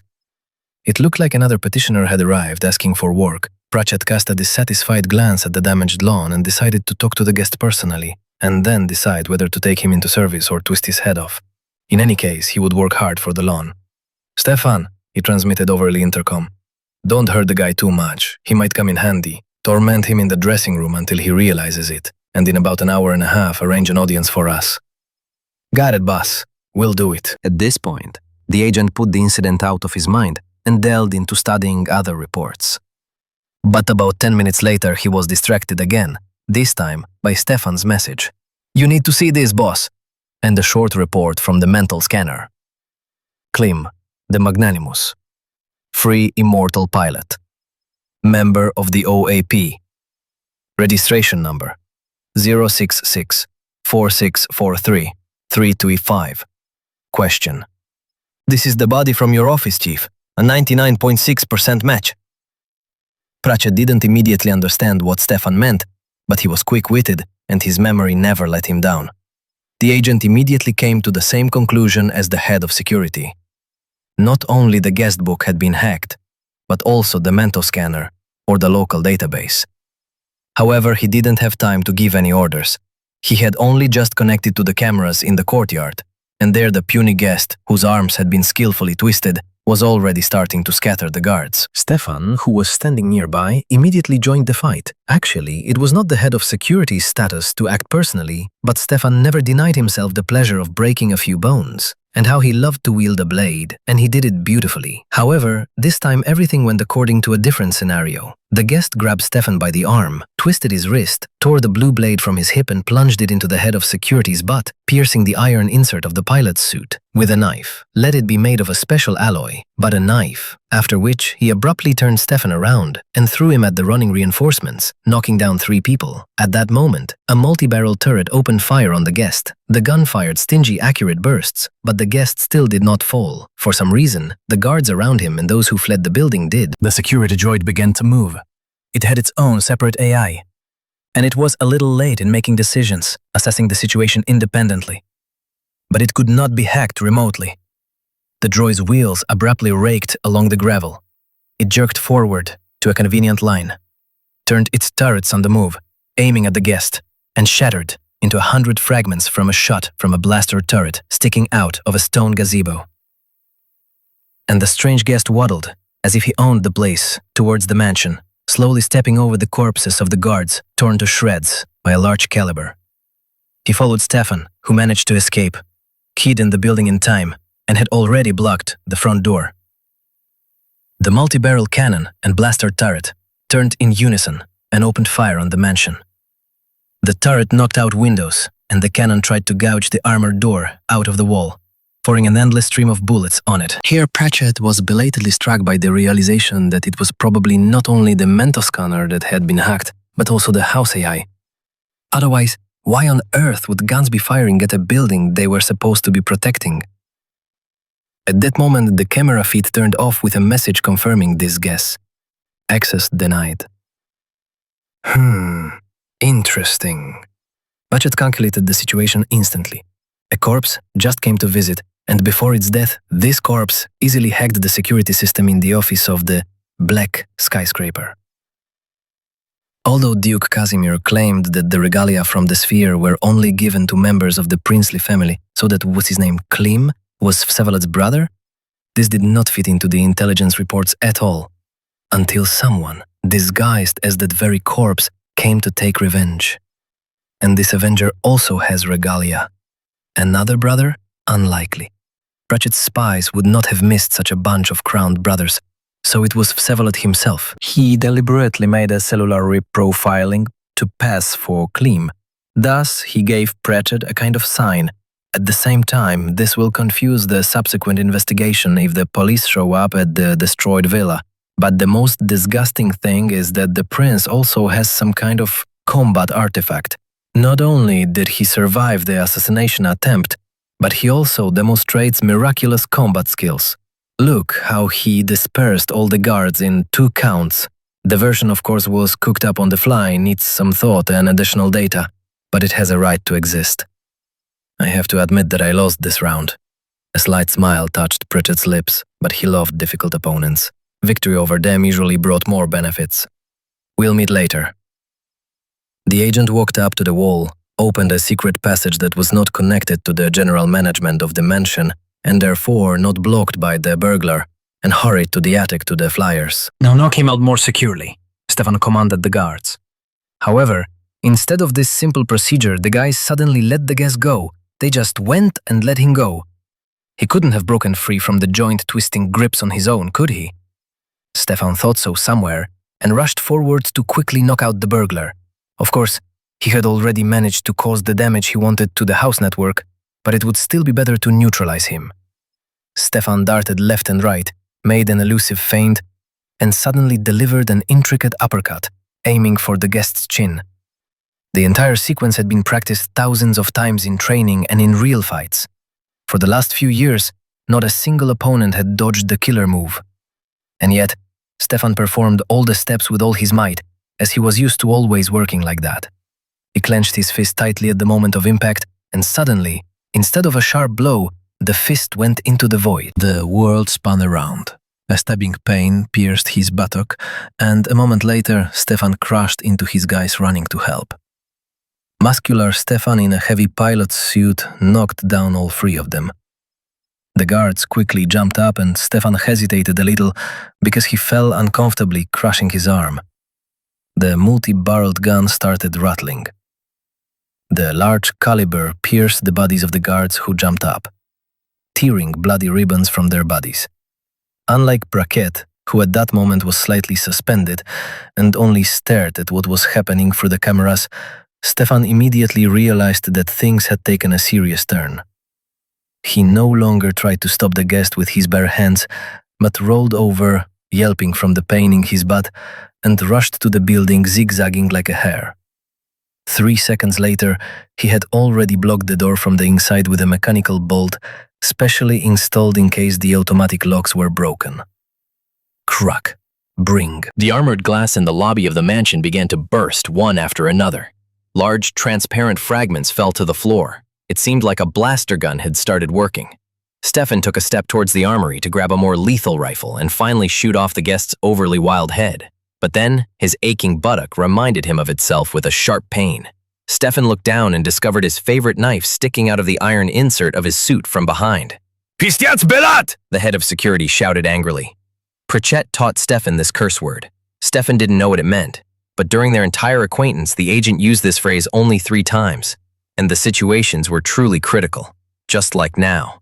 Because whoever was under Klim's mask, if this person is capable of piercing an iron insert with a blade, it is not worth competing with him. Pritchett does not pay that much. Stefan pulled the moon kiss, as he affectionately called his knife, out of the wound with difficulty, and he resolutely hurried to the flyers in the attic. The journey took almost a minute and a half. Every now and then we had to stop and press ourselves against the walls. The guns from the courtyard were diligently firing at the mansion. The blaster shells worked like thermo ones. Half of the rooms were in flames and smoke. There were red-hot pools of lava, torn-out wall partitions, and flaming pieces of furniture everywhere. If it went for the pilot's RKS 1200, Stefan would have burned in a few seconds, as happened to the guards who were still inside the building. When he jumped out to the landing pad, Pratchett's personal flyer was already moving away. Stefan saw only a bumper flashing over the fence, and immediately blurred by the distortions of the energy shield. The head of security rushed to the second Tressler. He pulled the door handle. «Not so fast, Stefik!» Это межище якску примеет чиз и быстаковняния. Стефania варыклялага, из любежлем паримены на тажине стафуняня. И тогда бою бразав, да? И беремей вашу раль, яко ты из клита. Iet minuna grynume palėje. Ibešin toda недусяка мома гвараставляне, на болитыми стумейнах, я разъюший верзи вас дразбильжиле. На розу ну анитану вас адменю. Збильжиле, зачинай же уможется и хрес, я на санете и ха. Я Стефан. Although he was wearing a simple cheap jumpsuit, which is usually given out for free at stations during emergency evacuations. Who the hell are you? Stefan jerked as if he was going to attack, but he quickly turned around and covered the distance to the edge of the attic in 2 jumps. Push. The suit's muscle amplifiers worked perfectly, and Stefan jumped to the rocks that walled off the mansion from the north. He was aiming for a specific spot, between 2 ledges. There was a small gap there through which one could get to the spare landing pad. The workers were supposed to build an atmospheric suspension bridge between the attic and the gap, but they hadn't had time yet. In a hurry, Stefan took a little to the left than he should have and crashed into the side of a cliff. Not a terrible miss, if not for the failure of the suit's hood. Having slightly hit his defenseless forehead on the stone, Stefan lost his bearings for a moment and fell down from the ledge. From the height of the 3rd floor. In flight, he managed to group himself and landed like a real paratrooper. He somersaulted, dampening his inertia. However, his right leg slid on the smooth stone and Stefan fell on his back. He shook his head for a second, wondering where to run next, and suddenly noticed a black spot from above, which was quickly approaching. And then there was a roar of falling and the grinding of crumpled metal. But Stefan no longer heard it. Chapter 16. From the edge of the attic, Klim admired the wrecked Trazzler and the leg in the pilot's suit sticking out from underneath it for a while longer. The leg twitched a few more times and froze. The layer of smog under the mansion's energy dome was growing thicker and thicker. The ventilation system could no longer cope with the amount of smoke. It was becoming increasingly difficult to breathe, and caustic tears began to flow from his eyes. Klim belatedly pulled up the hood of his suit and looked back at the 2nd-floor passageway he had to pass through to return to the capsule. The flames in the corridor hummed loudly, blocking the way down like a wall. The lawn near the building resembled a carelessly plowed field, as if a plowman and his horse had drunk enough mash and were dragging a plow anyhow. The guards were reminded of by the charred spots on the green lawn, several arms and legs lying separately, and bloody streaks. This time, the great universal AI had a blast. For some reason, the pilot now wanted to think that it was the AI that controlled the murder process. Otherwise, it would have turned out that Klim's subconscious was a real maniac. However, it was all fair. Stefan was far from being a good boy either. And as a famous movie hero said, to kill a maniac, you need another maniac. From time to time, someone has to tear off the overly impudent hotheads. Otherwise, there will be no order in the Commonwealth. Klim didn't feel particularly guilty. He had simply paid off his debts. And not all of them. Papa Prachet was still in the estate. But he quickly ran away when things got hot. This was confirmed by the recordings from the mansion's cameras. Speaking of fried, the temperature in the attic continued to rise. It was unclear what could be blazing like that in a modern mansion, where most of the materials used were non-flammable, but the fire showed no signs of dying down. Klim did not jump from the attic down onto the lawn, which in a cheap suit would have been fraught with dislocations, but instead brought the pilot's capsule via remote control straight to himself. A few minutes later, the capsule left the protective dome. From the outside, the energy shield looked as usual, blurry blots and intricate stains. Nothing gave away that there was a terrible picture of destruction inside. Prachet apparently had not called the local administrative police, otherwise they would have already arrived. Well, this is Papa's private territory. He has every right not to report anything anywhere. Besides, agents of his level have their own security service. Calling the police for a 5 is a real disgrace. The police themselves will laugh at him. And when it turns out that all the destruction was caused by a single attacker, other agents will stop taking Prachet seriously. Papa will keep quiet.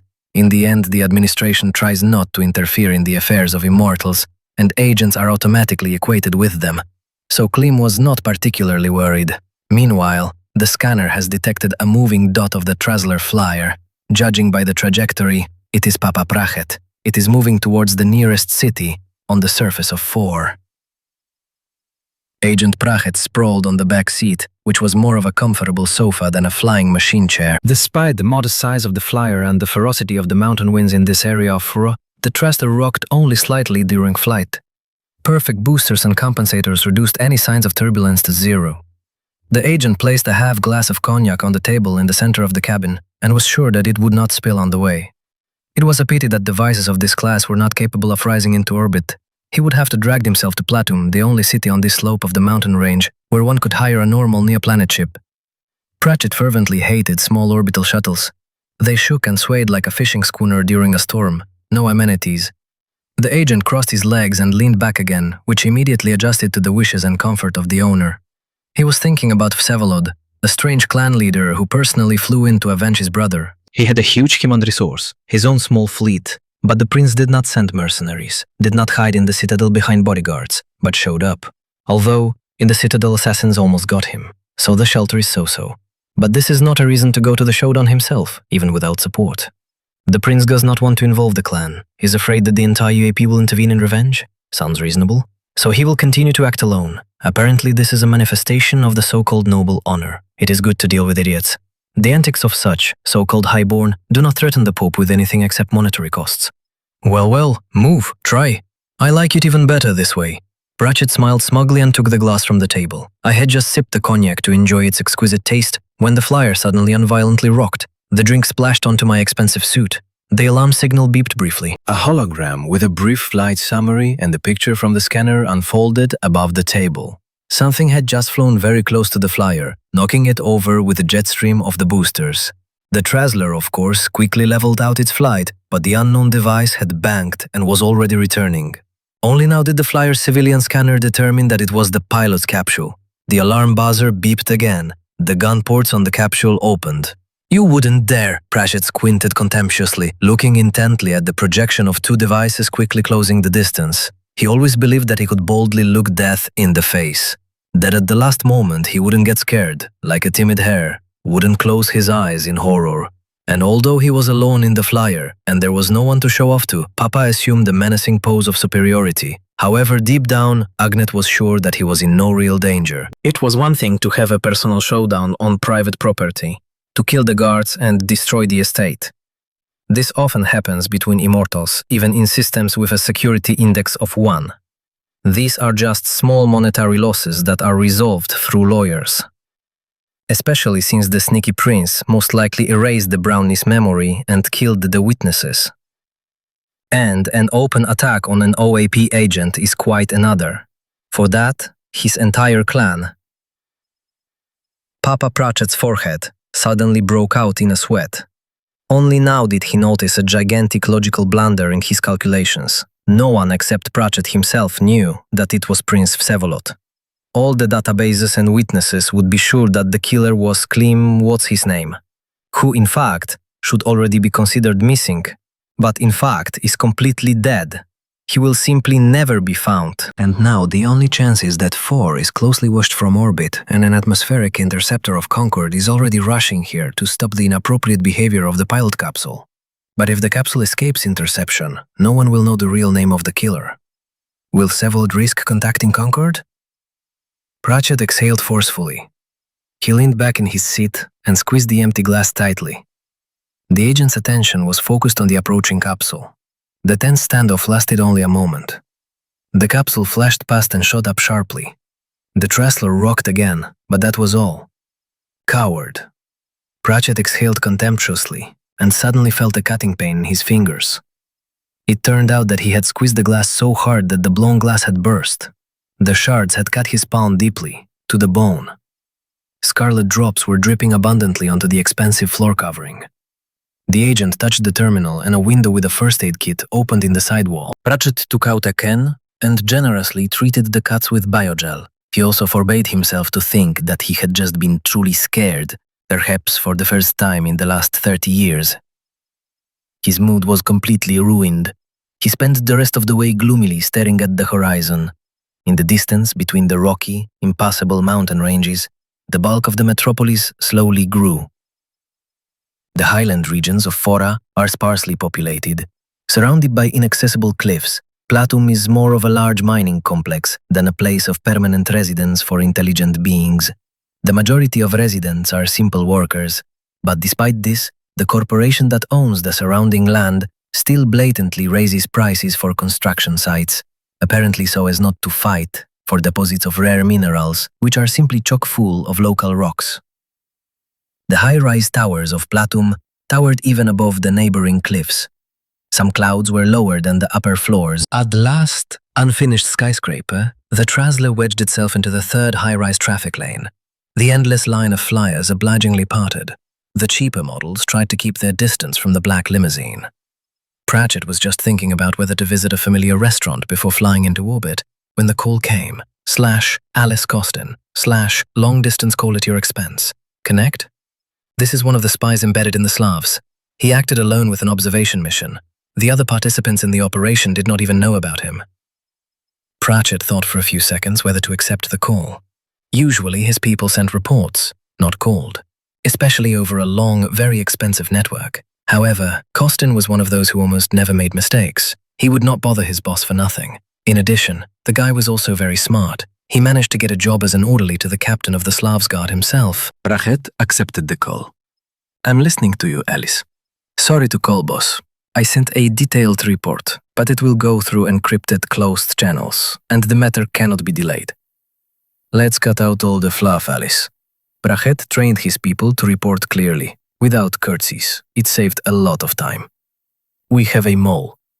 Where do the conclusions come from? This was what interested the agent first and foremost. He selected his people with particular care. Each one was checked several times, and then surveillance was arranged from time to time. Just before the operation, Klim the Great arrived at the Citadel, the pilot we were developing for the Strelkas, and he warned the captain of the guard about the assassination attempt. The guard went on alert. The operation could not be curtailed. The prince was eliminated, but the group was unable to escape. Are you sure it was the same pilot? I didn't do a mental scan, but I saw him at arm's length. He also communicated with other clan members. Is the information about the prince 100% accurate? The repeater droid managed to transmit an incomplete recording before the group was destroyed. Vsevolod is dead. I guarantee it. And considering the confusion and disarray at the top, everything is clear as day. The small council of the clan is in a panic, and that can only happen if the chair is empty. Well done for letting me know.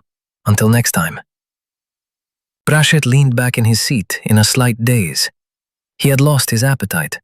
He wasn't worried about the mole because he knew exactly who it was.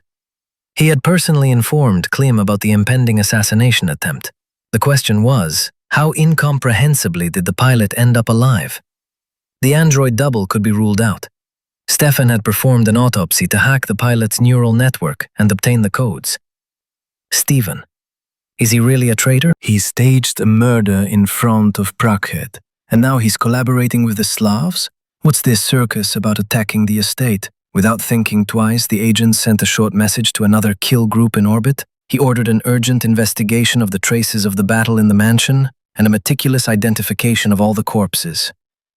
System AD1, Alpha of the Cross.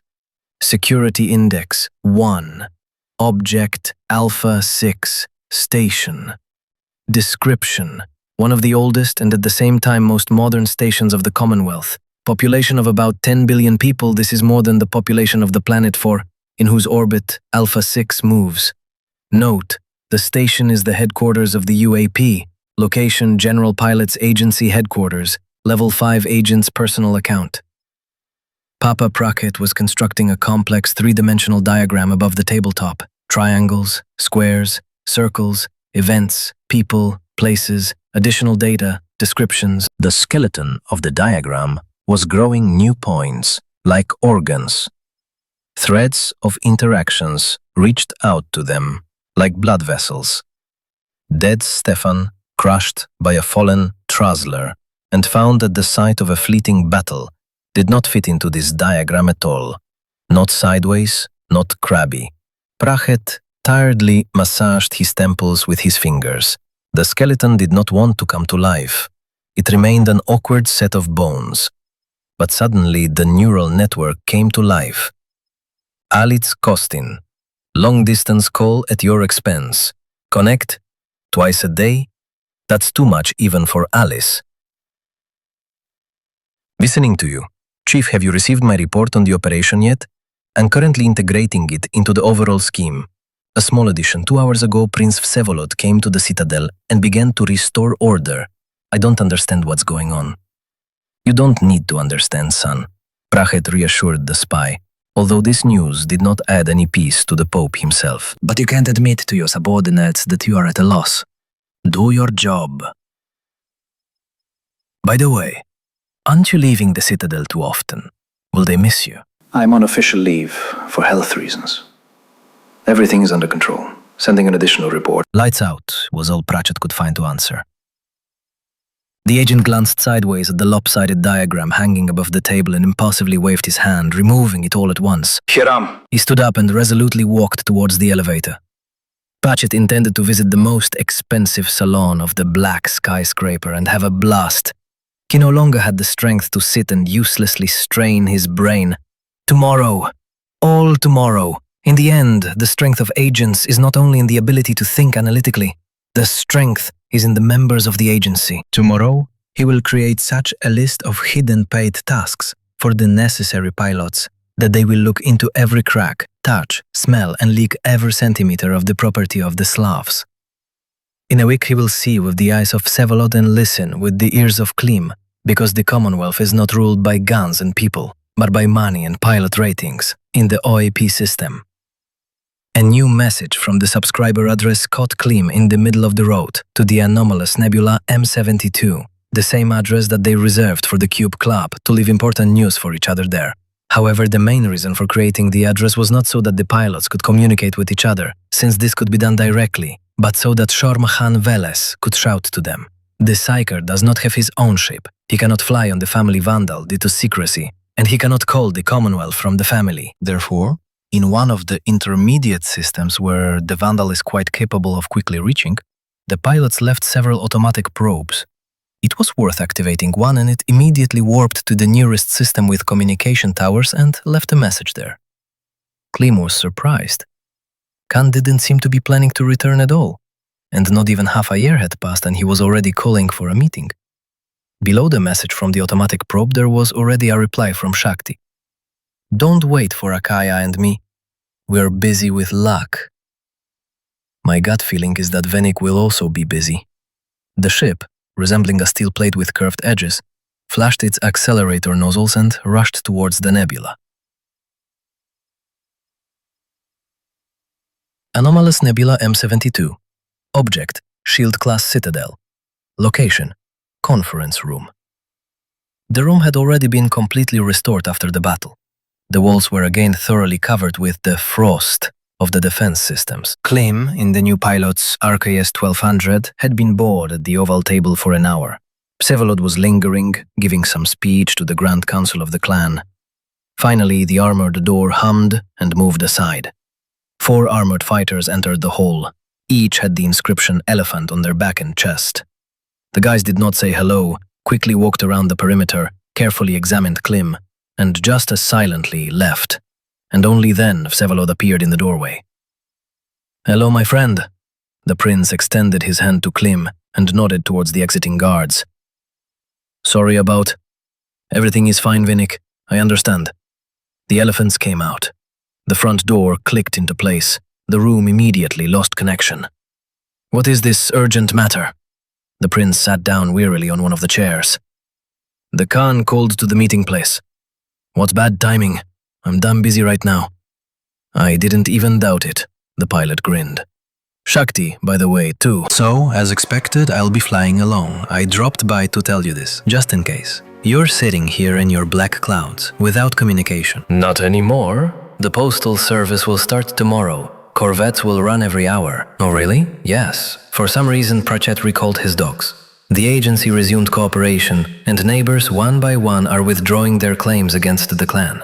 Something is fishy here. Maybe Pratchett changed his mind? For what reason?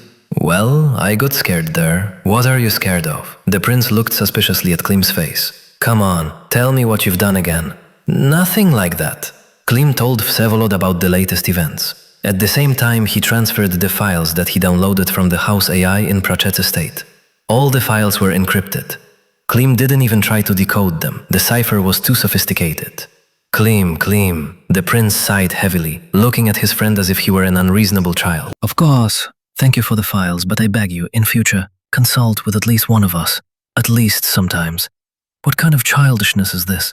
It worked out great. Your clan was unblocked. Prachet retreats. He's not the type to back down. He just changed his tactics. If before I had a rough idea of what to expect, now I'll be at a loss. Besides, you gave the agent a lot of clues. For example, I'm trying my best to explain my resurrection to the clan. I fed the Grand Council information about the android double, and the small one about the Ancient's med capsule. I hoped that both versions would sooner or later reach Prachet's ears. And then you with your sudden appearance. Meanwhile, your body remained in the black skyscraper, so it can't be explained by the med capsule or the android, which means Prachet will start digging his nose into the ground in search of an answer. I thought that our double resurrection should scare him. I am afraid, my friend, this only provoked him. Now expect trouble. At least he warned us in time. We were given the go-ahead, and now the clan is preparing to take part in the war against Kargass. We'll have to reconsider the number of ships and leave more guards in the citadel. The prince fell silent for a moment, and then stood up abruptly. I apologize, my friend. I have to go. Business. They headed for the exit together. Vsevolod was surrounded by guards behind the armored door, and Klim was awaited by a gloomy Kirik, who kept casting thoughtful glances at the prince. Kirik grabbed Klim by the elbow and gently dragged him somewhere into a side corridor. Soon both godfathers found themselves in a low technical compartment without lighting. Instead of walls, there were pipeline nodes and sensors. The floor vibrated slightly, an unpleasant hum filled his ears. Rick pushed his friend into one of the corners, as if he was afraid that he would run away, and measured him with a piercing gaze. I checked several times. He was definitely dead, the captain of the guard hissed sternly. That's not quite true. How is it not exactly like that? It's kind of like that, but not quite. Don't fool me, godfather. I thought you had come up with some kind of trick. After Vsevolod returned and underwent a mental scan, I made him undergo the scan again, in a small circle, but secretly replaced the scanner. For what? To prove that it wasn't him. But it turned out to be him. So what are you unhappy with? But he was dead. That's not quite true. Yes, your mother. Chirik grabbed his friend by the chest and pulled him towards himself. He grabbed as much as he could grab a man in a fancy pilot's suit. The hood immediately covered the owner's head, and Chirik almost got hit in the face by the closing visor. Chirik, my friend, calm down. Klim spread his arms to the sides and opened his hood again, showing that he was not going to resist. I will explain everything to you, I promise, but not now. Chapter 17. Systems. A3. Safety Index 04. Object. Small Orbital Station, Chandrakanta. Affiliation. Saurian Clan, Aishvoya. Location. Throne Hall of Sheranye Rada. Akaya Lynn Hart used the med capsule to quickly grow her hair past her shoulders, just like she always liked. Just like before, her hair grew such a rich white color that it was hard to call it gray. Plus very light, almost white skin. This combination would make the woman look like an albino, if not for her bright green eyes. It seemed as if they were illuminated from the inside by a laser. Add narrow shoulders, a wasp waist, and the slightly angular figure of a teenager. For the sores, Akaya looked unnatural, but at the same time, delightful. While she and Shakti were escorted to the throne room, not a single man they met could resist staring. Even the honor guard on duty, who were forbidden to show any signs of life, unanimously tried to turn their eyes out of their sockets while seeing off Snow White. The throne room of the local queen, or Sharani, as Shakti called her, turned out to be a modest room of 40 square meters, a desk with an armchair, several chairs for visitors, a cabinet made of real wood similar to cork. The only luxury item was a 10-meter screen on the entire side wall, broadcasting an image of a dead planet, in whose orbit the station was moving. Radha was dressed in a simple light jumpsuit and resembled Shakti, like an older sister. Only the Shrani's eyes were huge, and her protruding belly betrayed the average stage of pregnancy. The three women sat on chairs pushed into the middle of the room. Roddy was opposite Shakti. Akaya was slightly behind the latter. Sharanya occasionally cast curious glances at Snow White, but spoke exclusively to Shakti. Akaya kept quiet, but listened very attentively. Despite her narrow scientific specialization, she considered herself quite an intelligent and well-rounded person. During her long-standing study of the cube, the girl collected all the family knowledge bases that she could get her hands on. However, she had been listening to Radha and Shakti's conversation for about an hour, and still could not reliably determine what exactly the Saurians were discussing. Akaya understood words in both Common and Saurian, and easily translated the ornately constructed sentences, but they did not form a meaningful text. It seemed that the dark-skinned maidens with violet eyes were simply politely speaking incoherent phrases in turns. Finally, Shakti nodded briefly to the office owner. "So be it, Sharani Radha." "So be it, respected Shakti." She returned the nod. Shakti rose from her chair and nodded to Akaya that it was time to leave. They left the hall without saying goodbye. Instead of docks, they were ushered into luxurious guest quarters, 5 times the size of the throne room. "Weren't we planning to fly away right away?" Snow White asked, watching Shakti relax in her chair at the low table with a plate of various fruits on it. "That would show disrespect to the hostess. You'll have to stay here for at least 10 hours, so make yourself comfortable. But don't touch anything without consulting me." "Deal, friend." Akaya plopped down in the next chair. "The knowledge base about your customs and language is already fully established, but I still get confused. I can't build any logical system." "That's how it should be," Shakti smiled easily. "Logic won't help. You have to be born a Sauron." "Why did you call her Sharani? And she just called you respected Shakti. You are both highborn, aren't you?" She gathered her husbands and opened the clan. "I'm not planning to yet," Shakti winced slightly and quietly added, "or rather, I wasn't planning to. But did you at least agree with Radha? I didn't understand most of your conversation. We agreed, but on such conditions that it would have been better not to agree. I wouldn't agree then. We have plenty of time for negotiations. Oh no, it doesn't work like that. If I came to Sharani with a proposal, and we didn't agree the first time, then there's no need to go back a second time. Conclusions have been made." And Radha put the question harshly. "If I hadn't accepted the conditions now, then we wouldn't have seen luck at all."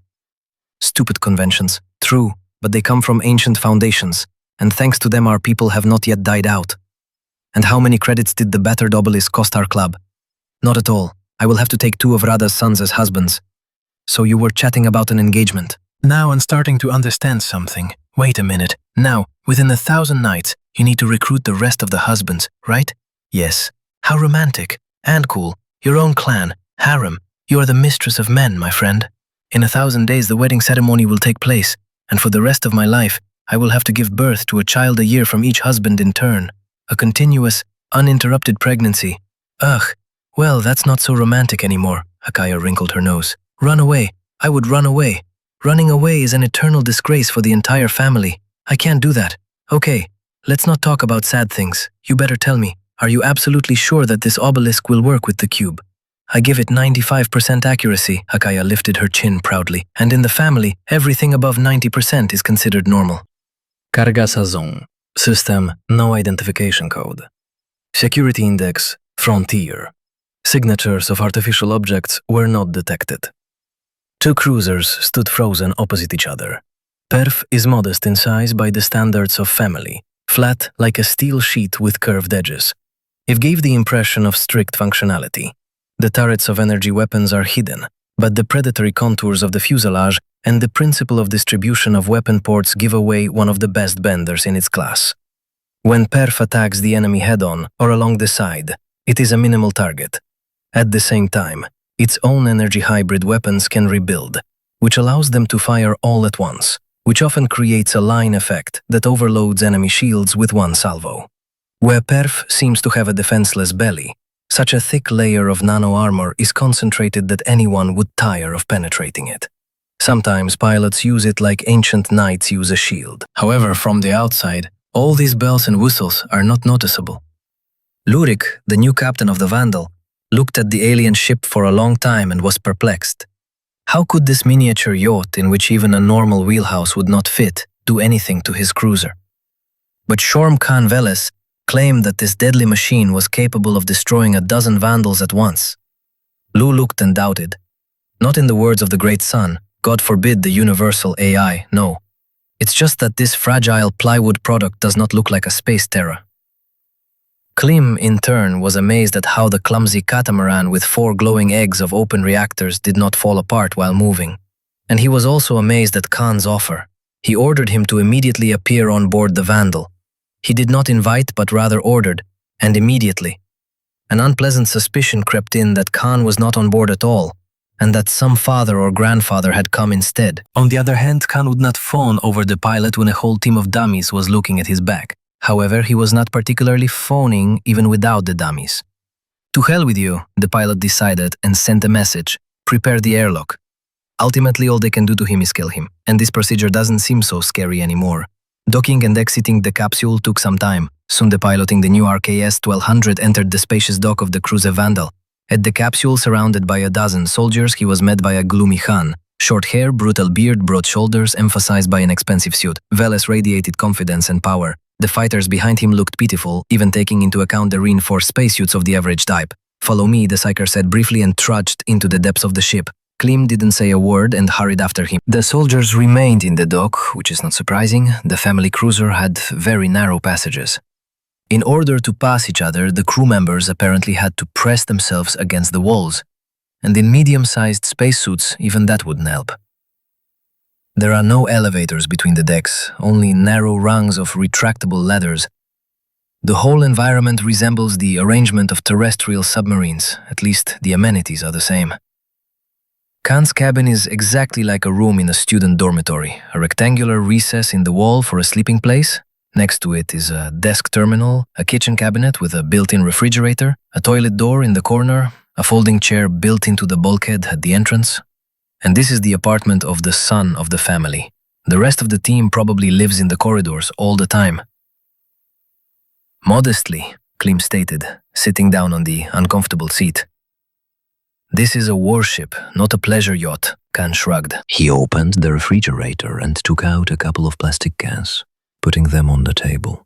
He uncorked one, and the pleasant aroma of expensive beer spread throughout the cabin. Klim even started to drool when Khan handed him the can. You can read minds, psyker. The pilot grabbed the cup, but seeing Khan open another one and drink from it, he added, The second one is for you, then you can almost read. Then he drained half of it in one gulp. The drink was very similar to earth beer, but with a hint of bitterness, like some dark varieties. The taste was as if from his distant university youth. However, Klim and his friends could not afford expensive beer then. They drank the cheapest. So, why am I here? I don't like it inside your capsules. I feel strange, and I can't really talk there. You shouldn't have done that. At least they won't eavesdrop there. Here, too. As you wish. Klim waved his hand. But I'm talking about something else. Why did you call? We understand that you were going to commit suicide in front of the grandpas and that would be the end of it? That was the original plan, Khan nodded. But after studying it more closely, I found a bunch of pitfalls. An accidental death is not suitable. It is almost impossible to arrange it so as not to leave any tails. There was an idea to use the motive of revenge on the great-grandfathers and start a sabotage with a tragic outcome, that is, with my heroic death. But in order to join the ranks of the family and win the trust of the fathers, I had to do such a huge job that now suicide or a deliberate terrorist attack will look suspicious. And suspicion cannot be aroused under any circumstances. My file clearly states that I was involved in the Cube project. Someone might guess what's what. The great-grandfathers will start checking the universe and I'm alive. This is unacceptable. Besides, I'm starting to get nervous a little and I can make mistakes. Why are you starting to get nervous? Because in order to please the fathers, I have to be nice all the time. And can you imagine what being nice means to me? Sweet? The pilot grinned. Shut up. Khan pointed his index finger at Klim and squeezed the other so hard that he crushed the can. The drink spilled onto the floor and wet the sleeve of his jacket. Flack! Psion threw the crushed dishes into the disposal and got another can from the refrigerator. He uncorked it, drank it to the bottom, crushed the can, threw it away, got another. He measured his interlocutor with an angry look. from which the hair of most dummy people stood on end. I need someone from the outside to remove me. Why didn't you say so right away? I'll do it right away. Where's your blaster? Or better yet, a sword. Preferably a well-blunted one. I've already forgotten how much you irritate me, you burp. Khan climbed onto the bed and put his feet up on the table. I'll take it out on all your relatives when I become the Emperor of the Commonwealth. Good luck. I'm an orphan. Okay, what do you want from me? I am a good warrior. The fathers are sure that I do some inconvenient work for you, in exchange for the technologies that you provide. Also, everyone knows how I despise empty heads, which means that working for them should irritate me. The solution is simple. Gradually, I will start to put pressure and raise the price of my services. Each subsequent delivery from you will be twice as big as the previous one. Then you will finally get angry and plant a bomb in the next container. It should explode somewhere on the territory of the family, and it should not be too powerful so that there will be debris and parts of my body left, so that an investigation can be carried out later and the culprits can be identified. Something like that. Oh yeah, and the bomb should also be such that it cannot be found by the scanners that you brought last time. You're really asking problems. Look, I don't want to be rude, because it doesn't work with you, but I don't like the idea at all. You're dragging us into a confrontation with the family. They might try to take revenge. You have no choice, and they have no way out for you. The fathers won't stick their nose into the Commonwealth. That would give away the family. How long will this all drag on? I think 2 or 3 deliveries will be enough. Each time you'll have to take me somewhere to the Commonwealth to pretend that I'm doing work for you, so you'll see me more often. But damn it, I was just about to gouge my eyes out. Well, I'll help with that, Bears. You don't need them to steer the ship, right? I can handle it myself. Klim took a sip from the can and let out a juicy burp. However, you hit the nail on the head about helping. Since you're dragging us into your escape from the family, then do the work for which we pay you for real. I gave you access to the cube. I gave you immortality. And why should I still work for you? You can do without it. You have no choice. Otherwise, you'll have to deal with your damn family yourself. Khan narrowed his eyes angrily. Klim wanted to take a sip from the can, but the vessel in his hand suddenly jerked. The plastic crunched and crumpled into a broken ball. The beer splashed out in a thick foam. The pilot threw the plastic scraps onto the table, stood up and took 2 more cans out of the refrigerator. He threw one to Khan. We need to remove one bastard from the OPA, but he's sitting too high up for our resources to reach him. Can you handle it? I am the son of the family. System A, D1. Safety Index 1. Object Alpha 6 Station. Location Residential Complex OAP. The expensive 9-room apartment looked exactly like the advertising photos. No personal belongings. All the furnishings were clearly ordered in one click, all at once, so as not to mess around.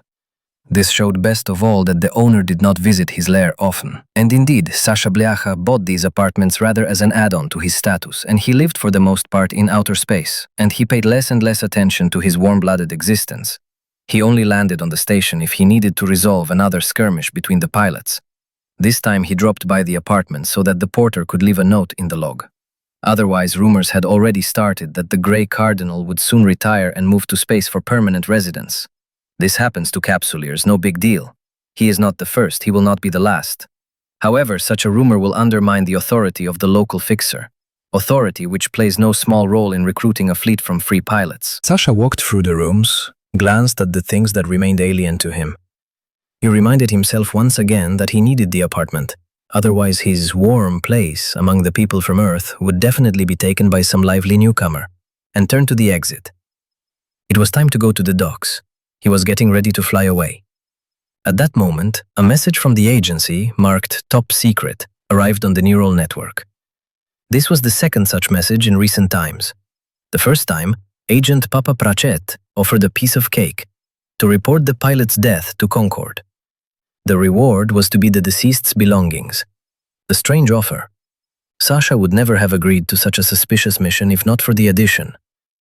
Pratchett also offered 1/10 of his rating in the OAP lists, and for a rating, pilots agree to much more. Moreover, the matter really was a piece of cake.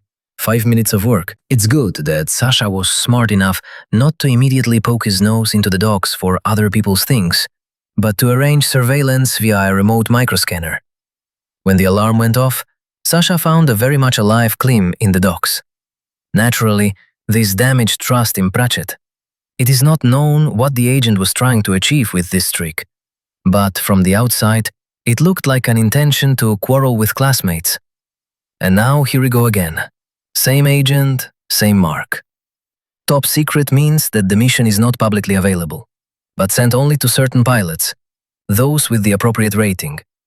Sasha unfolded the message and whistled. It wasn't even a task, but a whole chain of assignments. A complex quest with variable parameters that would be adjusted as the previous missions were completed. Agents usually generate such missions during a war, where coordinated actions by many pilots are needed, but not against one person. However, further on, tasks for the Slaviane clan were also described, mainly espionage and surveillance. The main body of the quest was hidden, but with participation in 50% of the tasks, Pratchett promised 10 rating points. Sasha's left palm even started itching. He was only 7 points short of moving on to the next list, and now he had 10. The usual way would take a couple of years to earn them. Agents are very reluctant to give out ratings as a reward. Damn it! Sasha scratched his palm furiously. He remembered the penultimate meeting with Klim, when the pilots met in a coffee shop after Marin's disappearance. In a wave of mood, Sasha then gave Klim a rather pompous speech. I believe that in any situation you need to stick to yours. Stick to it, even if they are a little wrong. But we will sort this out among ourselves later. It is unclear what Pratchett wants, but he is clearly attacking his own people, and this is not according to the concepts. The quest will still find its performers, this is certain. Someone will definitely covet the reward and will spy, and maybe even kill. But it won't be me, Sasha decided, and deleted the message. Chapter 18. Anomalous Nebula M72. Object, Shield-type Citadel. Location, Office of the Chief of the Security Service of the Slavic Clan. Count Sergei Lado waved greetings to the newcomer and nodded towards the visitor's chair. Make yourself at home, Anne. I only feel at home on my beloved battleship, Seryoga. The fleet admiral sighed, took a couple of steps and sat down on the offered seat. What did you call for? Am I really under the thumb of my native ESB now? After what you did with the captain of the guard, it would be appropriate to shut you up properly, Lado grinned. But the prince strictly forbade it, for some reason. Don't you know why? Of course I know, Anne answered in the same tone with a smile, but instead of answering, he asked a counter-question. So what's the matter? Well, I just found out by chance that you honored the Citadel with your rare presence. And I have some strange movements in the clan. You yourself invited me to contact you, if anything. And what if something happened? You bet. Lado handed Anu a small file. Over the last 2 weeks, the number of applications to join the clan has increased by 20%, in leaps and bounds. This is bad? It's normal. Jumps happen when there's a new graduation at the academy. But 10% of applications are from experienced pilots who have been in space for more than a year. And all of them are in the 4th and 5th lists of the OAP rating. I see. The Admiral fidgeted in his chair with displeasure. So it has begun. The OAP has started issuing assignments to the clan. That's what it was leading to. Did you report to Vsevolod? Naturally, first of all. The prince promised to deal with the cause itself. Eventually, Lado's eyes widened and he pointed his finger at the ceiling. Whatever that means, and no matter how long it takes, and until the cause is eliminated, I must keep an eye on the spies. So, what do you want from me? Many of the newly arrived pilots, the head of security emphasized the last word. Oh my, Anne slapped his knees. So, some suspicious individuals have been transferred to the fleet. Well, they shouldn't be assigned to storekeepers. I wonder if these idiots understand that they are in plain sight and that we will immediately identify them. Some understand, some don't, but it's not about them, they're a cover. It's about those few professionals who hid among them. Several residents could have gotten in before the main mess started. I think, according to Pratchett's plan, the new party should prevent us from identifying old agents with their activities. Now try to figure out who exactly is leaking the information. Well-disguised old men will naturally start working through the young ones, and themselves will remain in the shadows. But okay, that's my problem. Here, the prince puzzled me with a question about your department. Soon we'll need the help of the fleet for a special operation. It's necessary to secretly deliver a large object to a point that no one should know about. How big is the object? About 10 kilometers. This is the Luck obelisk. You can hide something like that, Anne shook his head. Although, maybe there's no need to hide it. Already? Did you really come up with a plan that quickly? It's not a plan yet, but System AD1. Safety Index 1. Station Alpha 1. Description: an old, initially unsuccessful station project, launched into a distant orbit of the star, located in convenient proximity to the main jump gate of the system. Currently used as a transshipment point for goods of various purposes. Almost every series seller from AD1 maintains a warehouse on Alpha 1 so that any large buyer can load in one single place. Location: Automatic Dock 3480, rental meeting room. If for some reason the partners have agreed to discuss matters the old-fashioned way, face-to-face and on neutral territory, which in the age of neural networks does not happen very often, they can rent a room for negotiations. The small compartment looks like a regular recreation area. A table with a built-in bar, comfortable chairs, a huge interference generator box is attached to the ceiling almost the entire room. In theory, it should suppress attempts at eavesdropping, but this only works in cases where the owners of the room themselves are not interested in eavesdropping. Really rich traders prefer not to negotiate in such places. However, the 5 people gathered didn't care.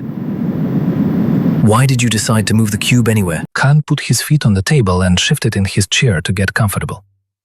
It was he who had the strict requirement to communicate not in the capsules, but on land.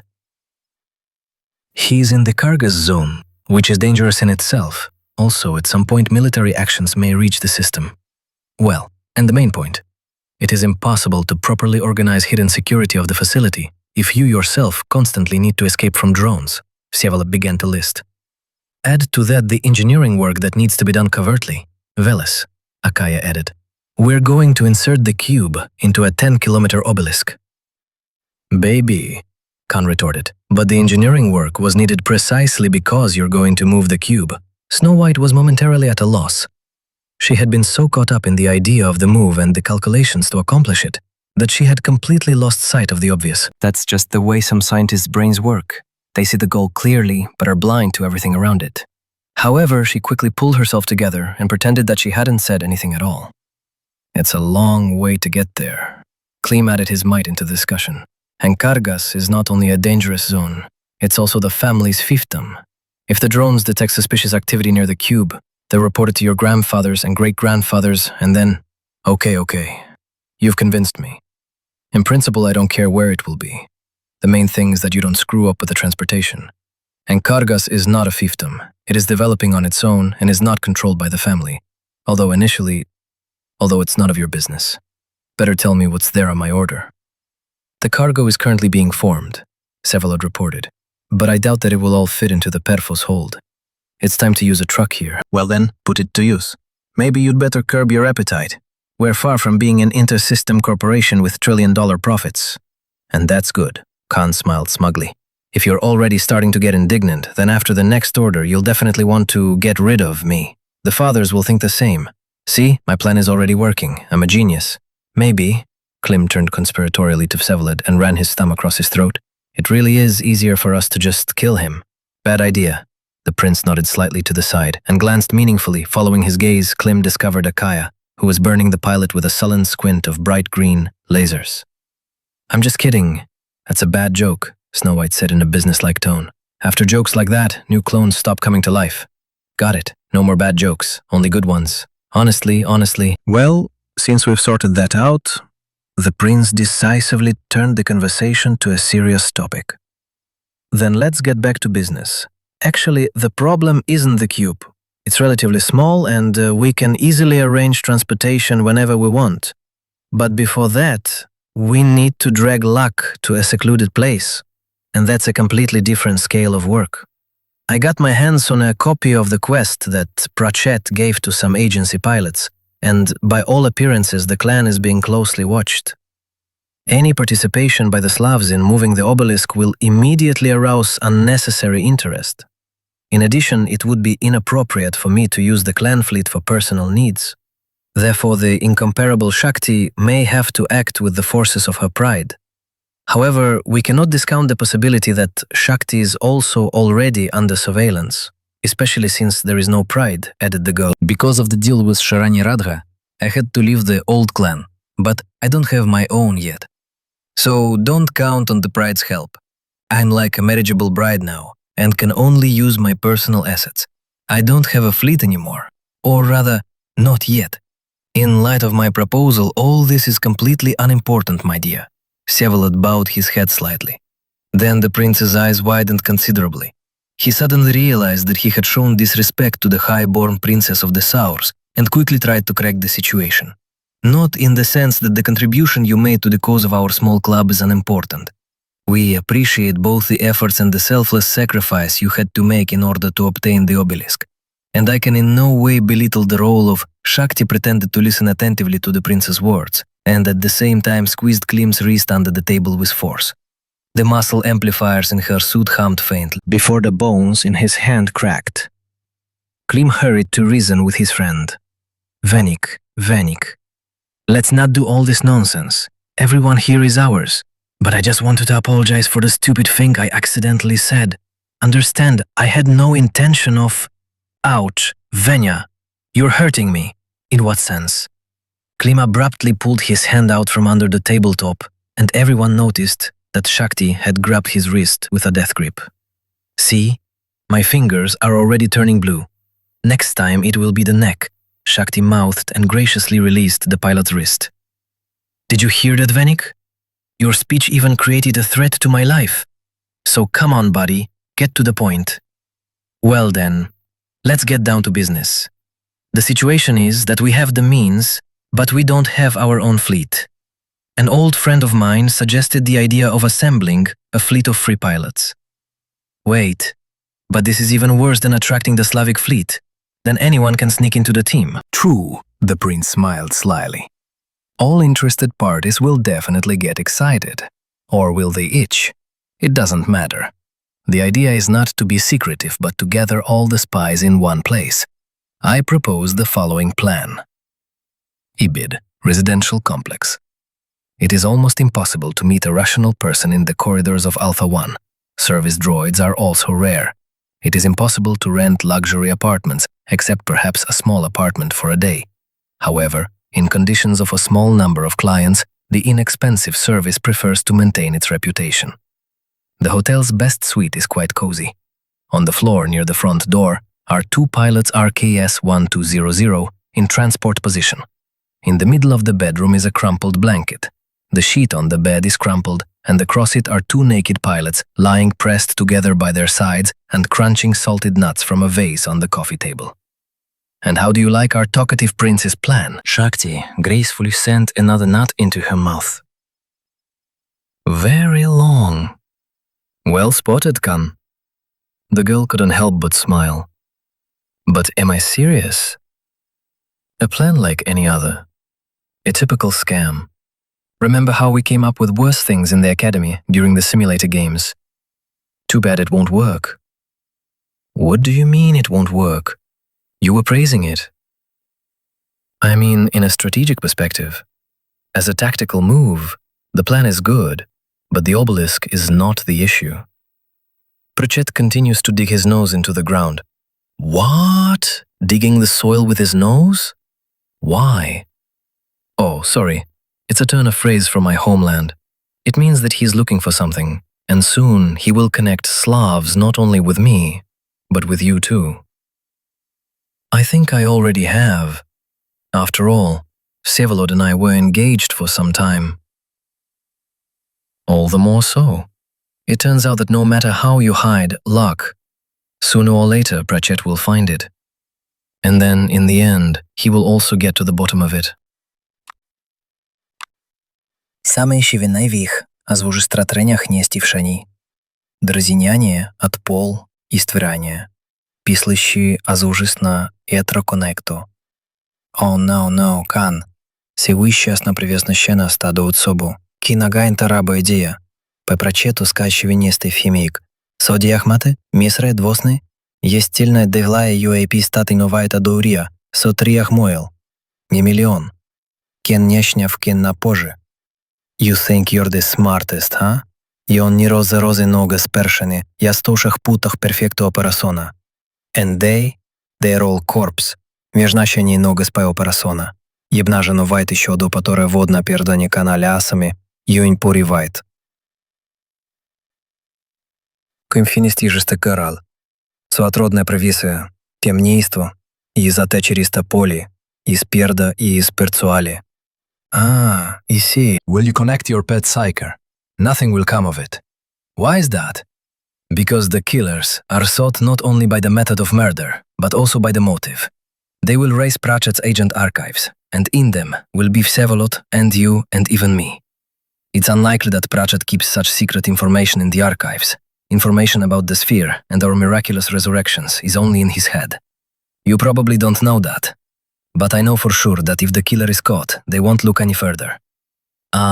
Listen, if things get hot, I'll expose myself, and then I'll arrange such a doomsday that no one will doubt my guilt. The only thing left to do is to die properly in front of many witnesses and leave behind my 100% corpse. What if they start looking for accomplices?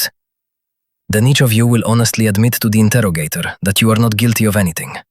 And you will even say that you tried to dissuade me. It's dangerous. Unnecessary topics may come up. It won't come to that. During an official investigation, questions are asked exclusively on the case, and if you come to the agency yourself and say that you personally heard me planning the assassination, you will be interrogated without additional drugs, as a witness. And I'm at a loss as to why you even brought up this conversation if you knew from the start that I would be against it. Couldn't you have dragged Vsevolod in instead of me? He is the head of a small clan that Pratchett has attacked. They will split him in 2 counts. And you are the great queen of the Soulless, Shakti the incomparable. Until now, not a single researcher has understood even half of your customs, and certainly not a single lawyer will ever guess what is on your mind, even if he reads your thoughts. Is this a reprimand or a praise? Should I be angry or blushing now? To smile, Klim gently touched her face. It's admiration. They kissed, and then Shakti slowly pulled away. Something like sadness flashed in her eyes for a moment. Mamma Shakti suragresmet is bagens of level. Although the Soras do not allow themselves such things, and Klim could have simply imagined it. His lawless meeting. This is our last meeting, Khan. Klim sighed heavily and stared gloomily at his friend. Maybe we can just forget about this harem of yours. I can do cellular reprofiling for every sex. None had leave to support to spare. You understand that this is not the point at all. Shakti gently stroked his shoulder. You alone would be enough for me for the rest of my life. Polyandry is a great duty, an honorable obligation to my people. To refuse means to disgrace your family, eternal contempt. Jaya doesn't give a damn about her duties and debts. She lives with Chirik and even communicates with her relatives. It's not noticeable that they despise her. Jaya found her other half before she was 18. She was young and could have chosen another path, one husband. I have already entered maturity. Now such a path for me is the path of cowardice. It is if at the academy At the academy, you said that history has no subjective turn. Moods. Subjective mood. Shakti corrected herself. Her people are very sensitive to proverbs, even foreign ones. It's part of their upbringing. What happened, happened. But, and no buts. The girl's voice took on a commanding tone. Otherwise, I'll stop being the one. The one I love? Klim finished for her. The violet eyes flashed, but quickly faded. I liked your ending better, but you were late, Khan.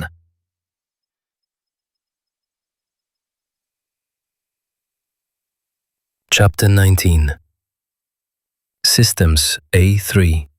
Safety Index 04. Object. Small Orbital Station Chandrakanta. Affiliation. Saurian Clan Aishvoya. Object. Obelisk Lak. Ownership. The property is being prepared for a change of ownership. Planetary systems are vast. Galaxies are incredible. The vastness of the cosmic vacuum is boundless. The universe, so they say, is infinite. But all this does not mean that it is easy to hide in it.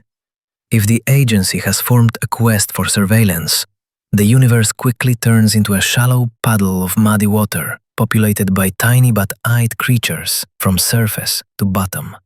However, Vsevolod not only did not hide his actions, he put them on public display. He ordered through an open auction of the OAP services for modeling and creating a propulsion system that would be able to transport a 10-kilometer obelisk. Although he could have done all this using his mobile shipyard, Zuk, the company was searched for a suspiciously long time, as if someone had put the automatic auction selection under personal control and manually selected the applicant. Most likely, someone 5th level, no other way. And although the advertising claims that the auction system is dispassionate and incorruptible, the laws of business and power are the same everywhere. Everything has a price. And I would like to think that Prashad paid for the opportunity to monitor the auction in full. Why does he need it? Naturally, to have access to the project to create a tractor. Finally, the formalities were settled and laser welding flashed near the obelisk. The spindle-stretched lug shone like a Christmas tree. The developer company specialized in open assembly, that is, a small plant stamps out simple spare parts. Separate trucks deliver complex modules that you can't knock together on your knee and have to buy elsewhere, and drones assemble it all together right in space. With this method, it is almost impossible to track the appearance of unnecessary parts. All sorts of beacons and trackers, which anyone who wanted to, of course, took advantage of, and perhaps more than once. Psevolod did not try to prevent this, he simply did not monitor it. But he made sure that Klim took part in the construction process. Well, how did he take part? He showed up a couple of times near the obelisk, handed over a couple of orders for the contractors. So to speak, he highlighted his connection with luck for the most stupid spies, otherwise someone might miss the cause and effect relationship, start snooping around somewhere else and find something that they shouldn't see. Klim and Khan had to hang around the construction site for a while, which caused considerable indignation in the latter. It was physically difficult for Sion to be in the passenger capsule and not use his powers, but as soon as the small formality was settled and the pilot was noticed at the obelisk given by blind idiots, Perf rushed to Alpha Crest. System A, D1. Safety Index 1. Object Alpha 6 Station. Location Residential Complex. Greatness. Shorm Khan Veles, in a black fashionable suit, entered the luxurious lobby with a one-piece panoramic window across the entire wall, 20 meters. In the lobby, wherever you look, there are sofas, deep armchairs, tables, everything is pretentious, expensive. In every corner, there is a service android. It turns out that there are as many as 4 servants, in identical grey jackets per room.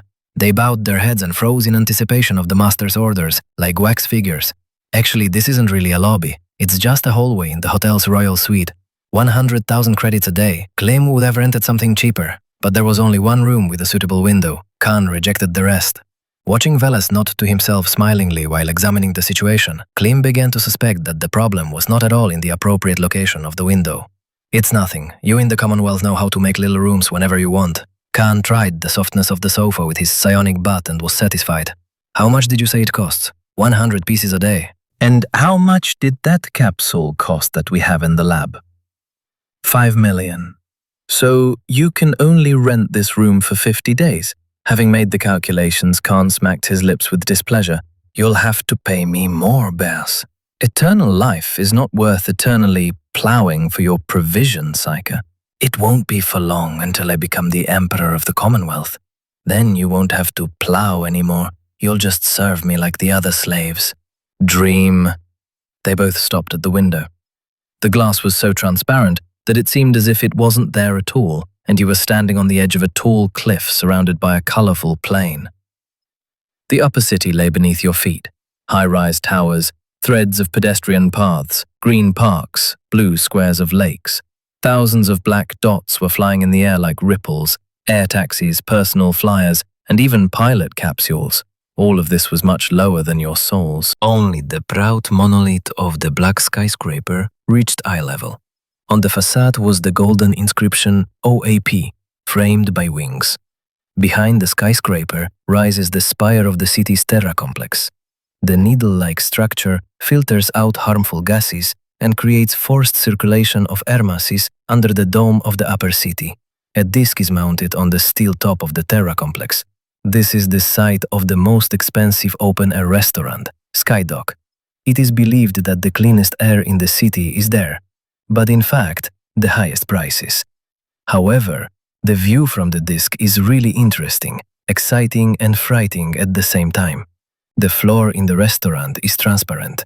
Dining there is not a pleasure, but rather a matter of prestige.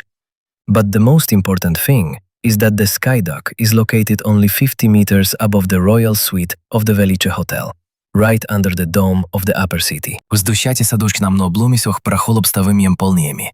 Транспаранты им продзавровный. Савернація алізаруні бапулі сталівний поше сруба. Клим гоотках деднор бінокуларти, przestał rekarnem arcilismanny magnifikanie. A прицимика нащебили позади ресторан. Силверей бряділи ту смацонних маші то шевіса змобли прошему скайдок. Подворовнее меще, котра дивали спаслевака умаем не вили. Зва затоши на сценищем полнеми. Торемів затоши на плані хоросови, як от на доспаши на вагравічаня. Акамікацівня та скайдок сатуліяцем бістата позаполе на плані виліхов затоша на Commonwealth на віза. Дакши тоша я так торено воспалварки, канзейше. How can we identify the target at such a distance? Klim tore his eyes away from the view of the restaurant and discovered that Khan was looking out the window, simply placing his right hand over his eyes as a visor and holding the binoculars uselessly in his left. Binoculars. What? Binoculars, I say. Use the binoculars. Klim demonstrated how it was done. Ah, Khan also put the binoculars to his eyes. Wow, that's amazing. Then the admiration slipped from his face like a theatrical mask, and he threw the binoculars over his shoulder somewhere behind him. The expensive device clanged on the floor, something inside it cracked unpleasantly. Damn, I rented them, Klim was indignant. Do you think the family is too backward to have binoculars, smart guy? I can zoom my vision up to 20 times without hardware amplification. And any such gadgets? Khan casually waved his hand at the binoculars lying on the floor, and they crunched into disarray. They interfere with the control of psi flows. Why break it? As I expected, the energy field in the restaurant is of low psi saturation. Khan continued, as if he had not noticed the question. It will hardly interfere with the modulations. I am more worried that we are in a hotel, and there are curious lackeys standing in the corners. When the scion said the word lackeys, the androids in the room all raised their heads and focused their gazes on the visitors. Everyone out, Klim commanded. The grey jackets stomped towards the exit in unison and very quietly. The last one carefully closed the heavy doors behind him, afraid to disturb the guests with unnecessary noise. Problem solved, the pilot shrugged. Yes, but that doesn't change the fact that we might be being watched.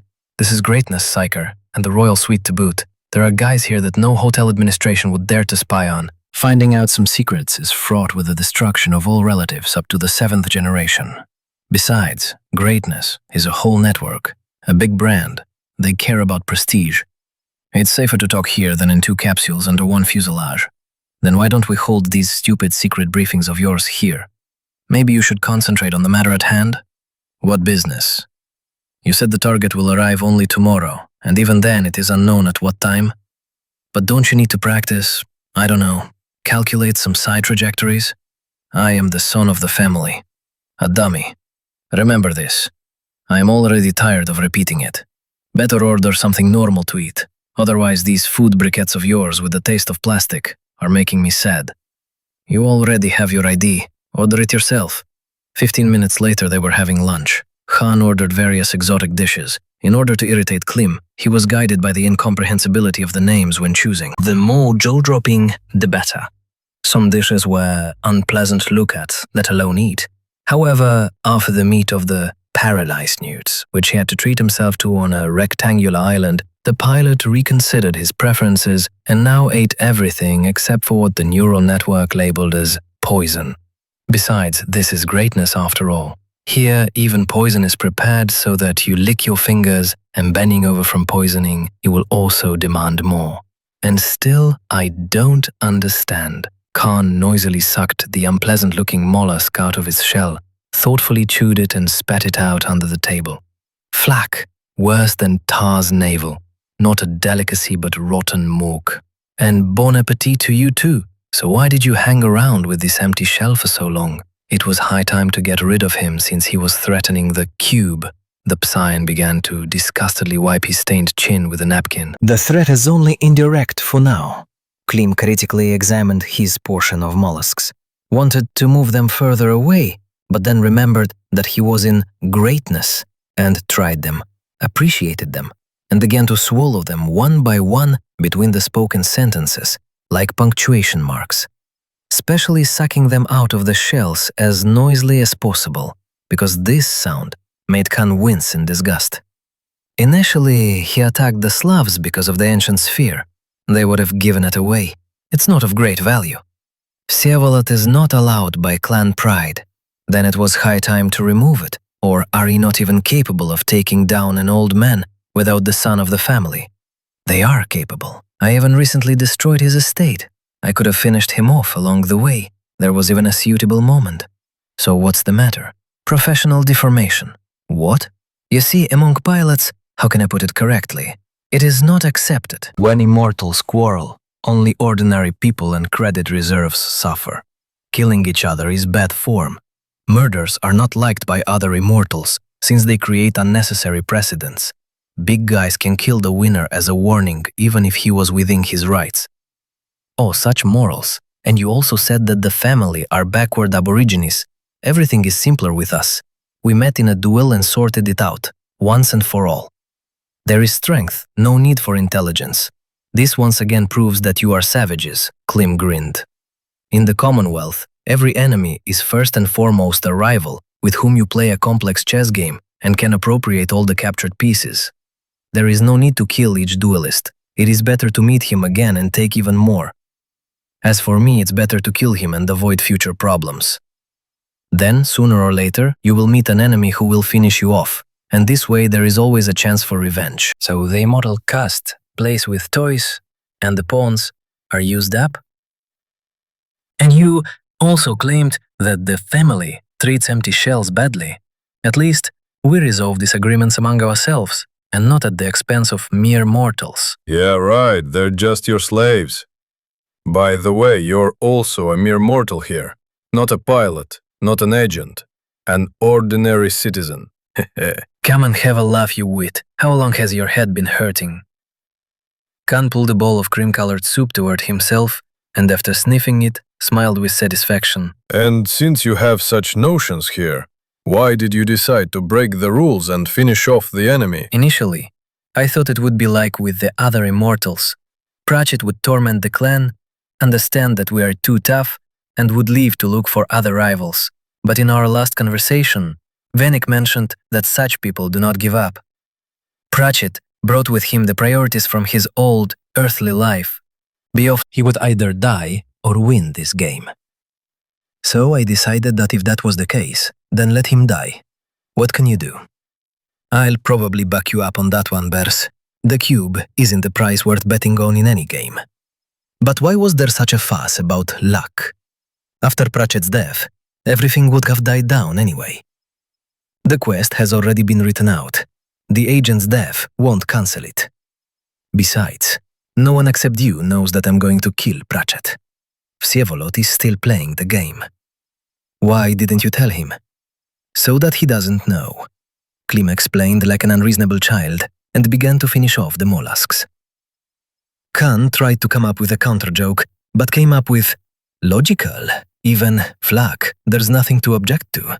And he took up the creamy soup, the smell of which aroused the Scion's brutal appetite.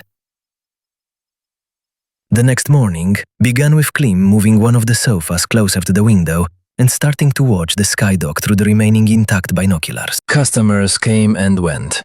Waiters changed dishes. Cleaning droid tablets crawled across the transparent floor of the restaurant to promptly clean away dirt so that customers could enjoy the view of the upper city beneath their feet. The floor in the skydock is as clean as the window in the royal suite of the Greatness complex. Sometimes it seems as if it simply does not exist.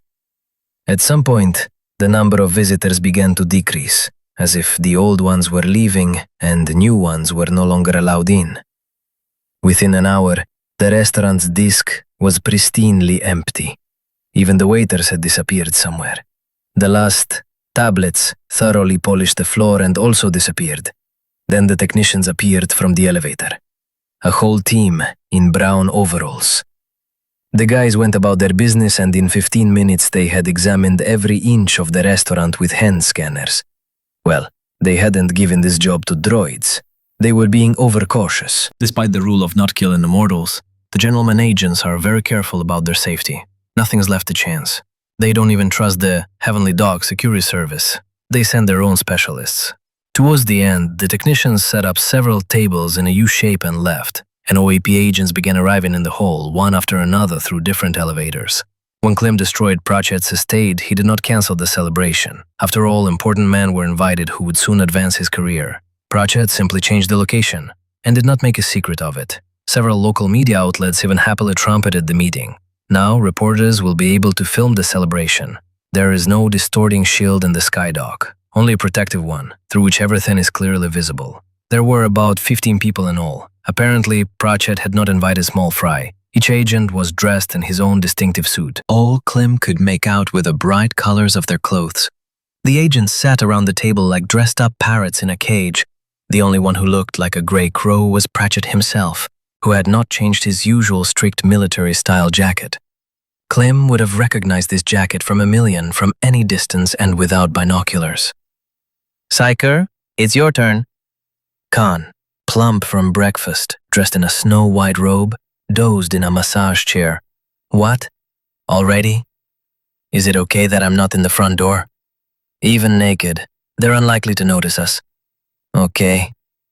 Sign walked up to the window itself, spread his arms wide and rested his palms on it. He concentrated on the distant target.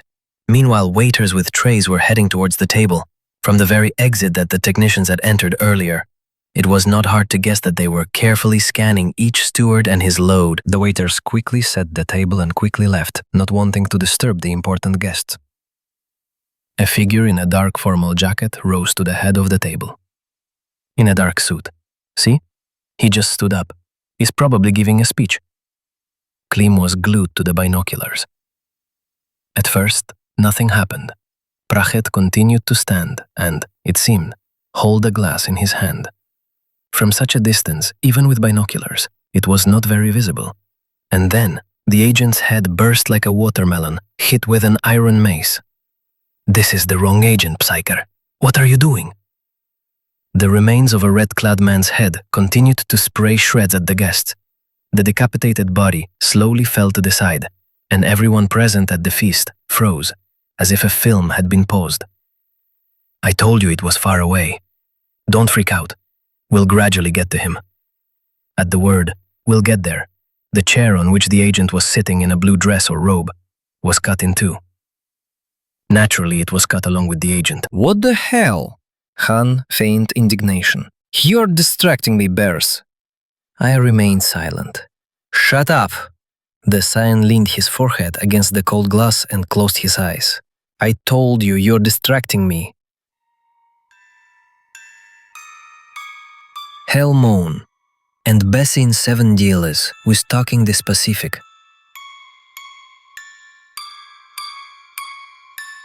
The agents gathered at the festive table unanimously decided that the matter would be limited to one murder, which meant there was no need to run and save themselves. It was not the first time that a critical quarrel between the OEP agents turned into an assassination attempt. The guests only looked at each other suspiciously, trying to figure out the culprit by their facial expressions. Almost no one doubted that the person who ordered the murder was right there to clear himself of suspicion. However, when the second guest fell, panic immediately rose on the transparent disc of the restaurant. Finally, the guests scattered from the table in all directions. Some clung to each other, creating small jumps of 2 or 3 people. They probably hoped that a professional sniper was killing them and the small scramble would prevent him from choosing the right targets. If only they knew that this sniper does not choose particularly, and any target that he managed to hit is considered right, the agents would have started to panic much more actively and hysterically. The man in the snow-white shirt, now of course heavily spattered with blood, tried to grab Pratchett's sleeve to quickly rise from the chair, but Papa easily knocked the sucker down with a straight right, and he himself quickly turned around and rushed to the exit. But suddenly he broke in half, as if he had run into an obstacle with his feet, but his body continued to move. The resulting folding lump folded in half again, like a paper figure, and then again and again. Klim watched this action and could literally hear the agent's bones crunching deliciously. The resulting piece of minced meat looked so disgusting that the pilot's left eyelid twitched nervously. This is the end of Papa Pratchett. No one survives after this, and around the protective dome of the skydock, 4 combat flyers, a tactical atmospheric drone and a dozen different drone defenders were already circling. It was unclear where they all came from so quickly.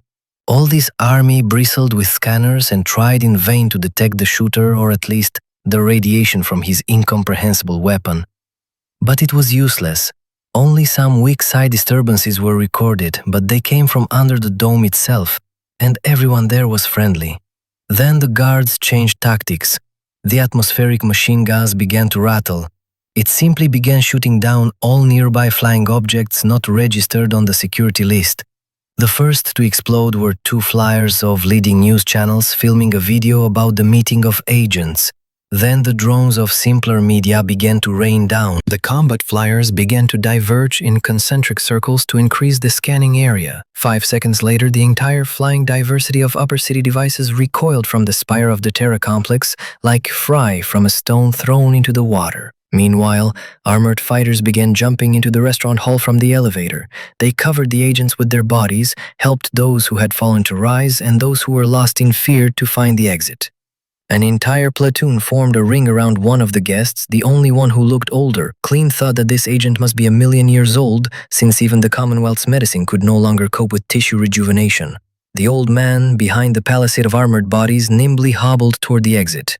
But suddenly he froze, rose a couple of meters into the air, desperately moving his legs, and then spread his arms out to the sides as if he were crucified. He hung for a few seconds and collapsed onto the transparent floor. A brown spot began to spread around the body.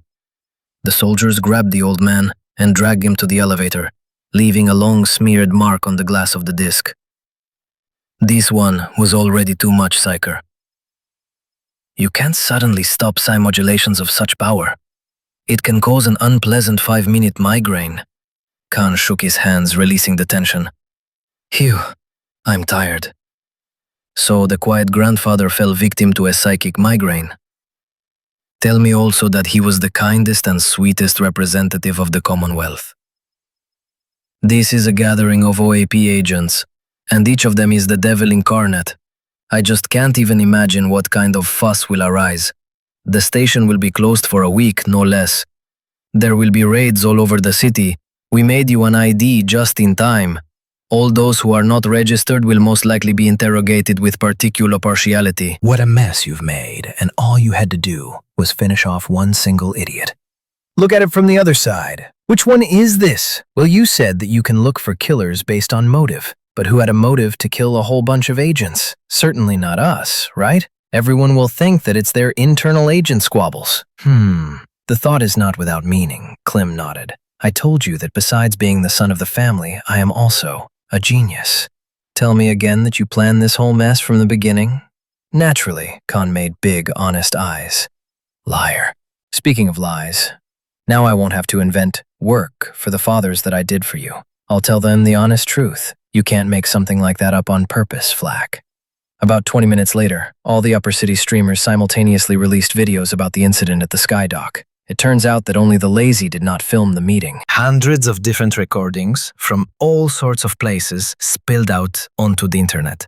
Dozens of armchair commentators analyzed the assassination attempt.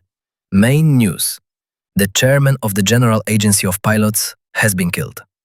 In the photo, a rejuvenated old man with a wise look in whom Klim recognized the same grandfather who died last.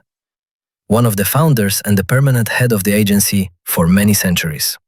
The most influential person in the Alpha Crest system. Of course, every commentator believed that the target of the assassination attempt was the chairman. Who else? Well, not the 5th level agent Papa Pratchett, really. The lowest rank of those gathered. He was definitely killed by mistake. He was in the wrong place at the wrong time. However, opinions were divided further. Information came out that the reception was organized by Papa Pratchett, and it was completely unclear why the chairman himself honored the reception of some 5 with his presence. Very suspicious. Soon the kitchen analysts came to the conclusion that the customer used Papa in the dark, gave him some interesting information so that he would lure the chairman to the reception, and then removed him so that Pratchett would not give anything away. 2 more agents were killed, either to divert suspicion or because both were next in line for the position of chairman. But when it came time to discuss the weapons used, the forums and chats went into chaos. Tons of pure nonsense poured out on the listeners. One of the streamers even claimed, and in all seriousness, that the mercenary was a super-ranked scion who flew in from the frontier and used long-range psi abilities, hiding somewhere on the same level as the Sky Dock, for example, in the UAP headquarters itself, or at worst, in the same residential complex, Greatness. It's a bit far, of course, but the scion is Super Ragnovny. However, the guy was taken for an ordinary idiot with oddities, and he was given a bunch of dislikes. Then, he somehow quickly disappeared from the air. Apparently, he was shut up by the security service of the residential complex. Reputable companies like Velichia do not like it when their brands are associated with high-profile criminal cases, especially with murders. The official representative of the OAP for public relations has remained silent for now, citing that it is not his right to disclose information, as this could interfere with the investigation. At this point, Klim disconnected from the network and stared thoughtfully at Khan. Such a mess is happening that they definitely won't think about us now. And if they do think about it, they won't look for evidence of guilt. They'll kill us without trial or investigation, just in case. What a mess! It's immediately obvious that the Commonwealth lacks a strong imperial hand. Well, it won't last long. There was a modest scratching at the door. The door panel became transparent, and behind it was a little man in a perfectly tailored administrator's suit. Klim gave the house spirit an order, and the door opened. The little man entered already with a respectful half-bow. Good afternoon, gentlemen. I am the senior administrator of the Velici Hotel. May I ask if everything is to your liking? Not bad. Just a bit boring. Khan just sprawled out on the massage chair again. To my regret, I must report that a certain event has occurred in the upper city. They killed the chairman? Prompted Klim, so that the administrator wouldn't drag it out too much. The news is already buzzing. Yes, that's right. He bowed again. The thing is that the Alpha 6 station management contacted us and demanded that all guests remain in their rooms until further notice. What the hell? Lacan jumped up from his chair. His robe opened up and there was nothing underneath, but the patient didn't notice and turned to the administrator, putting his hands on his hips, which made the robe open even wider. I have to hang around in this wretched tavern for who knows how long because of some murder, and also pay 100,000 for shitty service. But gentlemen, the admin turned to Klim, clearly identifying the more sane guest. This is not our decision. We are outraged along with you. Our lawyers have already contacted the station management with a demand to compensate possible losses to our clients. For its part, the administration of Velichia is ready to provide any additional services free of charge to brighten up your forced stay with us. What kind of additional services are these? Khan asked with interest.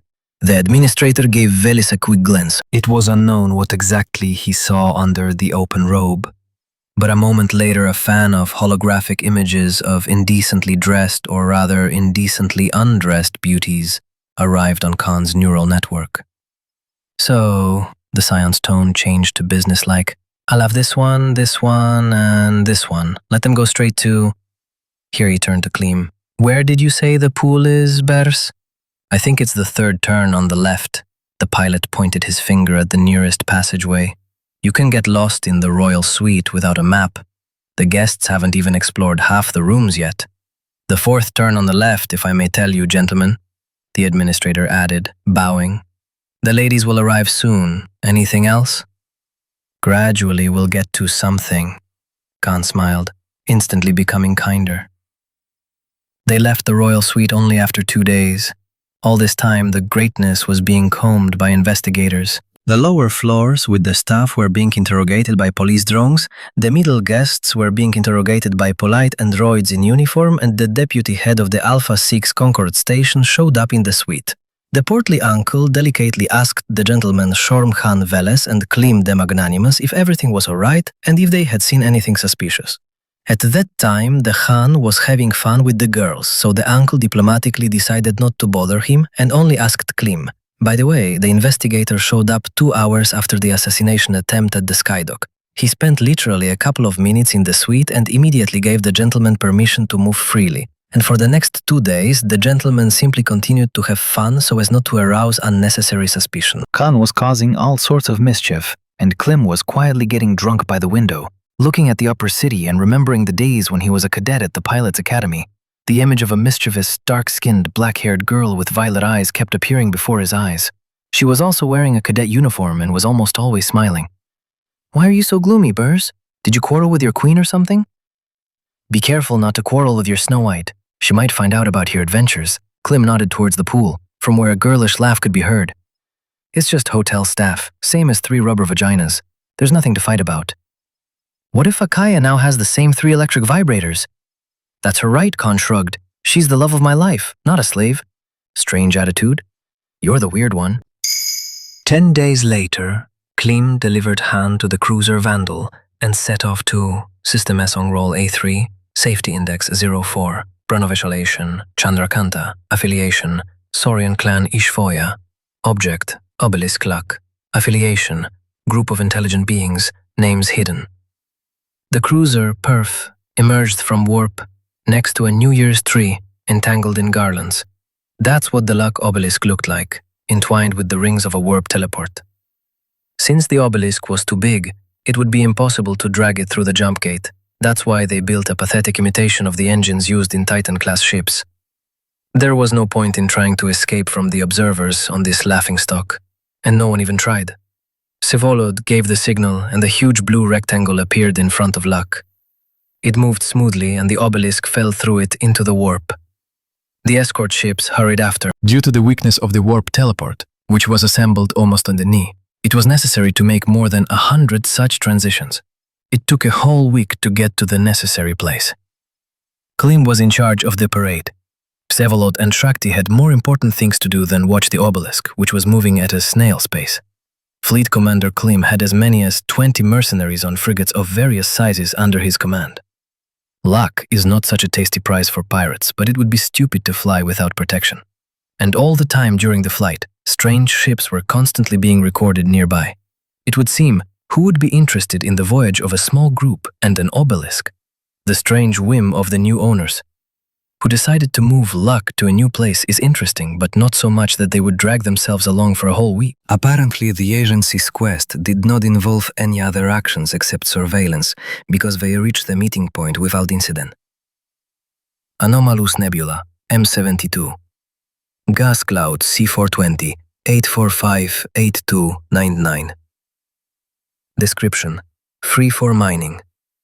Warning: highest hazard category.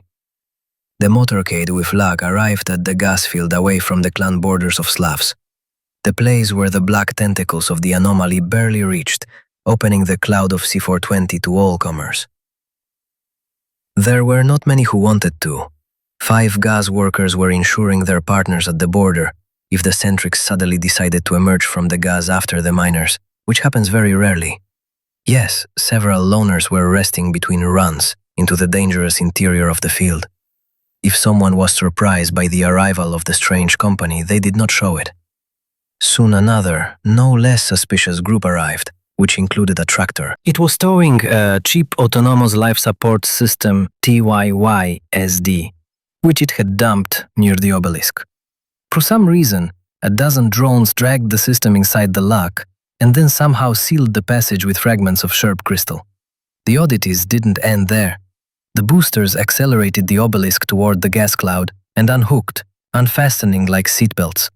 The Udacha drifted toward one of the most dangerous places in the Commonwealth.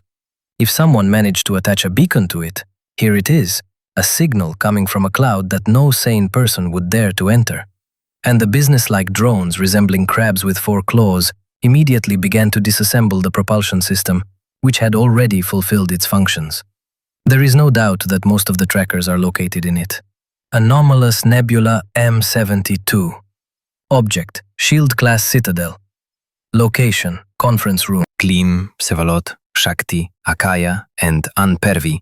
He had to be brought up to speed as a junior partner of the Cube Club, which, however, is still without a personal beacon of the soul.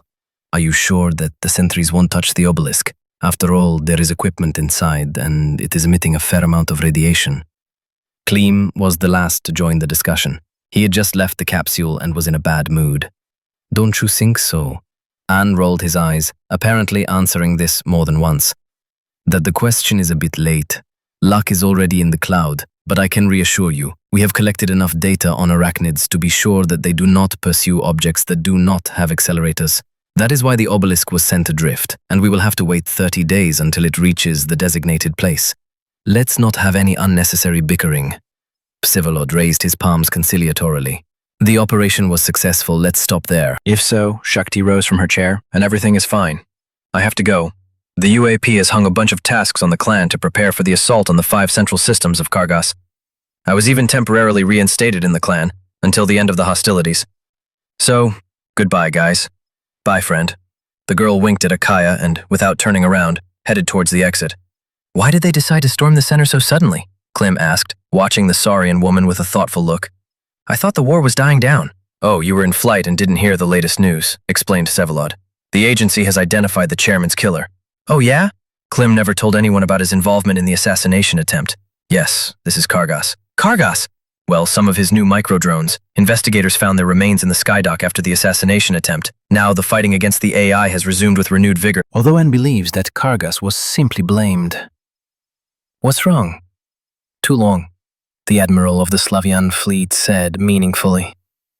A whole week of silence and suddenly the remains of the drones were found? Why did they drag out the exposure if the culprit has long been known? I think the agents covered up their inability to find the real killers with Kargass. Or the customer himself is the new chairman, who again covered himself with Kargass. They found a scapegoat, you understand. Now they will put down a quarter of the depleted UAP fleet, while they split 5 systems.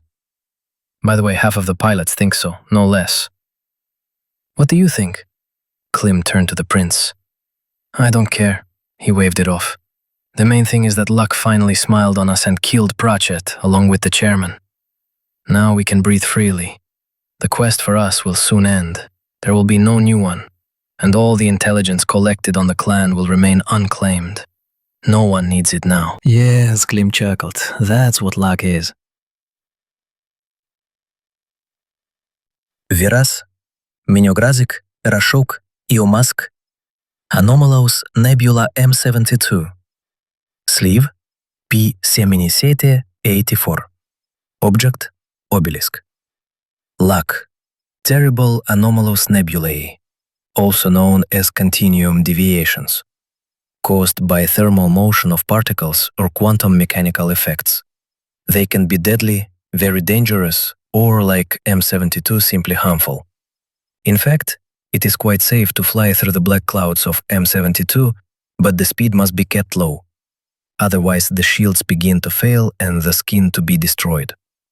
It will take about a month to reach the Slavs' citadel, bypassing the cordons of mines and defensive towers using the thinnest wall of the nebula. This is unacceptable for a large, powerful fleet. Such simple equipment is not worth the possible profits. A small group of ships will not be able to do anything against the heavy citadel. So it turns out that the clan is reliably protected from attacks, and at the same time, a decent chunk of space is covered behind the steel shoulders of the shield. Space eaten away by ribbons of distortions and fluctuations, but also with clear corridors through which the Slavs freely reached the gas cloud with C420.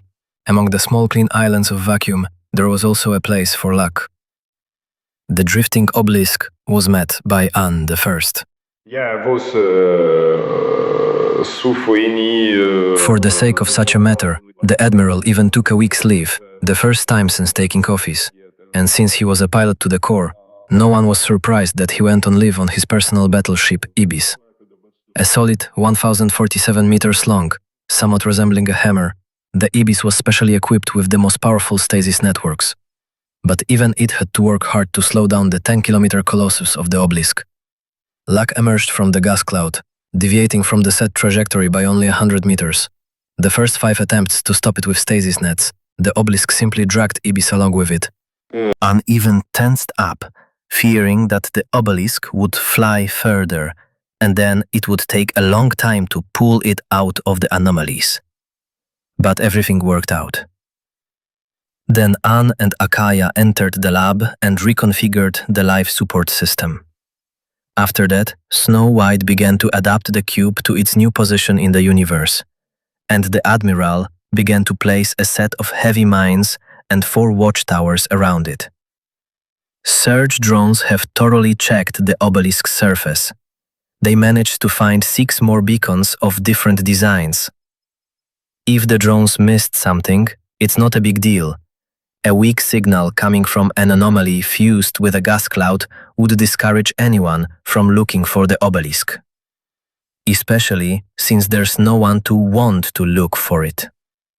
All this time, Klim joined any fleet that went to the Kargass Zone, earned credits to pay off debts, and secretly hoped to meet Shakti, at least briefly.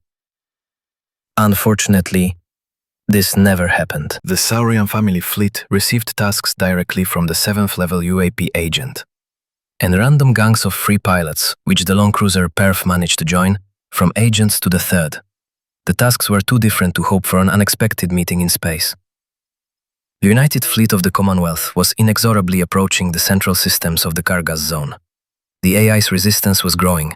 It was pulling more and more forces from other systems to cover the direction of the 5 central ones.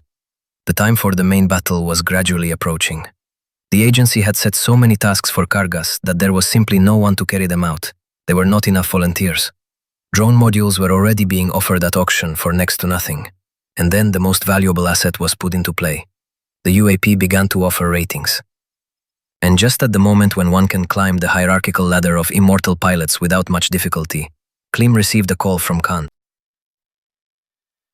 No identification code. Security index, Frontier. Object, Vandal class cruiser. Description, obsolete technology. Ship with crew. Klim arrived at the meeting place on a fan-type truck. The huge, pot-bellied airship, over 2 kilometers long, took a week and a half to get to the point. Even the frames that Shakti had installed in advance in 2 places to speed up the process did not help the old warp accelerator much. But you can't buy a new vehicle for just 1 shipment? And everything that Khan ordered simply did not fit into the perf. Luckily, they didn't spend that many credits. The bulk of the junk is a regular decoy, into which they cleverly build a bomb of several modules. They will only go off when they are nearby. For example, in the relatively small hold of the Vandal. Before that, individual parts of the explosive device are not recognized by scanners. Let them check them during transfer from ship to ship as much as they want. Since there was plenty of room left in the huge truck, Klim also took a miniature life support complex with him. A sort of apartment that unpacks right in the hold. He invited Khan there, who doesn't like to communicate while sitting in capsules. Well, finally, the Psion smiled sarcastically, climbing out of the passenger capsule and examining the furnishings of the apartment. You feel that the Imperial time is just around the corner and you're starting to slowly suck up, right, Bears? Why did you even think that the Commonwealth would bow to brute psychic power and not start a war against you? Klim grinned, inviting Khan into the dining room. Strength has nothing to do with it, Bears. The main thing is to stand out in a grey crowd. What makes me stand out? The charisma of a leader? The ability to think strategically? Psychological stability? Natural attractiveness? Who the hell am I kidding? Of course, all at once. I'm simply doomed to become an emperor. So watch out, don't lose my beacon. Oh, come on, I'm not some kind of clumsy person, Your Majesty. Klim started filling the glasses. Unless I throw it away on purpose.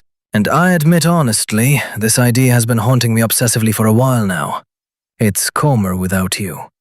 Akaya won't let you get away with this. Trust me, she always has a few backup plans. Oh well, don't worry, I'm not going to become emperor. Well, maybe not right away. Khan sprawled in his chair and sipped his cognac. Wow, a new recipe. Not bad. Perhaps I'll spare you my future supreme wrath. I'll graciously grant you special immunity. It seems to me that you will lie and not wince. I've even done that before. Well then, take the bomb and fly to your grandfather's. Don't worry, we will definitely resurrect you. Klim promised solemnly, and quietly but so that it could be heard, added, but maybe not right away. Speaking of not right away, the Psion became serious. I wanted to talk about this. The grandfathers interfered with my trading operation with you, they say. I raised the price too sharply, and this may force you to some retaliatory actions, bastards, as if they got wind of something or suspect a setup, and each of them remembers my personal file where it says about the cube. The file, of course, is 25 years old, but they are not newbies either. They can compare one with the other. And the main thing is that they have my imprint. The grandfathers are able to detect any living mind in the universe. A normal mind, and not empty ones, of course. Considering this, it is worth holding off on my resurrection so that they completely forget about me. I think 5 years will be more than enough. That's reasonable. But why are you telling me this now and not agreeing with Akaya right away? Because she won't last 5 years.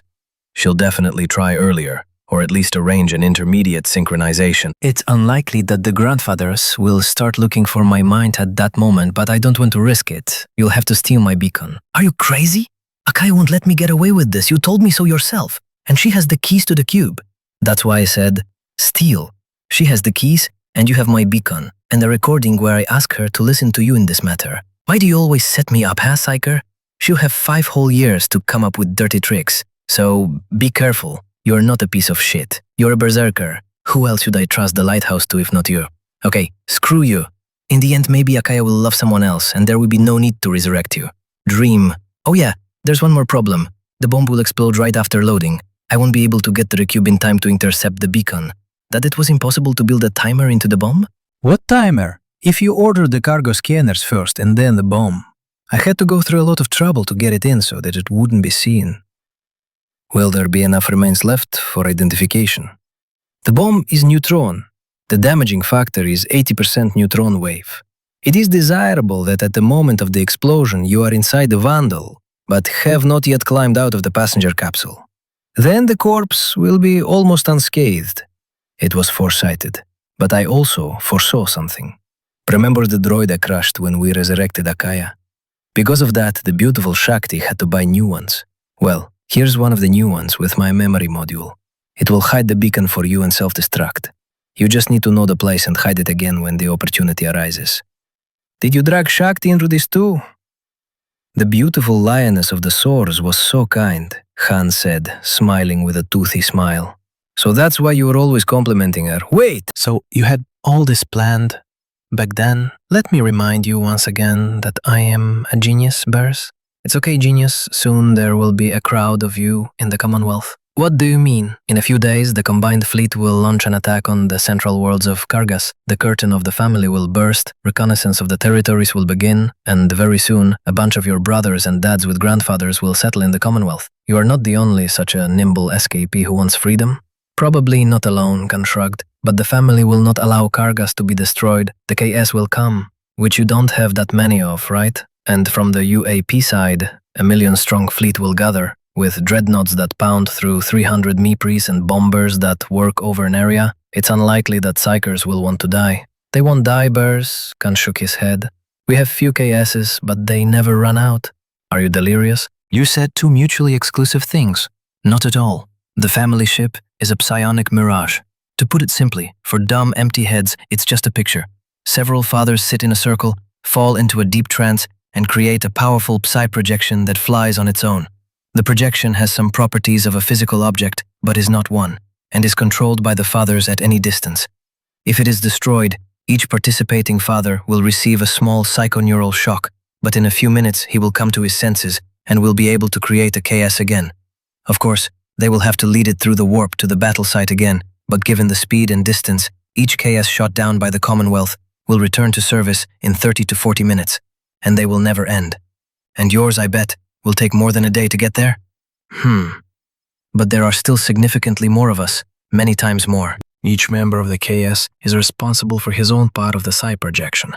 Someone for movement, someone for orientation, and always several for weapons. Each father is capable, at a distance of 250 Mipr from himself, of creating a flash that cuts off intelligent beings from the universal account. The body dies instantly, like those of your insurance products that are without a soul. Each father has his own potential, but at a minimum the flash nullifies the connection within a radius of 100 meters. I even heard that the account itself is damaged. How does it go bad? Who knows, these are just rumors. But just in case, don't get involved in these showdowns. Otherwise your account will be erased, and it won't be possible to resurrect you. Who will guard my lifehouse then? Your mother! Shakti is there! The destroyer Zuum was racing through the Kargass Zone in speed mode. not caring at all about stealth. The Commonwealth's combined fleet that had gone to the center was catching up. However, most states and corporations had long ago recalled their ships. Due to the sharp drop in prices for AI modules, there was no point in continuing their expansion. Basically, the remaining pilots in the battle were free UAP pilots and small clans, whose well-being significantly depends on the agency. But despite this, the army was still impressive. Many pilots decided to raise their ratings by simply taking ships into battle that could be easily sacrificed. Everyone hoped to escape in a capsule in case of danger. Klim knew he was late, but he hoped that the army would not rush into battle all at once, that some forces would be kept in reserve to suppress any breakthroughs that arose, or a sudden increase in pressure. Along the way, he came up with thousands of reasons, but behind every nut he expected to stumble upon the drones of the superskin.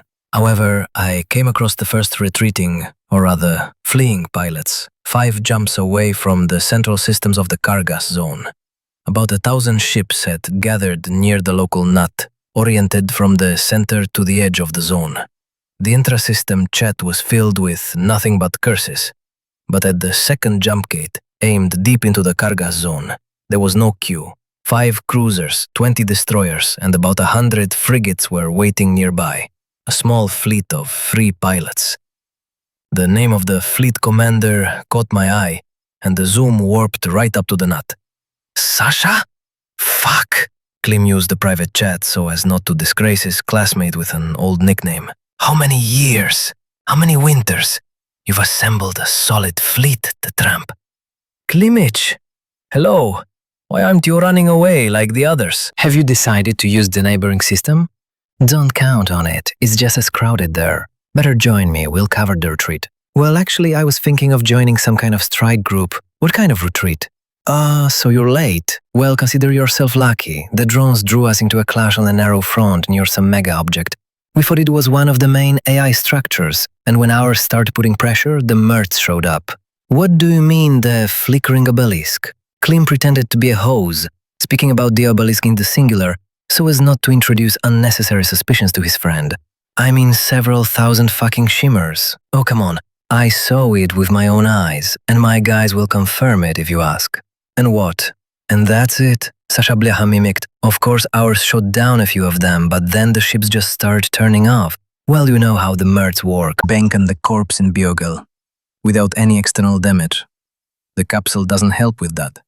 A lot? No one has counted yet, but I think the nickname Immortal Kargass has done us a lot of harm.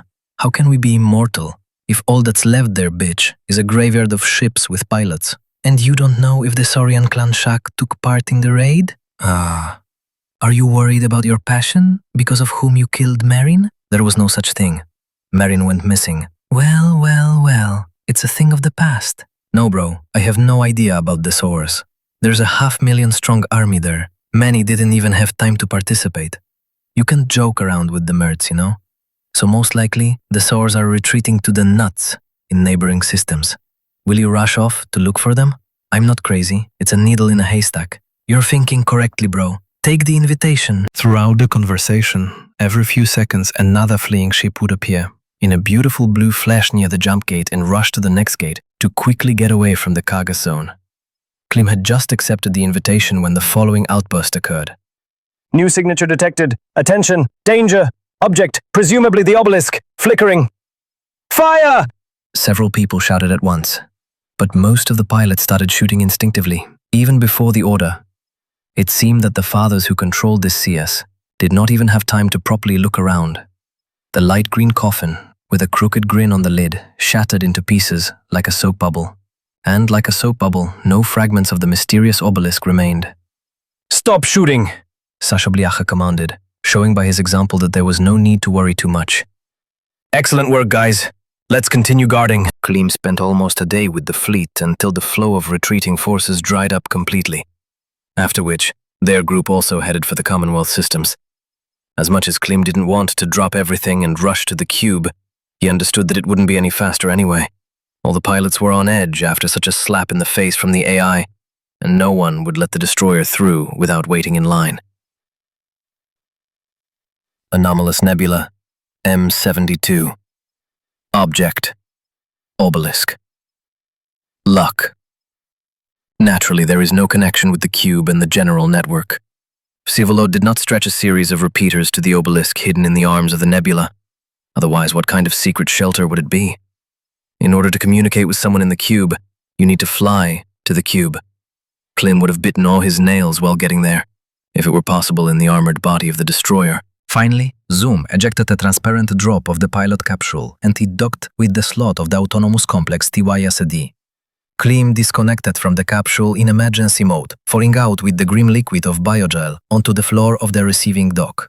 The lighting blinded his eyes, his stomach turned inside out several times. The pilot limped to the dining room as soon as he could somehow stand up. For some reason, his right leg barely bent, feeling like a wooden crutch. The neural network was scolding him with red messages about the urgent need for hospitalization. His palms, thickly covered in green jelly, could not wipe his eyelids. Everything seemed blurry and cloudy. However, having burst into the dining room, Klim narrowed his eyes and recognized Akaya and Shakti, who were drinking coffee. The Saurian woman had also addicted her new friend to the earth drink. Both of them condescendingly stared at the naked pilot covered in biogel. Was there Ashka? There are generally accepted rules for exiting the capsule. Khan said that the KSs are ruining the account. But these are rumors. Snow White threw up her hands. He said that these are rumors? I said! Klim grumbled hoarsely, spitting out the biogel and turning to Shakti. So everything's okay? It depends on how you look at it, Khan. We were the last to enter the battle. My fleet didn't have time to get involved, but managed to retreat in time. That's why half of the family saw me die. Now I can't go back. What about the oath to the family? During the last meeting, Shorm Khan Veles made me swear that I would not reveal the secret of the cube. And that will happen if I return alive. Now one oath balances the other. I am free of obligations to the family. How lucky! Klim leaned against the bulkhead with relief.